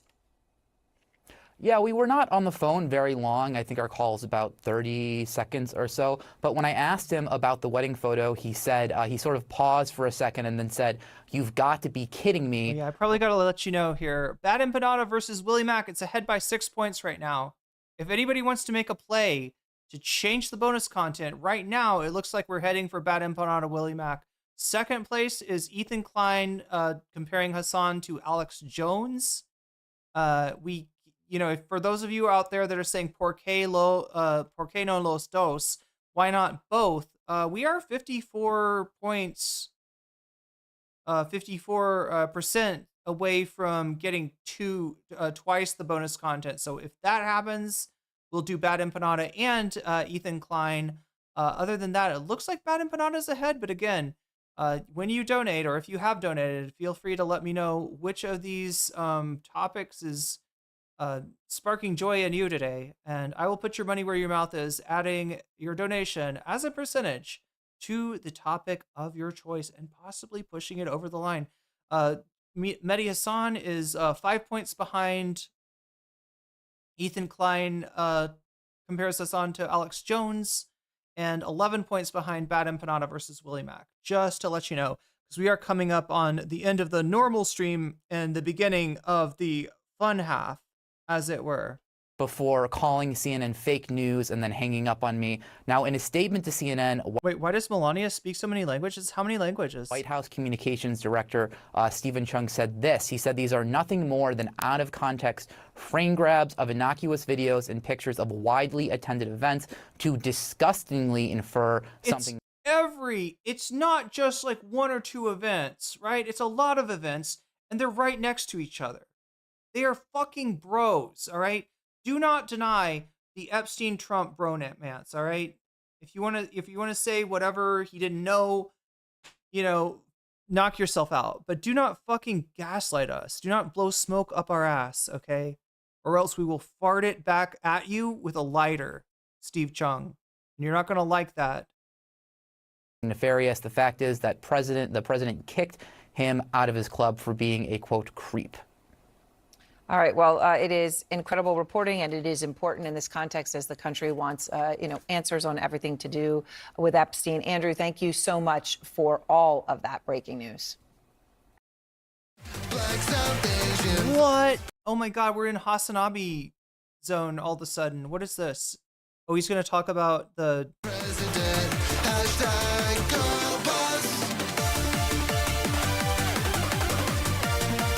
What's going on, everybody? Not so sunny, kind of gloomy, kind of sunny, moderately sunny, but a little cloudy. California, Los Angeles, folks, we're live and alive, and I hope all the boys, girls, and MVs are having a fantastic one, because today's a beautiful day. Today's a wonderful day. Today is 20 fascists, like self-described. The first shit on his playlist is Iron Mouse. What is that? Newsday fucking Tuesday, lads. I'm a Son Piker, and this is Newsday Tuesday. Jubilee hosted 20 fascists, like self-described. Oh, because Iron Mouse left B Shoujo. Self-identified fascists. Should I be covering that? And did their... I gotta be honest, all right? I have 2 VTubers, but I don't understand, like, the business of VTubers at all. I don't get it. It's too opaque. It's too insular. I don't know. Maybe I should. I don't know. And then there's like fucked up shit. Every time I get attached to a VTuber, she ends up being some fucking racist 4chan weirdo with a terrible rap career. That before she's like a racist white rapper from Texas. And that's said the N-word a million times on Twitter. Like I've been burned by too many VTubers, I guess. Their surrounded sequence with like 20 fascists. Maybe a couple aren't like actual fascists, but I guess like at that point, if you are around those guys, you might as well also call yourself a fascist. There was like one confused DACA recipient in there. And then like California beaches in June always are kind of chilly. Wait, are you serious? Like that's the same thing. Like Seattle has this too, right? Where for like not always, but a lot of times it stays cold, like cold where you'd want to have something more than a t-shirt on up until July, right? You're kind of like, it's March, still cold. It's April, still cold. It's May, still cold. It's June. For fuck's sake, it's June. Nope, still cold. And then July 1st, it's 95 degrees. It's fucking mysterious. Like one Iranian magician in there as well. That sounds very specific. Look up Maury Calliope. One self-hating Iranian guy who said, you know, whites need their own ethno-state and they don't think I'm human, but that's okay. Wait, is it they have still cold in July? a difference in opinion. Yeah, there was a mix. We need a meme of Mehdi's expression there. That was pretty good. Yeah, we'd have to cut out. I mean, yeah, that could happen. That could happen. That's doable. Here, I don't know, somebody take a screenshot of that and post it in Discord. And I'll see if we can make a meme. We need more emotes, honestly. We need more emotes for Twitch. We've got a ton of slots that I'm not using, and we definitely have slots in YouTube as well. Mexican DACA recipient who had an epiphany amidst the incredible, open, virile, repulsive white supremacist racism that I saw from any YouTube video. I mean, this kind of stuff makes like Xbox Live lobbies look tame, especially because these guys were. One of them actually got fired, bro. Okay, fired from his job. This guy, Nazi influencer PineSap, fired for being racist after viral Jubilee video. And he almost said his name when he was talking to, when Mehdi asked him what his name was. At first he's like, he waits a minute and he's like, it's Connor. Like he was almost gonna just give his handle or YouTube channel or whatever. What is that? Which I didn't even know he had a job. These guys are all at the loser convention, and this guy somehow was like an even bigger loser than the other ones. I don't even know how it was possible.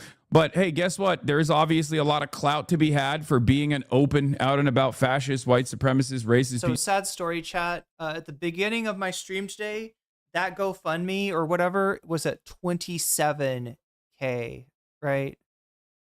He got it. He got his goal, and he's on to stretch goals. Yeah. Piece of shit.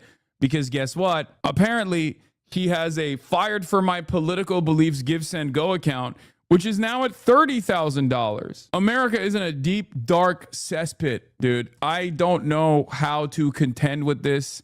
I don't know how to deal with this. I'm telling you right now, we're in a scary place, bro. We are in a bad place.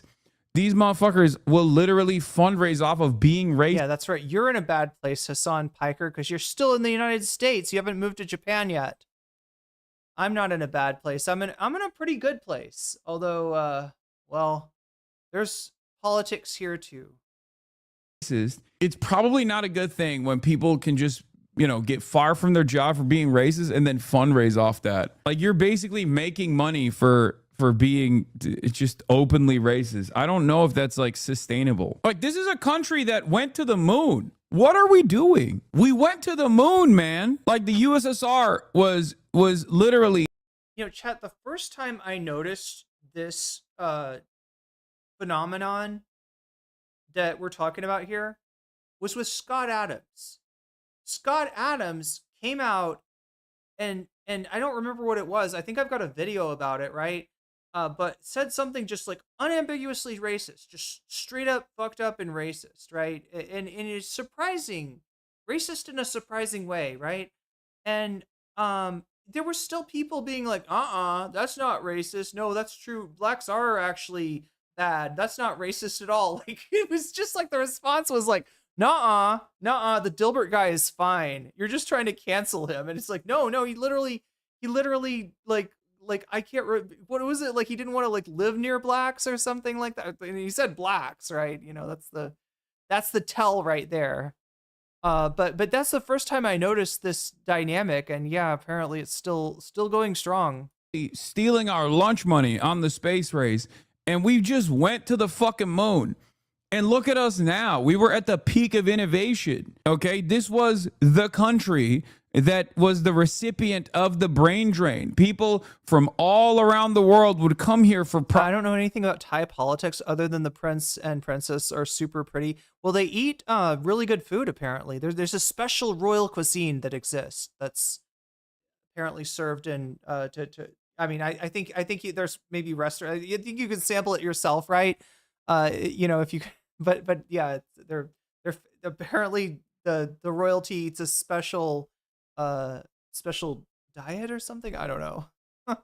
What Thai politics right now. So the prime minister was suspended. She got too friendly with the prime minister for Cambodia when there was a border dispute issue. There's this one, I think it's like a Hindu temple that's right on the border, and there's some question as far as like where exactly the border is.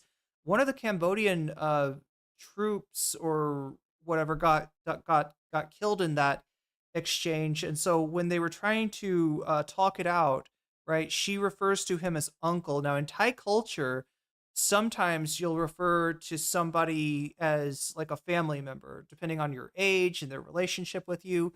But if you're a prime minister of Thailand, for you to talk to another foreign official, especially maybe a neighboring country that's not as big, wealthy, or powerful as uncle, that's a bad thing, right? That's a bad thing. And she, I guess, made the army and or the like sound bad, right? So she got suspended. This caused a huge rift. One of the governing parties left the coalition. This was a conservative party, but this was the party that made weed legal in Thailand. And so in response to the BJT leaving the coalition, the rest of the coalition said, fine, you wanted Weagle lead? Weagle lead? Yeah, they wanted Weagle lead. They wanted to make weasels legal again, chat. No, they wanted to make legal weed, is what I was trying to say. You wanted Weagle. I said it again. You wanted Weagle lead? We're going to make lead illegal. And they're threatening to do that. They're talking about going back to a, you got to have a, Thailand went straight for legalization, right? But now they're trying to back off to medical, and they might even reschedule. They might even, consider cannabis to be a narcotic again. But yeah, that's the wild whimsy of Thai politics. I can't talk, just vibing, but yeah, you know what I'm saying. Prosperity. And now all of that mental fortitude, all of that collective might. Wait, who is the first lady now? It's not Melania. It's Ivanka, says Oral Ellipsis. Goes to inventing new ways of, I guess, like. You were told green cheese as far as the diet of the Thai royalty. No, I think it's like made of gold or something. I don't know. No, it's something something kind of fancy. I don't really know much about it. I just know that there's a different cuisine.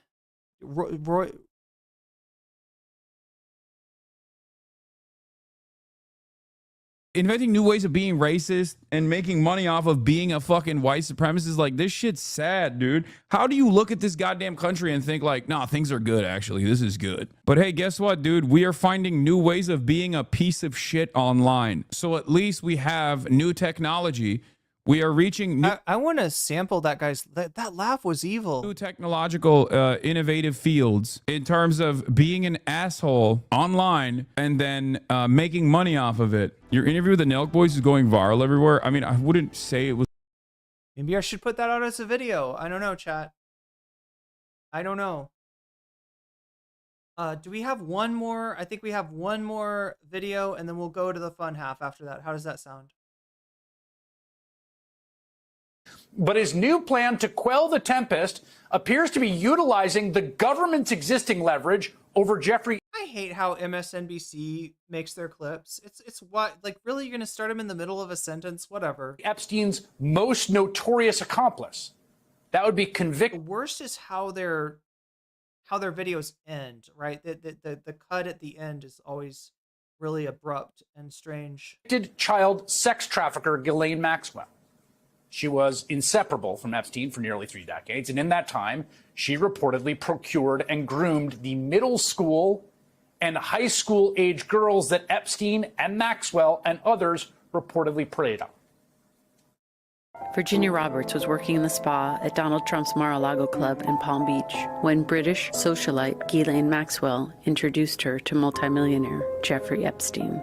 The training started immediately. I mean, it was everything down to how to give a blowjob, how to be quiet, be subservient, give Jeffrey what I hadn't seen this yet. What he wants.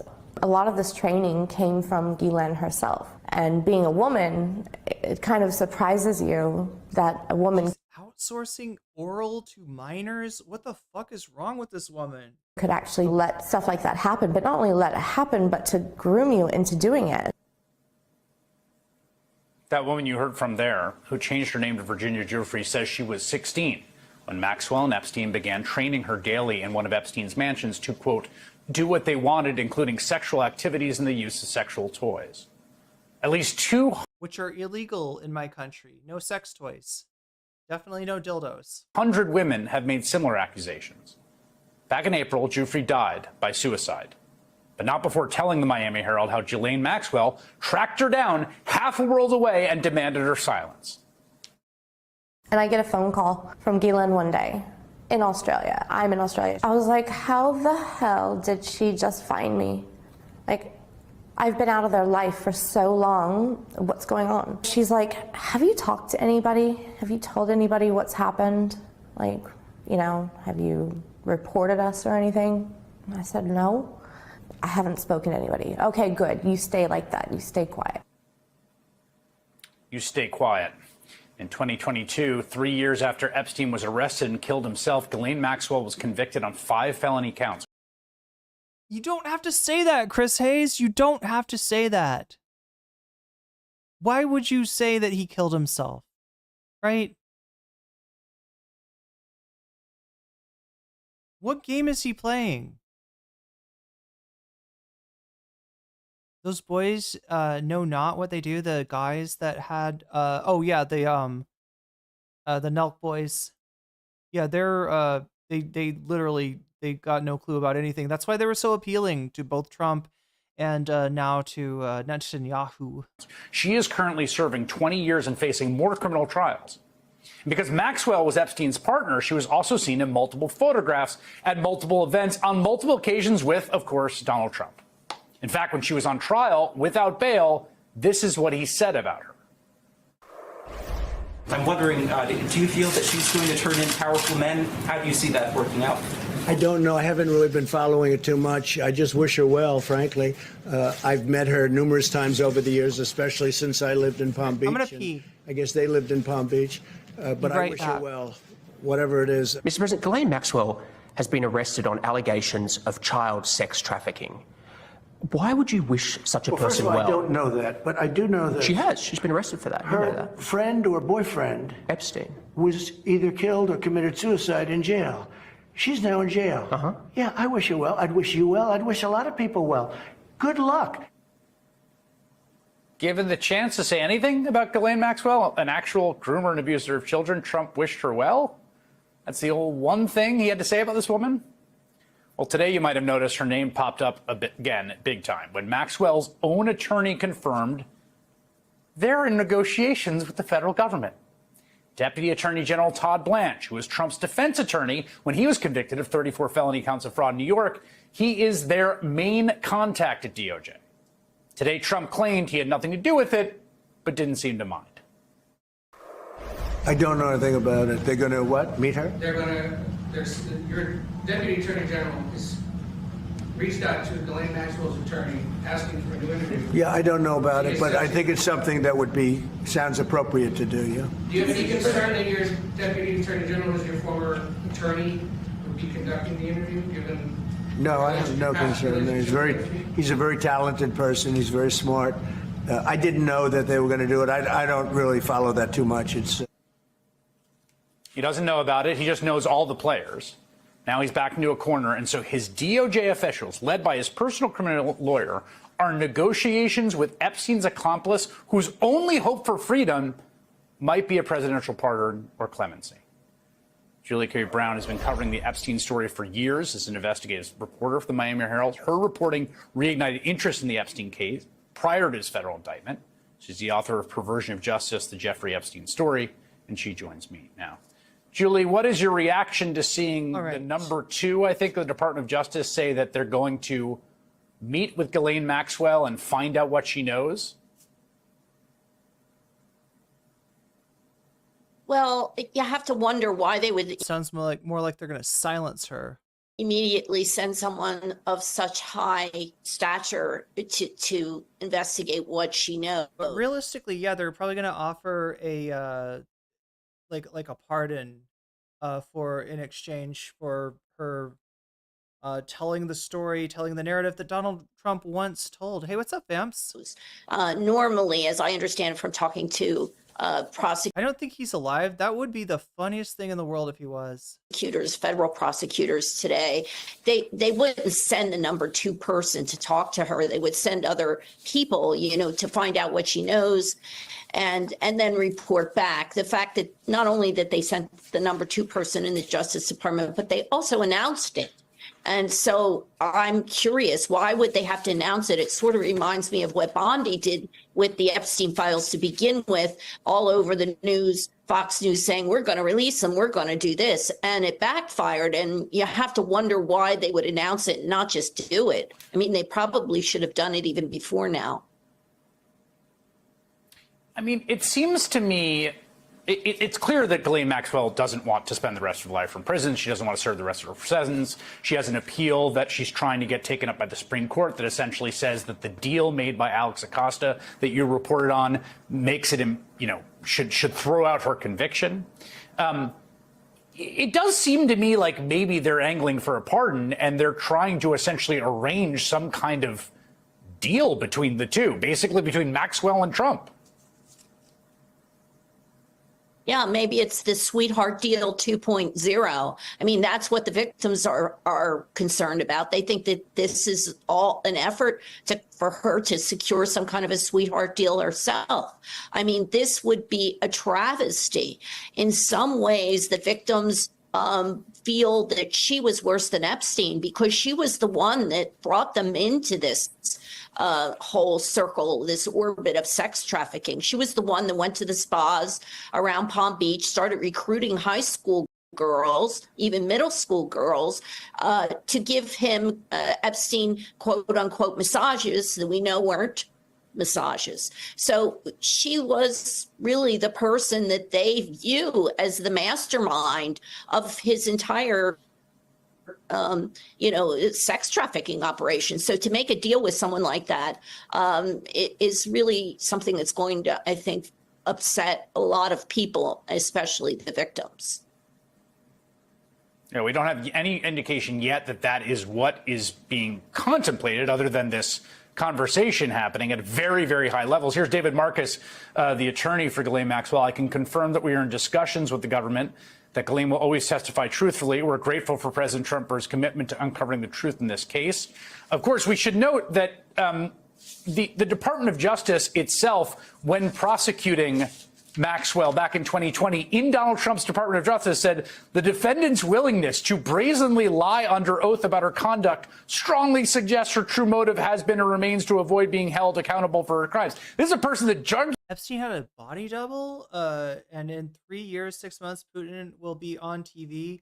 He'll pull off the mask, revealing he's actually Jeffrey. Hell yeah. Justice Department prosecuted as a liar who they're now throwing the doors open to for a high-level meeting to, quote, find out what she knows.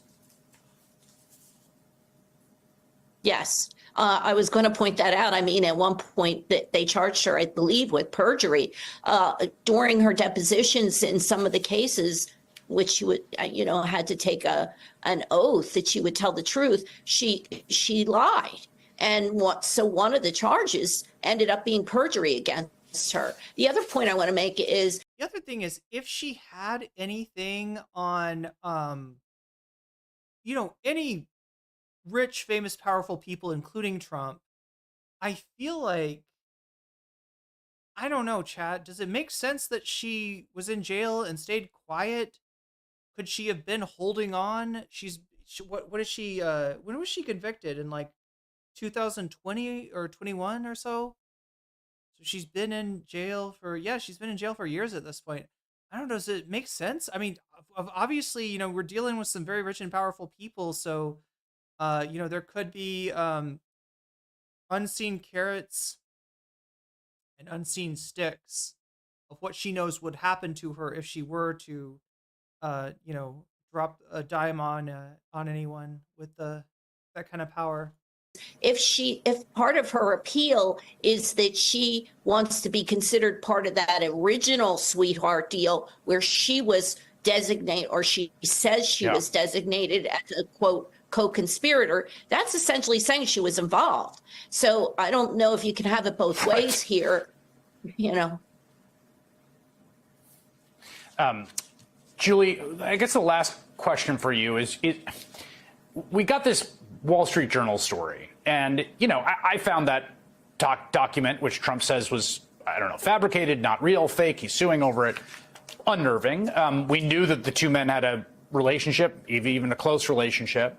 There's a question of where did that come from? Was that, was it leaked by the Department of Justice? Did someone get their hands on it? I guess we don't know. I want to be clear. But one possible theory is that Maxwell, desperate for some sort of a pardon, is basically sending messages saying, I know stuff about you that can be very embarrassing, and that message was received. And I don't know if that's the case. I'm trying to make sense of the facts as we do know them, but I wonder how plausible that seems to you. I mean, anything is possible with this story. It's hard to know exactly who's leaking who. There are other parties besides Maxwell whose names are contained in those Epstein files. Who's leaking who? I didn't think we were talking about the Steele dossier here. So I'm sure that they're all working overtime to try to figure out a way that their names don't get out. So it wouldn't necessarily be just Maxwell. There would be other people that were involved in his sex trafficking operation. It could be doing the same. Yeah, you remember the Doge dividend? What if we just had an Elon dividend? Like, what if we just cut him up like the Alice in Wonderland, the Tom Petty video with Alice in Wonderland, like cake, and just like hand out everybody an equal piece of his, financial holdings, right? And we tell him don't come around here no more. I feel like that's the dividend I want. Right? I want my piece of Doge. I want my piece of Elon. Same thing. That's our money, chat. Anyway, a little spicy today. Let's try. Okay, so what do we have? Oh God damn it! There's more Epstein shit. Monica, let's start with you. Some of Trump's top Justice Department officials now say they want federal prosecutors to speak to convicted Epstein co-conspirator Ghislaine Maxwell. So what is behind this move? Yeah, and there are a lot of questions here. What we all want to know, Ariel, about why now, why this meeting, and what, if any, information a meeting like this could produce. And it's really unclear because let's remind everybody that Ghislaine Maxwell was indicted and investigated under the first Trump administration, and she was convicted in the Biden administration. But if there were questions about any additional material or things that she could provide, a lot of that you would think would have taken place during the course of her trial. And if there was going to be any kind of a plea agreement, which there wasn't at the time, again, what kind of a question now would be different? That's what a lot of experts and what our own team, in terms of the reporting that we've done in the past, is raising here. But it comes at a moment where the administration and the president himself is under a lot of pressure to produce some new information, because there have still been many calls from his own supporters, from those leading the MAGA movement, to uncover, in their words, the truth of what happened here, even though we don't know what that means. So you do have the Deputy Attorney General saying that he was directed by the Attorney General, Pam Bondi, to schedule this meeting, and we're getting confirmation from Ghislaine Maxwell's own attorney. And you see there that comment from Todd Blanche. He writes, "No one is a..." What the fuck does that mean? Justice demands courage? What are you talking about? What?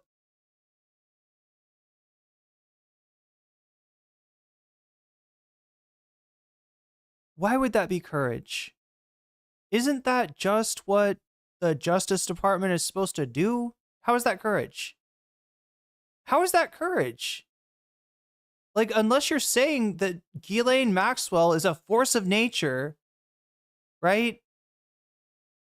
She's a demigod with magical powers. Like, how is that fucking... What the fuck? What, justice demands courage? Or you're afraid what you're going to possibly find, right? I don't know what the fuck that's weird. That's a weird thing to say. Courage the cowardly dog, true. Above the law, and no lead is off limits. But again, it's really unclear what kind of a lead there could be here. And then for her own part, her lawyer is confirming and thanking President Trump for trying. Yeah, Mylan says U.S. elected president that doesn't have a history of being weird with minor challenge. With minors? Yeah, challenge. Difficulty not bloody likely. To pursue this, trying to see if there is anything new here, if there's any light that could be shed. Though, again, she has been convicted. She was sentenced to 20 years in federal prison, which she is serving now. The question is there anything that she could provide, or is this meant as a distraction at a time when the administration has been raising other issues to try to detract from the conversation, though this new meeting only adds... Distract. Yeah, you're missing an S. A lot more interest in the Epstein case. So you saw there the lawyer confirming that this could potentially happen. She's been serving her 20-year prison sentence. So could Ghislaine Maxwell... Do you think that ChatGPT actually makes you like less intelligent? Like, I don't know. I've just been hearing a lot of people saying a lot of not smart things lately. Like, or just like losing the distinction between really basic words. Detract, distract, right? There's a difference, and I don't know. Is journalist one? Yeah, that's probably one of the professions where people are tempted to use AI. Up with a deal on this. I think it's possible, Ariel, and the reason is where we are in Ghislaine Maxwell's own timeline. Ghislaine Maxwell is currently petitioning the Supreme Court to review her conviction. That's a conviction, as Monica mentioned, that resulted in a 20-year prison sentence that was upheld by the Second Circuit. That's the Federal Appeals Court. And now, just as recently as last week, Trump's own Department of Justice saying Ghislaine Maxwell deserves to still be in prison, that she was not essentially a third-party beneficiary of the deal that Jeffrey Epstein struck many, many years ago with Florida prosecutors. That's a deal that was interpreted as to only cover Florida. That resulted in his prosecution by the Southern District of New York before his death, and also in Ghislaine Maxwell's prosecution. It's so fascinating here. Matthew, you've reported on the Epstein paper trail and Trump's past friendship with him. So where does Ghislaine Maxwell fit into the puzzle here?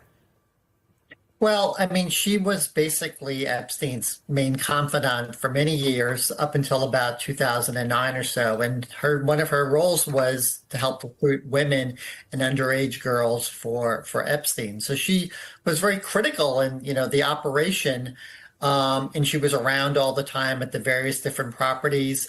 And obviously there are pictures of her and she knowing the president. But, one thing that's important to note is that she has maintained she's been innocent all along. She's been deposed and she's always indicated that she knew nothing about what was going on. And it would be a big break in turn for her to presumably cough up names. And even if she was to do that, the question is, would she have anything to back that up? I mean, just throwing out names is not usually what you need to do in terms of a plea deal. You need to offer up Mylon, you've been hitting those nangs with Kanye. Something to substantiate it, and it's not clear she would have any of that. It would be fascinating to hear from her the first time since some of those civil suits against her. Sahil, GOP Congressman Thomas Massie wants to force a vote on releasing the Epstein files, but House Speaker Mike Johnson opposes that. He wants to push it off until at least after the August recess. Where do things stand, and what's the earliest we could see any potential movement on this?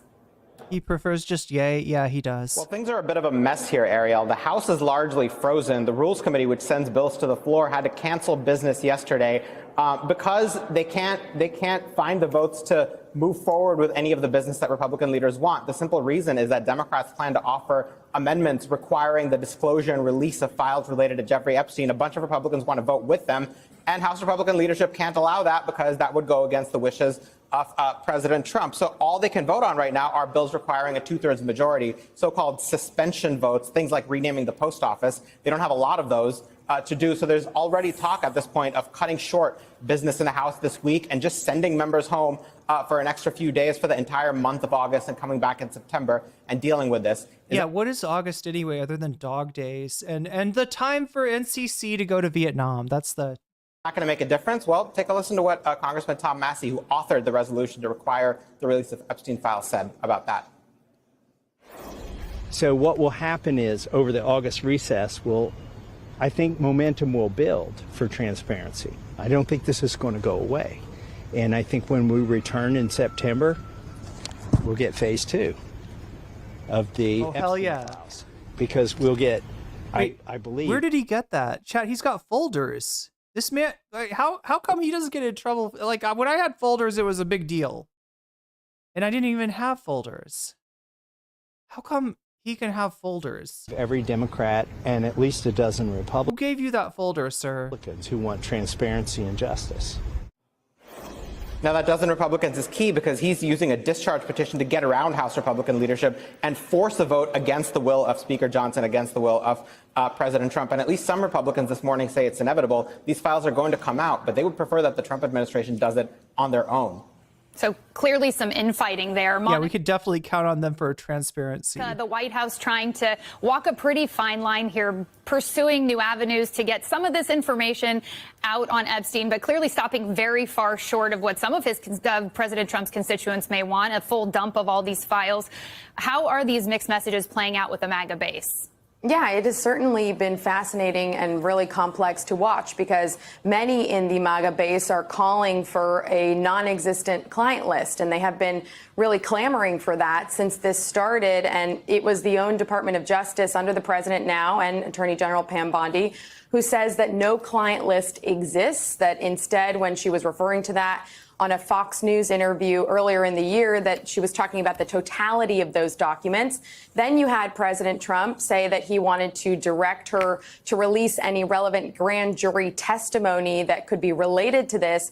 But that, of course, has to go through a court process. It has to go through a bunch of legal hurdles, and it's unclear whether anything that could be declassified and shared would shed any new light on this. And we also know, Ariel, that a lot of this information is related to minors and to the victims, those who were, again, the victims of convicted sex trafficker Jeffrey Epstein and his co-conspirator Ghislaine Maxwell. So there are, again, not many indications that there could be new information, but that doesn't mean that anything has certainly quelled the desire from his own supporters to see what else could be out there with this conspiracy. So on that point, Lisa, what is the danger? Obviously, there's the potential to re-traumatize some of these victims who may be in that grand jury assessment. Well, it's not just the re-traumatization of them, but there are laws on the books now that protect against the release of their information. And I'm not just talking about their names. I'm talking about any information that could be used to identify them. The last wave of unsealing of materials in a civil Epstein-related case resulted in a bunch of victims coming forward saying, I feel that I am in danger. If you release my name, it's not just a question of my mental health. My physical safety is at risk, too. But I also want to say to some folks who have been critical. Wait, are we talking about victims? Why is this always brought up? Like, it seems like a pretty simple thing that you strike the victims' names from the records, right? Nobody's asking for victims' names. Nobody's asking for CSAM to be made public, which is illegal. Okay? Why do they keep on bringing this up? Oh, we don't want to reveal any of the victims. Yeah, don't reveal the victims' names. All right? Reveal the clients' names. Reveal the rich people's names. Reveal the names of the powerful, the people that either, you know, have like a smoking gun on them or are, you know, were way too close to Epstein. That's what people are interested in. Nobody wants the victims' names. Why do we keep on talking about this? Like it's like it's an excuse, right? Why are we building in an excuse for Trump? Of my saying that victims' rights are at issue here because I have said that the redactions aren't enough. Imagine that you gave testimony in a matter like this and they cover up every mention of the word. Actually, you know what I will say? I would be worried about the Trump administration. I would be worried about Pam Bondi. If that was who was making the decisions, if that was who was doing the redactions, they have shown already that they're incompetent with this with some of the other you know, releases of files and stuff like that, right? I guess. Ariel, wait, who is this? I feel like I recognize her.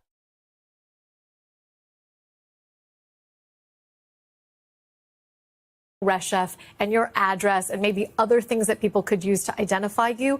When that is in the public domain, you know that that's about you. You hear every news channel, every publication talking about you, and the risks to victims' mental health here should not be undermined at all. It is real. It is serious. The fact that we aren't talking to victims, but talking to each other is a reflection of how much they want to stay under the radar and protected right now. And they thought their identities would stay under the radar with all of this under seal. Matthew, on your report. What is this? What is this weird pushback? I don't understand, chat.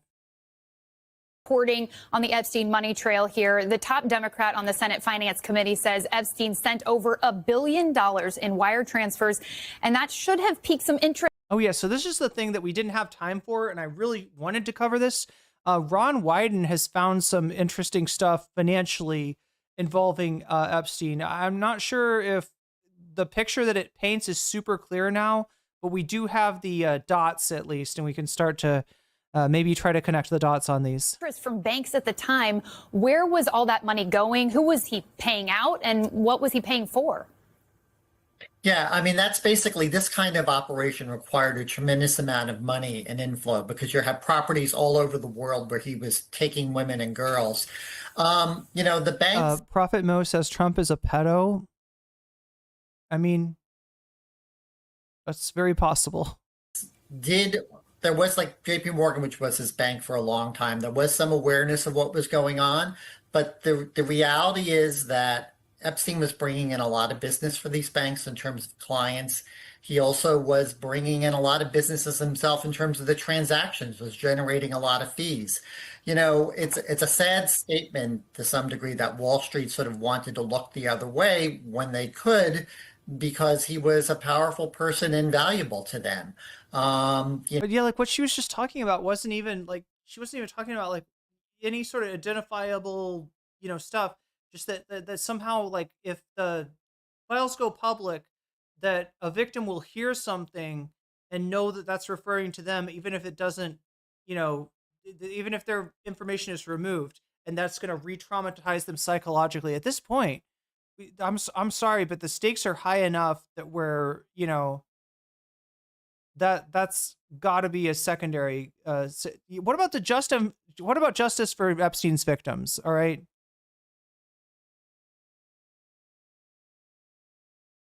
Epstein was hired to work at Dalton School without a degree by Donald Barr, William Barr's dad. Yeah, that's as a substitute math teacher.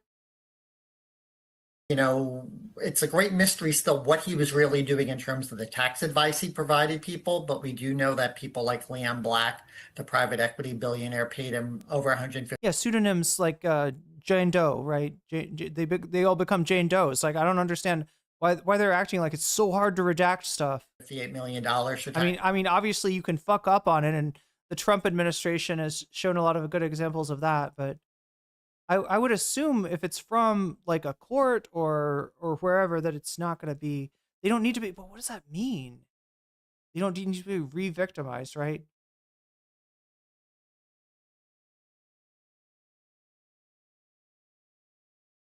Advice. You know, the thing is, all this. The problem is, it sounds like something that somebody that was hiding something would say. They'd hide behind the victims. Say, oh, we don't want the victims to be re-victimized. You know, we don't need to dig into that again, right? I don't know. Stuff may be purely innocent in the sense of what was going on, but it does raise a lot of mystery, and it shows like there needs to be better checks and balances in terms of Wall Street and monitoring its behavior and how its money goes around. And sex trafficking is supposed to be something they're supposed to be on the lookout for. Yeah, that was a lot of money floating around. Matthew, were those transactions ever investigated as part of the various Epstein criminal probes? Some Republicans are now saying, why didn't some of the leadership then press President Biden's administration to release the information?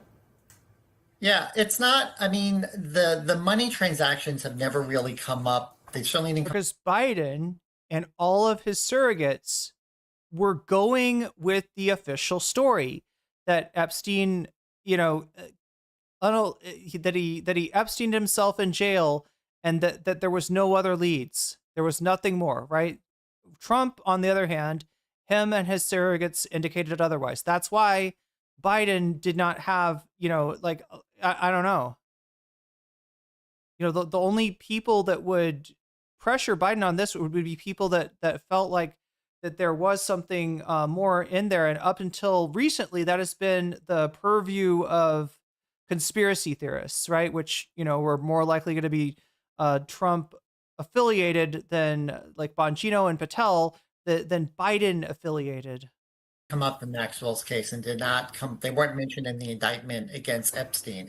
If he had lived and if he had gone to trial, it's presumably possible some of these money transactions may have come up since it was his operation. You know, you could have a separate idea like why were the banks themselves not looked at? You know, we've seen. Is it just an intelligence operation? Is that all that's here? Is that why this shit is so weird?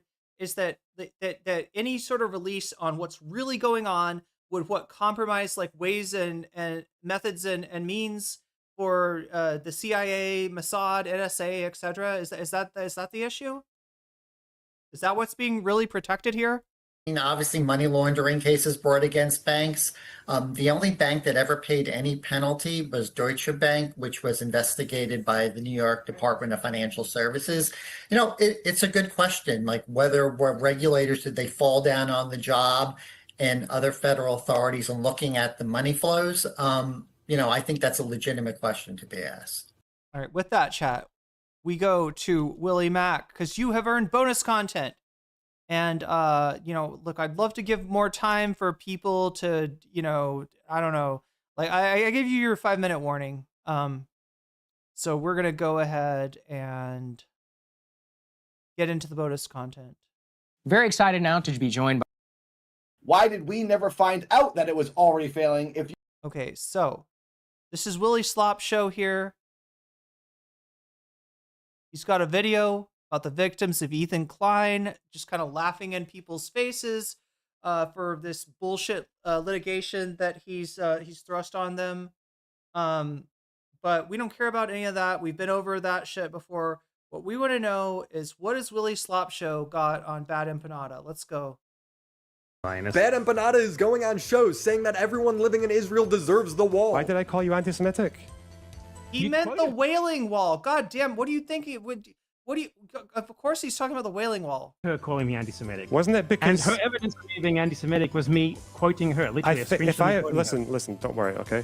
If I ever call you anti-Semitic, it's because you say things like, responding to someone who says, I was born in Israel and never left, what should be done to me? And you respond with wall. Colonizers get the wall. Yeah, I and think that sounds anti-Semitic to me, yeah. that guy is how is that anti-Semitic in the first place? For one, are settler colonialists automatically is colonizer? Do you think everyone who was born in Israel is a settler colonialist? When did they debate? Chad, I don't remember this. Everyone who is born in Israel as part of the settler colonial Israeli state and its ethno-nationalist project is obviously a settler colonialist. Just casually advocating that everyone there should die. And if you ever disagree with Bad Empanada, he escalates. He docks Lonerbox saying the resistance is coming. He's threatening another person in DMs with their docs. And then he went and bragged in his Discord. Oh, was that SDL? Everyone there should die. And if you ever disagree with Bad Empanada, he escalates. He docks Lonerbox. What is this? Yeah, I guess that's a dox. Did he dox? Some of the stuff I haven't heard of yet. Saying the resistance is coming. He's threatening another person in. I mean, I don't trust SDL at all. One of the most disingenuous people I've ever run into. He's got a lot of explaining to do in terms of the fucked up shit he said in Destiny's Discord, and he always dodges it. He's never dealt with that. And people just let him, I don't know, he's just got a second life now on Twitter. In DMs with their docs, and then he went and bragged in his Discord about it, spreading it farther, saying lol, banned for posting socked on left's racism screenshots. No, I actually think it's because you posted his full name, which you're doing again in your Discord right now. This guy says he doesn't support Palestine. Bad Empanada posts the city. Wait, who is that? Okay, I don't know that person. He lives in. It's unhinged, but it gets worse. Lonerbox and Destiny were interviewing Palestinians in the West Bank. So Bad Empanada calls for the Palestinian militia group Lion's Den to go kill them. Lion's Den, where are you? There are targets for an operation at your doorstep. Wait, is that about Destiny and Lonerbox? Please, Resistance, they're right there. No one would even know. He made up that Lonerbox's dad was part of a militia group that killed a bunch of Lebanese civilians. I don't think that's something he made up. I feel like Lonerbox is, I feel like Willie Slopshow is just too ignorant to know about the phalangist movement. His father was a member of a Falangist militia, which were fascist troops who were pro-Israel and would massacre. Vosh was playing, Vosh was playing Risk of Rain. Palestinian refugees in Lebanon. I vaguely remember that arc.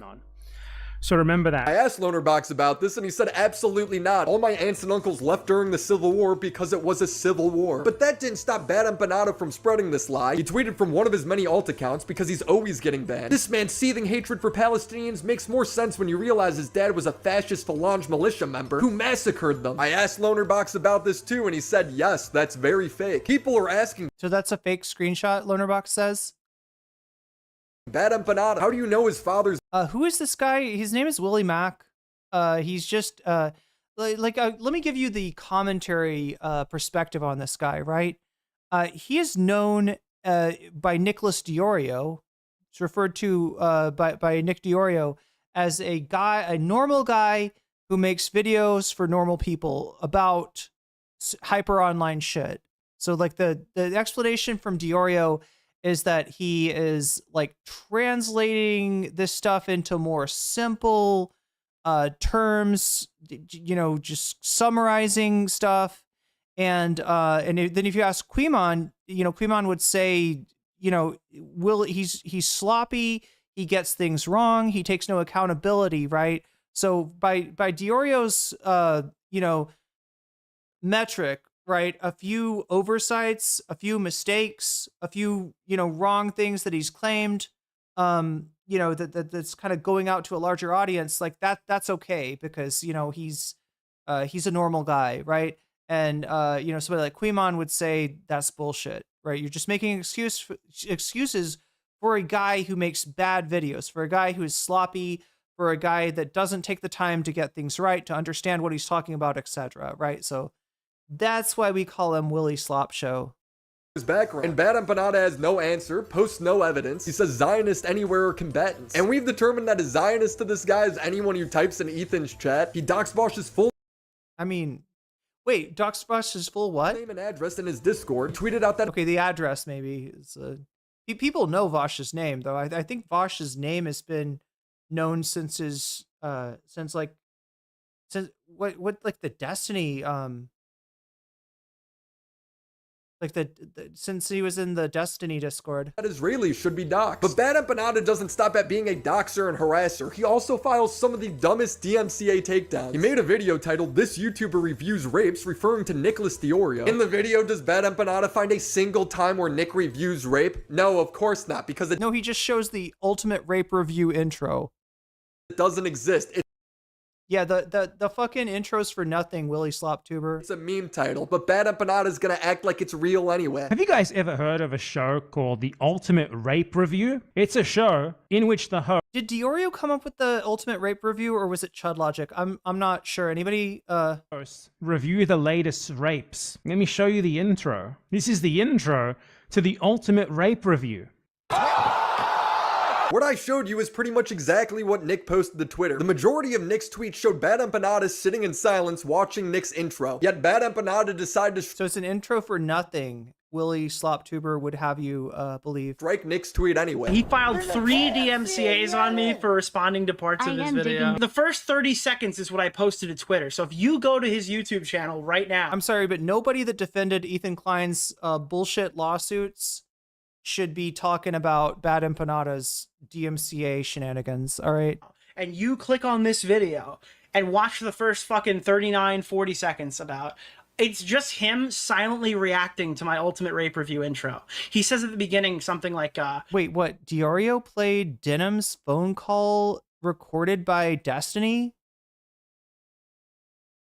Nicholas Diorio hosts a show called Ultimate Rape Review, and he just sits silently watching my content, and then he struck it. This clip right here was like I think it was like 32 seconds or something. Shortly after that, he lied to everybody saying that I was trying to hide it, so you actually had to search. The guy didn't even do any research. Bad Empanada wrote, "I'll be copyright striking anyone who uses my content without making it sufficiently transformative, who expressed support for Ethan Klein's false copy." There you go. There you go. I called it, right? It's clap back for the... You want to fucking Giga Chad Ethan Klein being a complete hypocrite, you know, being the kind of guy that Ethan earlier in his career would fucking hate, right? You want to fucking be like based, you know, to that, then yeah, Bad Empanada's gonna fucking use YouTube's Bad Empanada's gonna white Nervosa you. Let's just put it that way. Copyright campaign. But it doesn't stop. Wait, Willie Mack did... Oh, wait, Willie Mack did? Oh, played Denham's phone call recorded by Epstein?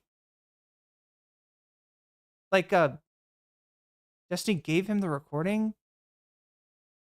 It's on Willie's interview? Wait, was this like an intimate conversation? Or what?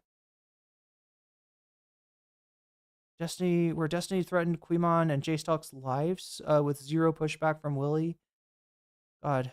Up there, Bad Empanada tried to hire a law firm to intimidate Drew Pavlo. Drew's lawyer just wrote a letter documenting what Bad Empanada did, and they dropped him as a client. This was all documented in a blog that Drew Pavlo released. Wait, he got Drew Pavlo's law firm to drop him? Wait, I'm sorry. I actually interviewed Drew about Bad Empanada, and he graced us with... Oh, you interviewed Drew. Oh my God, you fucking joke. Look, Bad Empanada, I've dealt with Bad Empanada. It's not always been good. You know, he's, I compare him to like Oscar the Grouch or something. He's, you know, a dick with no reason. He supported Keffels, right?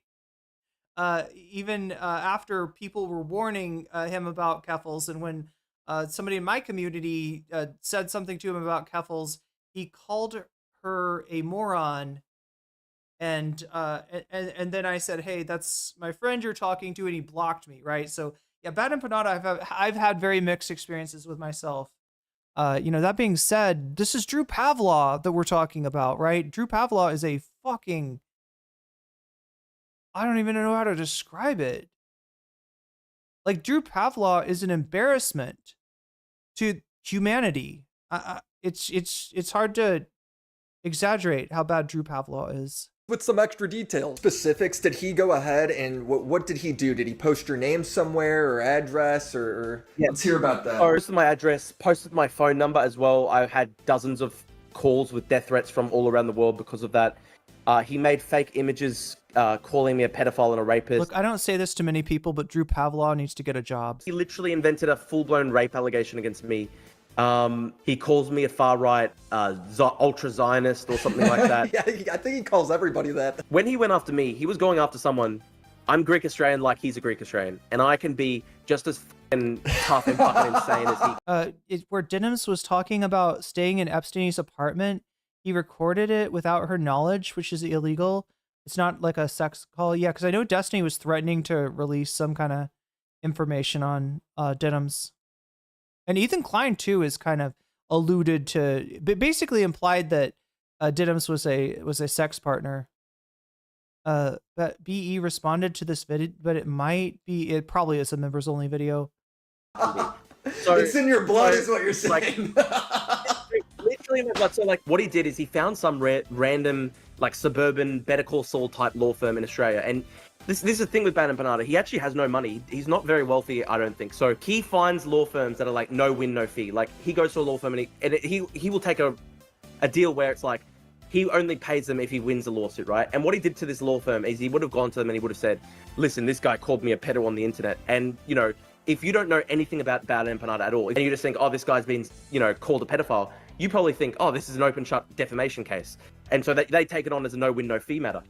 One of the other things that made Bad Empanada really unlucky in going up. I'm sorry, but what information is there suggesting that Bad Empanada is a pedophile? To me is, I work for one of the best lawyers in Australia. I work for this man named Tony Morris. This cracked me up when reading your article. This is a guy who's like he represented like Noel Gallagher from Oasis. He represented. Oh, George Jackson says it's open now. Multiple Australian prime ministers in court. This is a guy who, you know, yeah, Noel Gallagher from Oasis. Wow, I'm impressed. I'm impressed. In an ordinary day-to-day court matter, he would be charging like $10,000 a day. And oh my God, Chad, how did I still end up doing 6 hours? Because he's like sort of like my second dad. Like we're going past 6 hours now.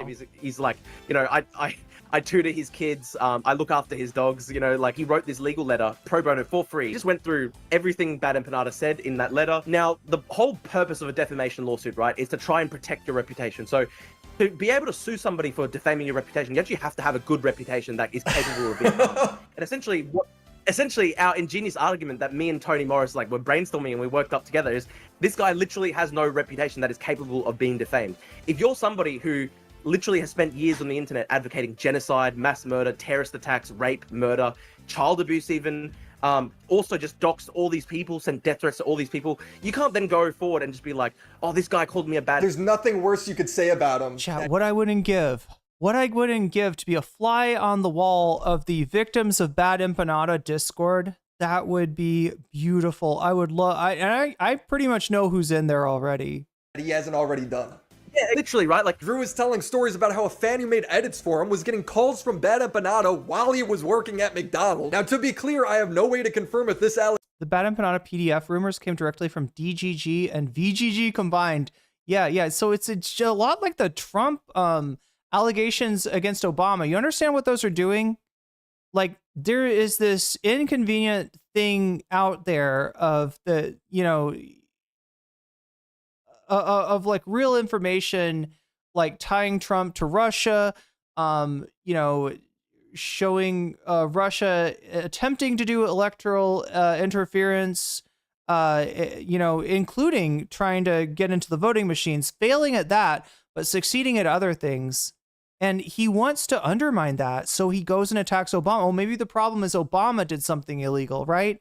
It's just the same way that VGG and DGG need for Bad Empanada to be a diddler, right? Because he's got lots of, you know, allegations against them, against Destiny, against Vosh, etc., and the communities that they cannot defend.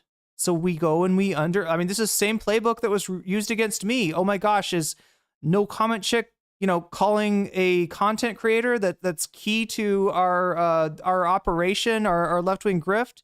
Is she, you know, making, you know, allegations against him that we can't defend, that he was unable to defend in a debate? Well, let's undermine her credibility. That's all these people know how to do, because they can't defend their own dude. Vosh and Destiny are fucking indefensible. allegation is real, but after seeing everything else, I'm not gonna exactly write it off. Multiple close family members of mine were doxxed by Bad And Empanada. your family has nothing to do with any of your political actions. Actually, no, his family, I think, should be protected, especially his dad. Especially his dad. Right? Right? You know, his dad's got the right idea in telling him to get a job. Yeah, literally nothing. Like, literally no politics at all, nothing. For example, there was this one young guy who was making video edits for me. He used to live in Darwin. And Bad Empanada somehow found out that this guy used to work at McDonald's. And there's only a couple McDonald's in... I mean, essentially, Trump's claim is that the U.S. defending itself from Russian electoral interference, you know, constitutes treason, right? There's treason, but it's not from Obama. Darwin, because it's a really small town. And he literally called up like all 3 or 4 McDonald's in the town. But yeah, Obama is a murderer for sure. Darwin, trying to get this guy fired, trying to say he's a pedophile over the phone to his boss. Obama's got a lot to answer for what he did in Yemen. Yeah, what a freak. Yeah, just craziness, right? Like, this was like a random like 19-year-old guy.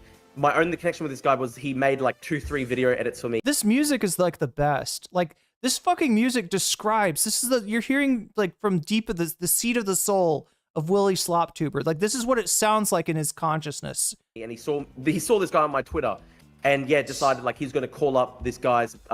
He thought that he could find the guy's workplace. He wasn't even working at McDonald's by the time he did this, but he was just calling up all these McDonald's across Darwin, trying to get this guy fired. Trying to tell his employees that he was a pedophile and a rapist and stuff. Like, this guy's really sick. Bad Empanada has also said this on live stream when referring to how other people treat him. Don't get involved into YouTube politics unless you're prepared for people to like start accusing you of pedophilia randomly, because that's what happens when you are anti-Israel. Remember that. Now, dude, I sympathize with you if that's true, but you literally make up stuff about everybody. You have You know this true. This is probably people that say this shit about you, Willie. zero principles. I did find an interaction where a guy named Shark was seemingly Oh my god. Chat, I was the host to this drama, right? I heard that actually he moved to Australia. Yeah, you heard from Eris, you scumbag. You heard that from fucking Eris, and you knew it wasn't true, and you repeated it anyway. And then you fucking bitch out when Bad Empanada makes a fake tweet of yours and starts spreading it around. And you come in my chat and you refuse to actually engage either with me or with Bad Empanada, because you're too much of a coward, Shark. You're a worthless little carbuncle on Vosh's ass. And I'm ashamed that I ever called you a friend. Mel was right. Spreading unsubstantiated allegations that Bad Empanada had SA charges against about that one thing, chat, not about everything. while posting no evidence of it. In response, Bad Empanada I'm not getting on board the Juche train with Mel. fabricated a tweet of Shark admitting to being a sex offender. Bad Empanada's own viewer asked, "Is this real?" And Bad Empanada lies, 100% real. Spread it now. Bad Empanada then fabricates a second tweet about how this guy likes CP. You two should get married. You deserve each other. Both. Wait. Sorry. Shark and Bad Empanada? I'm sorry. Wait, who? Who should get married? Amazing thing is the maliciousness with. I'm sorry. I feel like that's the hardest I've gone against Shark, but like I've bit my tongue for too long. The guy is a complete sleaze. That she acts. So, for example, he's gone around saying, Drew Pavlu doxed me, Drew Pavlu shared my real name, and that's how Ethan Klein got the name, and blah, blah, blah.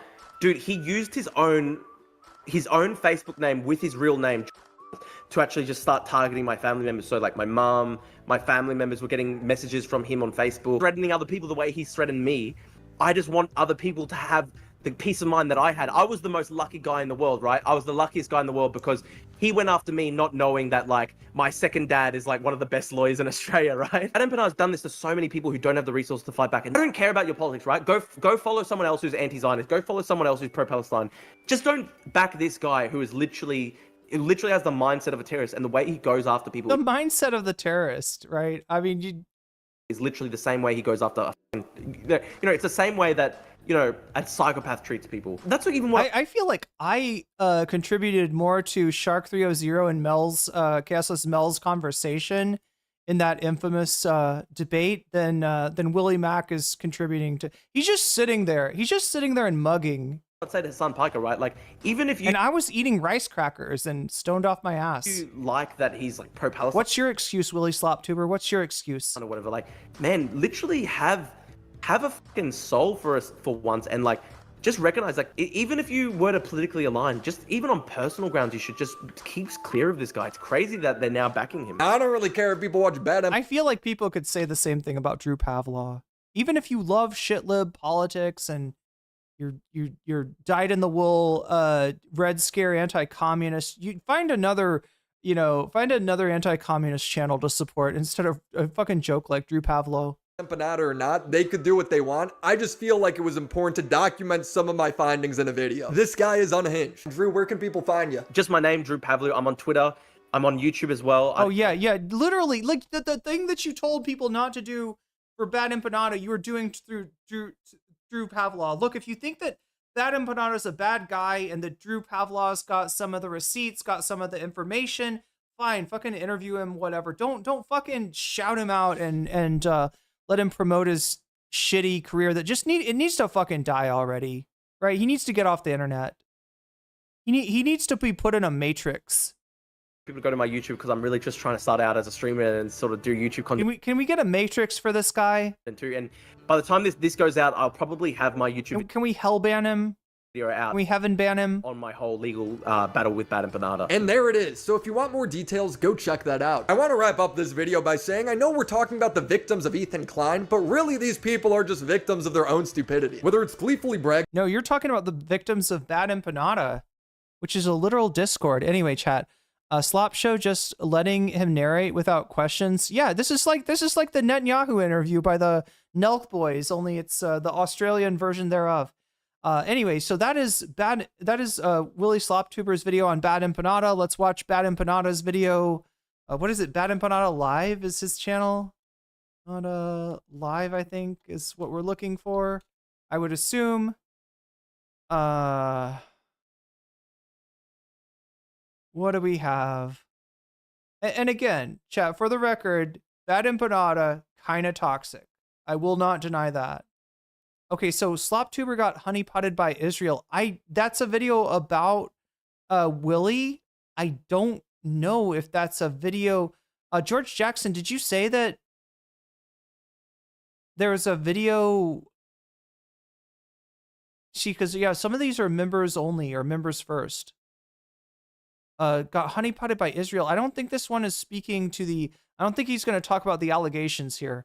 And I would love to hear him, talk about, give his response to what we just heard from Willie Mack.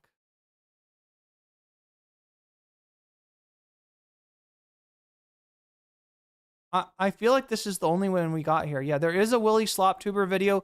Unfortunately, it's going to be a little bit anticlimactic because it's just a Bad Empanada throwing a certain Sloptuber unrelated accusations back at Willie. So yeah, we're not going to get to see them engage, unfortunately. Oh, chat, speaking of what have I got on the horizon? There's actually a beef between Professor Dave and Sabine Hossenfelder. We've covered this once. We talked about this a long time ago, but apparently Hossenfelder has gone like full MAGA, and she's part of the effort to try to save Eric Weinstein's bacon. Eric Weinstein is a fake physicist, from what I can tell, a pseudo intellectual, bullshit academic. Wait, is he as bad as his brother, Brett Weinstein? I can't remember which one is. One of them is worse, but yeah, Dave has been exposing Eric Weinstein. Sabine Hossenfelder apparently is defending this guy now, so it's starting to get interesting in the world of science tubers too. Who does nothing but make videos in which he attacks pro-Palestinian people and de facto, as a result of that, helps to further is. Bad Empanada hate Discord members have been outed because they were dumb. That I could almost guess them. I bet I could guess like 3/4 of them. Like let's see, Kraut, Aristocracy. I mean, I don't know if Vosh himself would be in there. They'd maybe White Nervosa. Would White Nervosa maybe go into the Discord and then report back to Vosh? Is that how that would work? Or what's his name? Oh my God, what the mod? I can't remember this fucker's name. I used to always fight with this person on Twitter until he banned me. Israel's genocide in Gaza, has been outed as having been honeypotted by Israel. Israel is literally assigning slop tubers government-assigned Israeli wives. You thought that this was just an Ethan Klein thing, right? Like, it's well known. Ethan Klein was a passport bro. He went to Israel as a passport bro. He got paid to go on birthright by the Israeli government, and he came back with a fucking wife literally assigned to him directly by the IDF. Hila Klein. Well, Israel's honeypots go even further than that, because Israel has assigned slop tubers who very mysteriously started shifting to making anti-Palestinian content in the last couple of years with Israeli wives. So the slop tuber in question is Willie Maxwell. And before I go further here, I want to make clear that Ethan Klein, through his complaints to his partner manager and through his privileged status with YouTube support, has changed what doxing means on YouTube. You used to be able to file a privacy complaint with YouTube when people revealed your own real name that had been posted in public, but that was nonetheless not directly linked to your YouTube channel. Ethan Klein changed the game on this by constantly sharing people's real name to the point where, because he's given privileged status by YouTube, they basically changed their rules for him. Now, people are allowed to share your real name, provided they get it from a source that is public. So, the YouTuber in question has been on Ethan Klein. Is that Waluigi in the background? Good eye. Show. He has publicly endorsed Ethan Klein and his doxing and harassment and lawsuits against his detractors, which means that he endorses the standards of Ethan Klein. Therefore, he really can't complain about this, given that he himself publicly posted this. Let me show you. So before we go forward here, let me just show you the basis, which, to be clear, I don't need to justify this because this is well within the terms of service of YouTube. The reason why, for one, the most important reason to get this information. Oh God, you know what? If there's any doxes here, I'm gonna just go past it. If you want to watch Bad Empanada's video, be my guest. I'm not trying to. I don't fuck around with doxing. All right, I just no matter if it's the worst person in the world, it's if he's got a good reason, I mean, it sounds like Ethan doxed him. So maybe I understand, but yeah, I don't want to have anything to do with that shit. So is to reveal why this guy who previously made drama slop about like Minecraft YouTubers is suddenly making pro-Israel content constantly, is suddenly making nothing but videos attacking pro-Palestine people. Because you're actually allowed to reveal personal information about people, especially their real names, if it's within journalistic interest. If there is journalistic... If I got a feeling there's going to be a dox, I'm going to just do this, right? Reason for doing so. And exposing a clear conflict of interest in this guy's content and his personal life is journalistic interest. It's why, for example, I can tell you that the YouTuber Zoomer Historian, a neo-Nazi history YouTuber, is this guy, Sam Wilkes. No! I can tell you this because it is within journalistic interest to do so, even though he did not release his information himself publicly. Just like how I can tell you that Willie Maxwell... He uses his name throughout the video? Is William McConnell... No! Come on!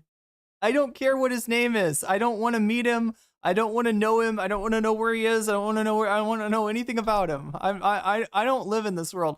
Look, the thing that really, like, when I started streaming, I was so fucking naive, right? I treated other streamers that were nice to me as my friends. One of these streamers was Aristocracy, who was incredibly gracious and nice and respectful in my stream.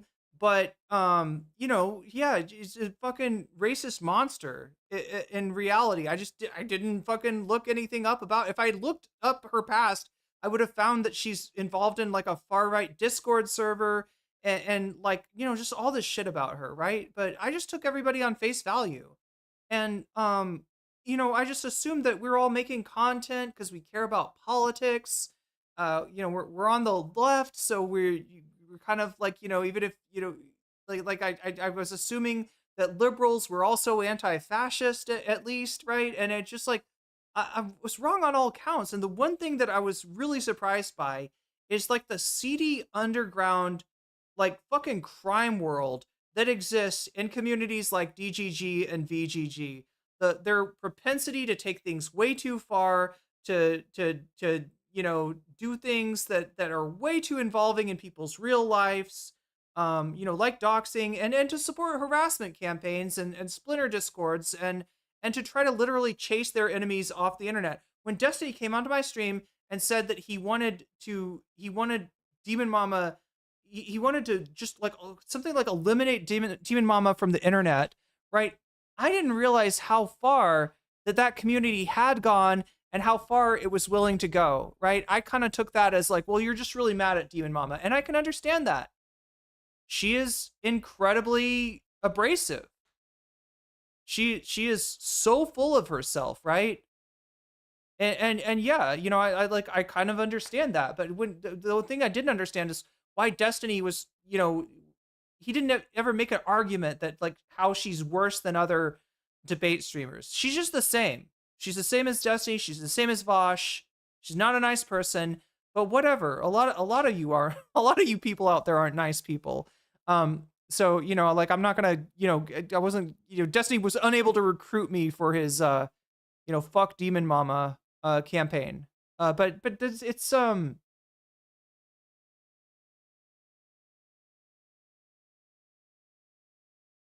like, these people are willing to support the grossest kind of harassment that you can imagine, up to and including threats of rape and murder. And I had to find this out, chat, the hard way. And so, yeah, I don't want anything to do with this shit. Oh my God, the name is right on there. Okay, so wait, he's just gonna, is he gonna keep saying Willie Mack's name like the whole time? Was assigned to him by the Israeli government. They've taken down this page, but as you can see, it is freely available on Google. They, for some reason, as the guy who is a public figure, decided to just publicly announce in public his wedding. As a public figure who has most of his real name in his internet handle, Willie Mack, William McConville, he decided to just publicly announce his wedding on a publicly available website. I mean, you can't make it that easy, man. Come on. Not that it's a huge deal to have your name released, like, having your name released, especially given that you are someone who... I hate this cavalier attitude towards doxing, whether it comes from Bad Empanada, whether it comes from Ethan, whether it comes from Destiny, whether it comes from Tyler. I fucking hate this shit. I you know, this shit's scary. Frequently delves into the personal lives of others and attacks them on the basis of their personal life. It's something that you should expect to happen eventually. So Willie Mack's show was assigned an Israeli wife. I'm sorry, when I said a lot of y'all aren't nice people, I meant other content creators. I wasn't talking about chat. By the Israeli state, which explains why his slop videos suddenly went from just covering Minecraft YouTuber drama to just endless attacking anyone who is against the genocide by Israel in Gaza. And Willie Mack Show is someone who I've made videos about previously, who I've openly challenged to debates multiple times, but he never ever responds. He never responds. Like, he's one of those people who acts like you just never refuted him. Like, you challenge him to direct confrontations where you can... honestly, I'm not sure if he's intellectually with it enough to realize that he's been refuted, right? When it's anything to do with politics, or especially, like, you know, geopolitics, I don't think that Willie Mack is all there. Him on the bullshit that he's making up. You refute his videos and he just acts like it never happened. Like, you can see, I have 1 or 2 videos where I refuted him on the facts, like this one right here. And he never responded to it. He just ignored it. He pretended it doesn't exist. And instead of responding to it, I shit you not, I mean, I'll tell you in a second what he did, okay? But before that, this guy has no right to complain about fucking revealing his real name to be doxing. Because Willie Mack Show went on the H3 podcast, which is a podcast that frequently doxes people. You can see him here. Keep yourself safe, which I thought was a threat, but I... Okay, this is someone who went on the H3 podcast. What does the H3 podcast do? Doxes. In Ethan's recent video talking about his... Yeah, Brixton, dealing with fascists is self-defense, right? There's different rules there. Lawsuit against 3 young women. He included unredacted legal filings that he... But you're never going to hear me endorsing, like, you know, I'm a content creator, right? I cover content. I analyze and commentate. I'm not a private investigator, all right? I'm not trying to connect anything that goes on online with anybody's real life. he made that include their real names and their real locations, information that previously was totally unknown to the public. Unlike in the case of Willie Mac, where you can find him on Google, this information was nowhere. So Ethan did that. Ethan also does this. Ethan also, by the way, he doxed my real name, which Willie Mac Show is not going to talk about. Willie Mac Show, in fact, will never respond to this video. He will never respond. He will never talk to me about any of this. People like this rely on avoiding confrontation. They rely on acting like everything that they're saying has not already been refuted. So he just goes on as if none of this was ever debunked. This is basically how Zionists operate. The way that they work is they just pretend that you refuting them never actually happened. So here's a video clip of Ethan Klein doxing a random Instagram comment. But yeah, Rixton, it's kind of, with my anti-fascist comrades out there, it's kind of a diversity of tactics situation, if you know what I mean. His show. Ethan goes... But no, my tactics do not include, connecting people's real life information or identity to their online, if I can help it. Through the guy's Instagram, brings up pictures of his family members and tells his audience to go and harass them. You went on this guy's show. You cannot complain ever about doxing ever again, especially something as mild as just information that you yourself made public. This is literally still on the H3 Podcast channel, by the way, because as I said, usually previously you would have been able to file a privacy complaint with YouTube and they would remove this stuff. But because Ethan has such a privileged status on YouTube, they literally changed the rules to accommodate him because he doxes people so often and they don't want to ban him for it. So they just decided this stuff should not be actionable anymore. Willie Mac, you support this sort of thing. Do you not see how this sort of thing is resulting in me being able to talk about your real name? And I know for a fact, nothing that you say to YouTube about it will result in anything. Do you not see the slippery slope that you have supported? Do you not see what your own standards, what you supporting Ethan Klein has enabled in this happening to you? Do you not see the connection? Are you really that fucking dumb? When you support this thing, it will be done straight back to you. And that is how this I feel like this video would have benefited from maybe some examples of Ethan Klein doxing. Works. And by the way, he also invited Drew Pavlou, who doxed me. And I know he's shown it before. That's probably why he's not showing it now. Anybody that's a fan of the channel has already seen it. But the right here would be a great place for that. Openly defame me as a pedophile, which we're going to get into in a second, to his channel to give him an interview, which he didn't fact check even slightly, even though I debunked every single fucking thing with clear evidence that Drew Pavlou said to him months before he even did that. So again, Willie Mac Show is someone who supports doxers. Willie Mac Show, William McConville is what I should call him, is someone who openly and proudly supports doxers to the point that he invites them onto his show and platforms them and uncritically deep throats shit they made up without seeing any evidence for it, without even trying to check whether it's true or not. So this is still on the main H3 Podcast YouTube channel. Same exact channel that Willie Mac Show went on, who he clearly endorses, who he constantly makes videos defending. This is the standard of doxing and harassment that you endorse, and thus enable also being done the same sort of thing to you. Because if YouTube is going to allow this, and you endorse people who do this, and you try to frame others as the doxers, then you are opening the floodgates on yourself for this sort of thing happening to you as well. This is what you endorse, okay? They always are, like 100% of the time. Matching swastika adjacent tattoos. Man, I'm being obsessed with you guys when you only had 15K subs. Glad that's behind me. Enjoy hell. This guy's for real. Joe Coop. Look this guy up. Enjoy hell. He said enjoy hell. Yeah. No, I mean, they think I'm... No, look, I don't know.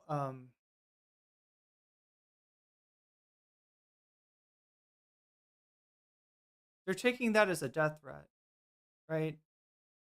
And it might just be as simple as somebody recognizing that, tattoos are not acceptable in a lot of, that there's a lot of,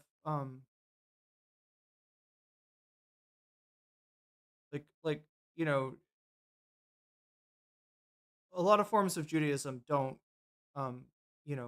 encourage tattoos to the point where sometimes you can't get buried in certain cemeteries if you have tattoos on your body, and doesn't know that Judaism does not include a hell, as it were.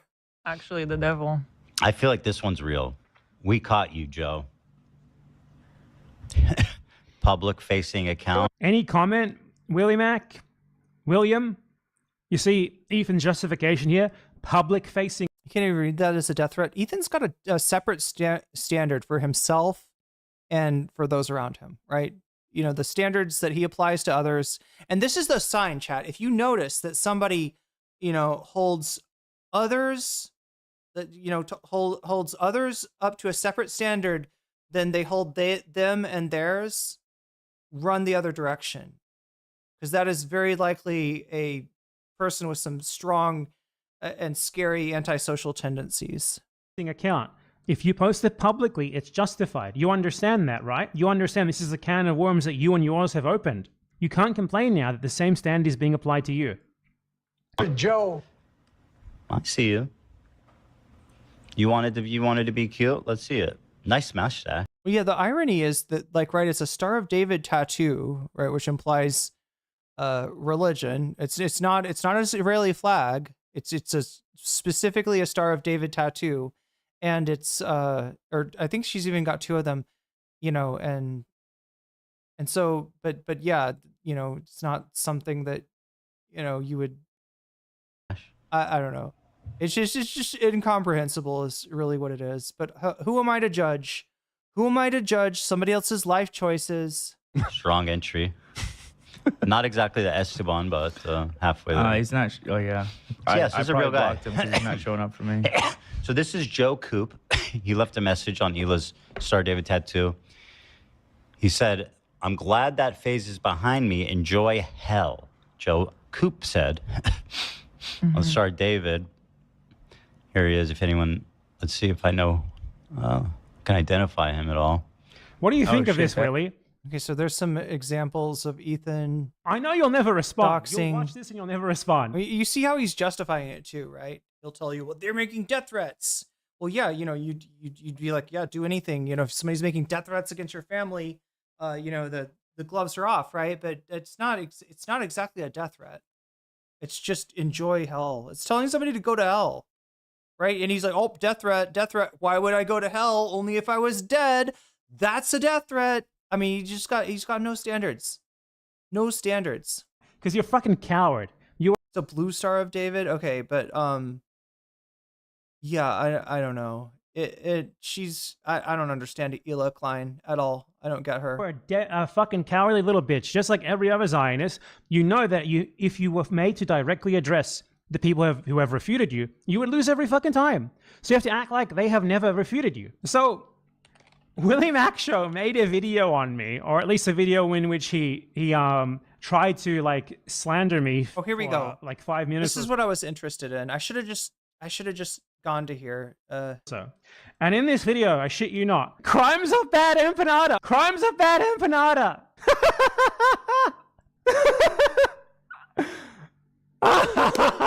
He complains that I called Lonerbox, that I said that Lonerbox's dad participated in the Sarah and Shatila massacre, which he absolutely did, by the way.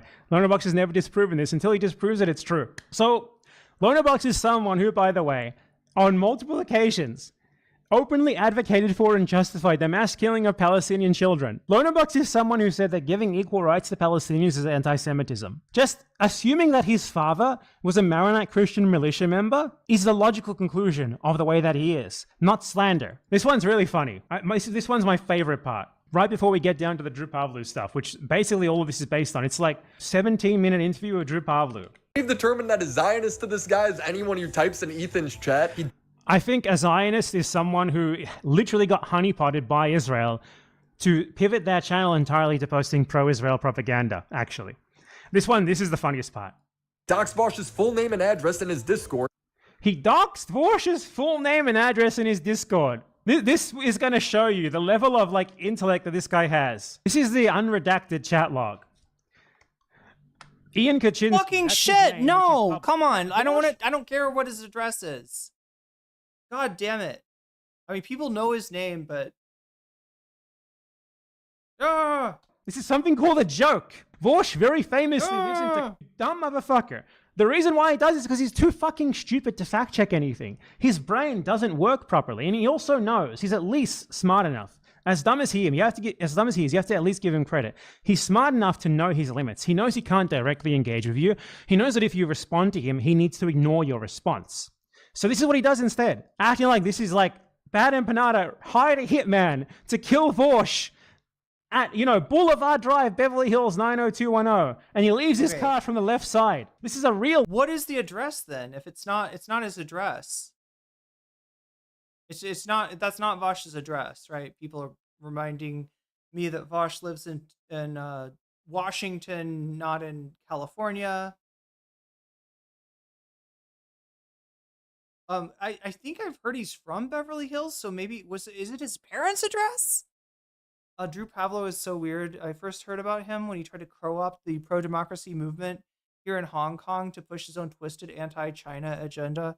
100% real death threat and 100% It's a joke. real... Wait, what is the actual address then? What like, did it give like a street name or something? Is it like is it the address to something, or it's a joke? Reference from the TV show from the 90s. Oh, 90210. Okay, I got it. That's the zip code. Docs, you fucking genius. Show, I guess. Oh my god. And then he invites Drew Pavlo on and talks to Drew Pavlo and just lets Drew Pavlo, who doxed me by the way. Drew Pavlo, by the way, is someone who openly and Boulevard Drive. Yeah, I should have noticed that. Fame me as a pedophile. This is something that I just have sitting there. It's like if he gave somebody's phone number as 555-1234 channel in a video that is source of all this information, explains everything with proof of it. Just to be clear here, the guy who he is citing here, as you can see, is Drew Pavlo, who was arrested for threatening to blow up the Chinese embassy in London. This is the source that he brought on, decided to just believe everything that this guy said. So Drew Pavlo, as is shown in this video, that was out for more than 6 months before you release this video, where you just let him spout his own narrative without seeing any evidence for it. Not only did he send me private information that he had stolen or that someone had shared with him from Argentine government databases, like my passport number, which you can see clearly here, a lot more sensitive than just your full name, William McConville. He posted outright allegations that I had committed child sex crimes. Not just my full real name, William McConville, but he said here that there is a... It's your full real name combined with something that would make somebody want to harm you. Yeah, I got it. Yeah. Nothing but fake screenshots that he had made and spread.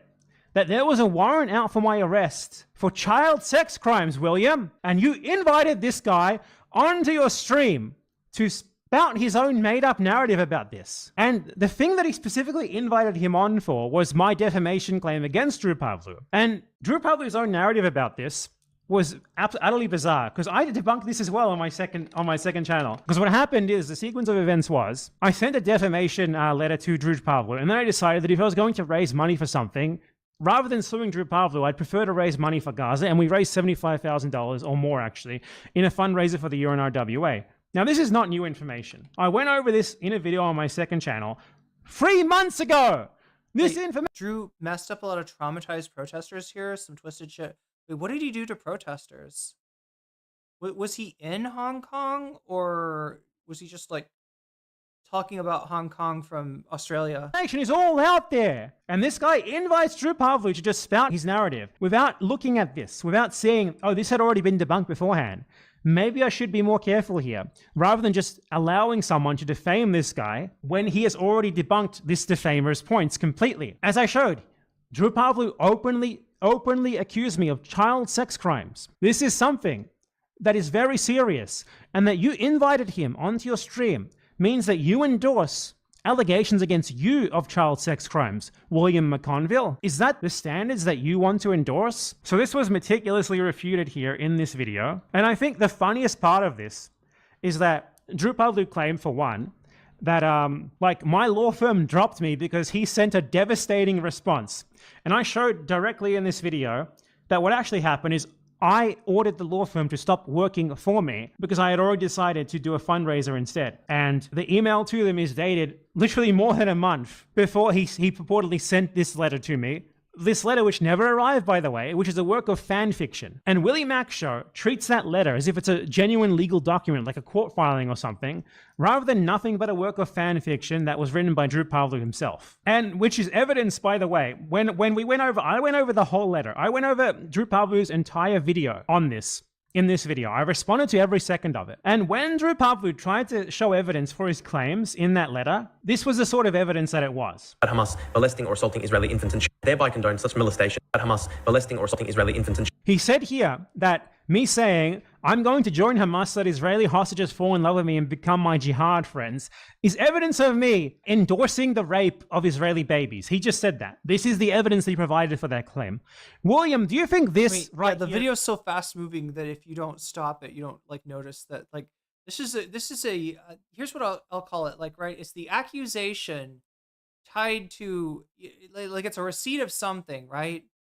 Like there's a tweet from Bad Empanada, right? So you're like, I've got a receipt, and then you make a claim. How is my voice fucked up? Chat, have I been yelling? How is my voice so fucked up? But yeah, like it's a classic bullshit tactic of scumbags all over the internet. They show a receipt, they make a claim, the receipt is there, it's real, but the claim has fuck all to do with it. The claim is not proven by the receipt, right? But we're so used to receipt culture of being like, is there a receipt? Is there a receipt? Oh, there's a receipt. So the claim is true, and nobody ever fucking pauses the video and says, wait, does that receipt actually prove that claim? Or is that just fucking tweet? There is adequate evidence for that. Do you know what else he provides as evidence for that, William? Let me show you the next tweet that he provided and my reaction to it. thereby condone such molestation and assault.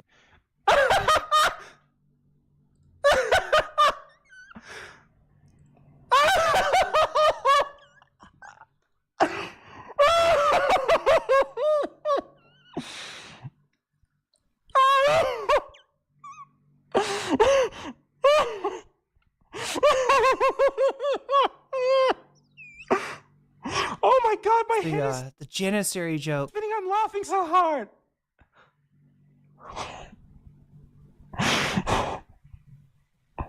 Jump scare.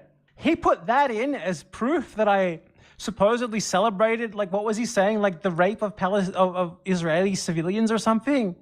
Should Drew Pavlu's children be pressing the Janissary duty? That's your citation. That's a great tweet. That's a banger fucking tweet. William McConville, do you think that is evidence of the fake legal letter that Drew Pavlu sent you that you then included in your video uncritically? William, are you opening yourself up to defamation proceedings? I mean, Queeman vindicated here, right? This is exactly what exactly what critics of Willie Mack within the commentary community say about the guy, right?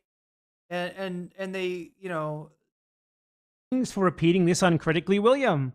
You may be. I might hire someone to investigate that for me. Someone from the American state of Illinois. William, you allowed this guy... No vomit? Wait, is Streamlabs a link to your Discord? Oh my god. We have this problem from time to time. I always put a new link from the Discord, a fresh link to the Discord in the stream elements timer. No vomit chick is what I feel like when I'm nauseous. It's like no vomit, bleh, vomit. Don't you hate that when you're just like a little bit queasy and you're like, oh god, I hope I don't vomit. I can't, I need to get to the toilet like fast. Like what's wrong? Oh my god, that's the worst. He could sue him for defamation of character.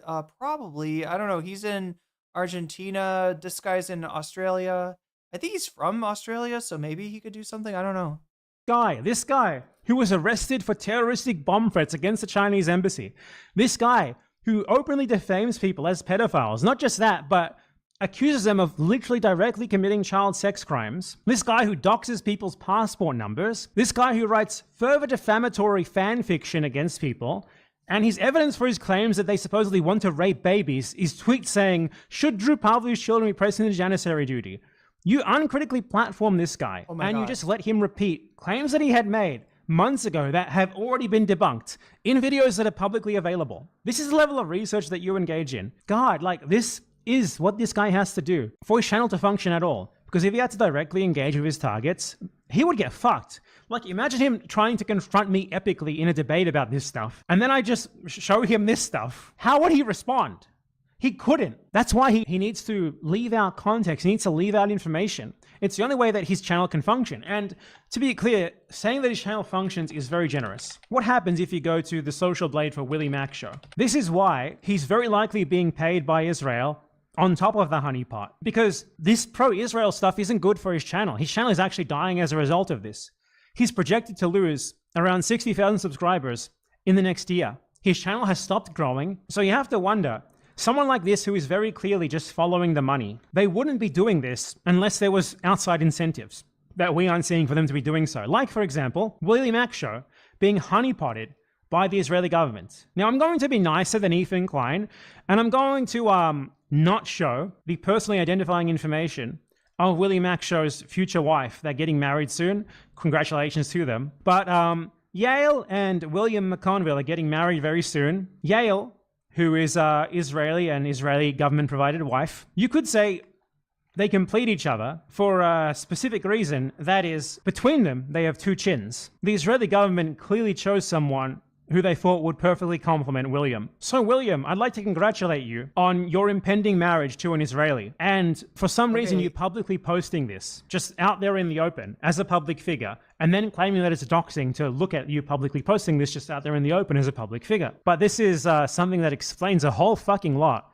Because why would a YouTuber who, before October 7th, was doing nothing but posting the most inane, stupid drama content you have ever seen, move into exclusively making videos attacking pro-Palestine people? Like, if you go back in time... So what is he shown? He's essentially shown, I guess, that Willie Mack is marrying, a woman who's Israeli?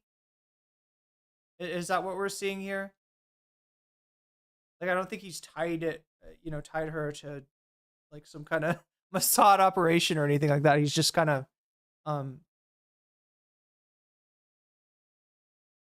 This guy used to make videos about like Sneeko, Logan Paul, true crime YouTube, the animal rescue rabbit hole, and then post October 7th he just moves into making like anti-Palestinian slop content. We know precisely what happened here. There's a clear conflict of interest, highly related to having an Israeli government-assigned wife. And again, William McConville, you have been challenged multiple times through live debate. No. You have been refuted directly multiple times. I don't need to completely avoid your videos to respond to you and just make shit up about you like you do, like you feel the need to me. You will notice that these people never ever try to actually respond to me because they're fucking cowards who know that they lose on the facts and the evidence. And I mean, they're Zionists, so that's just kind of a given, isn't it? So another garbage slop, pro-Israel slop tuber has been outed as getting honeypotted by Israel. First it was Ethan, now it's Willie Mack. Who else is there? Someone should investigate Nicholas Diorio. I bet he's got a secret Israeli wife. Which assignment do you guys think is the least bad one? Wait, I don't even know that Nicholas Diorio is into girls. Chat, I just legitimately don't know. I don't know any. I've never inquired about Nicholas Diorio's sexuality, and frankly, Ethan Klein is never came to mind. Assignment, the William McConville assignment, or the Nicholas Diorio assignment. If you were an IDF specially trained Israeli assigned wife, which one would you choose? Like, if you got the short straw for one of those assignments, which one would you prefer? Leave a comment down below letting us. All right, that's it, chat. That's it. I am, wow. Okay, so somebody said you're going to do 8 hours today. Wrong. We're going to come in just under 7 hours, which is probably too much. I probably shouldn't be streaming that long. I'm trying to, cover more topics so we can put out more videos, trying to, spend less time on it. Oh, look at that. USA Hole's covering, I think, the same Aaron Burnett video that we watched a little bit earlier.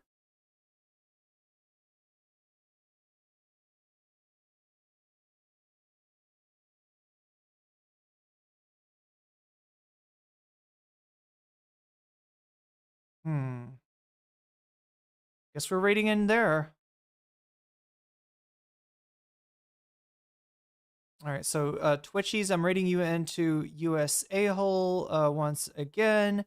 And I'm going to shout out my Patreon once again. Yeah, the stream is brought to you by my Patreon. That's our sponsor for today, where you too can give me $5 a month in exchange for me reading out your name every stream during the beginning and ending of the stream. So let me go ahead and do that now. Shouts out to Or Else Ellipsis. Shouts out to Temporal Insanity. Shouts out to Steven Sayers. Shouts out to Funky Monkey. Shouts out to Sarah. Shouts out to Nadia Yvette. Shouts out to Moino. Shouts out to Jules K. Shouts out to Izzy Mandius. Shouts out to Infallible Fowl. Shouts out to Hot Ham Radio. Shouts out to Emily French. Shouts out to Direful. Shouts out to Buffy Geek. Shouts out to Big Al. Shouts out to Animus. And a fancy shout out to Zara Xerix, to Rachel K, to Crystal Saphira, and to Omega Star. Those are my Patreons. US A-hole, get ready to raid in if you're on Twitch. I actually did it in time this time. Much love to everyone. Take care of yourself and each other. Thank you to the mods. Thank you to Thumb Gang. Thank you for remembering to hit that like button on your way out if you have not already. Thank you to everybody that interacts with my blast off thread on Blue Sky. I greatly appreciate that. I will be coming back to you again tomorrow. I'm trying to push out some videos too, so let me see if I can do that in the meanwhile. But yeah, this is a 7-hour stream. Oh well, at least it wasn't an 8-hour stream. Anyway, bye bye. Moe Kyun.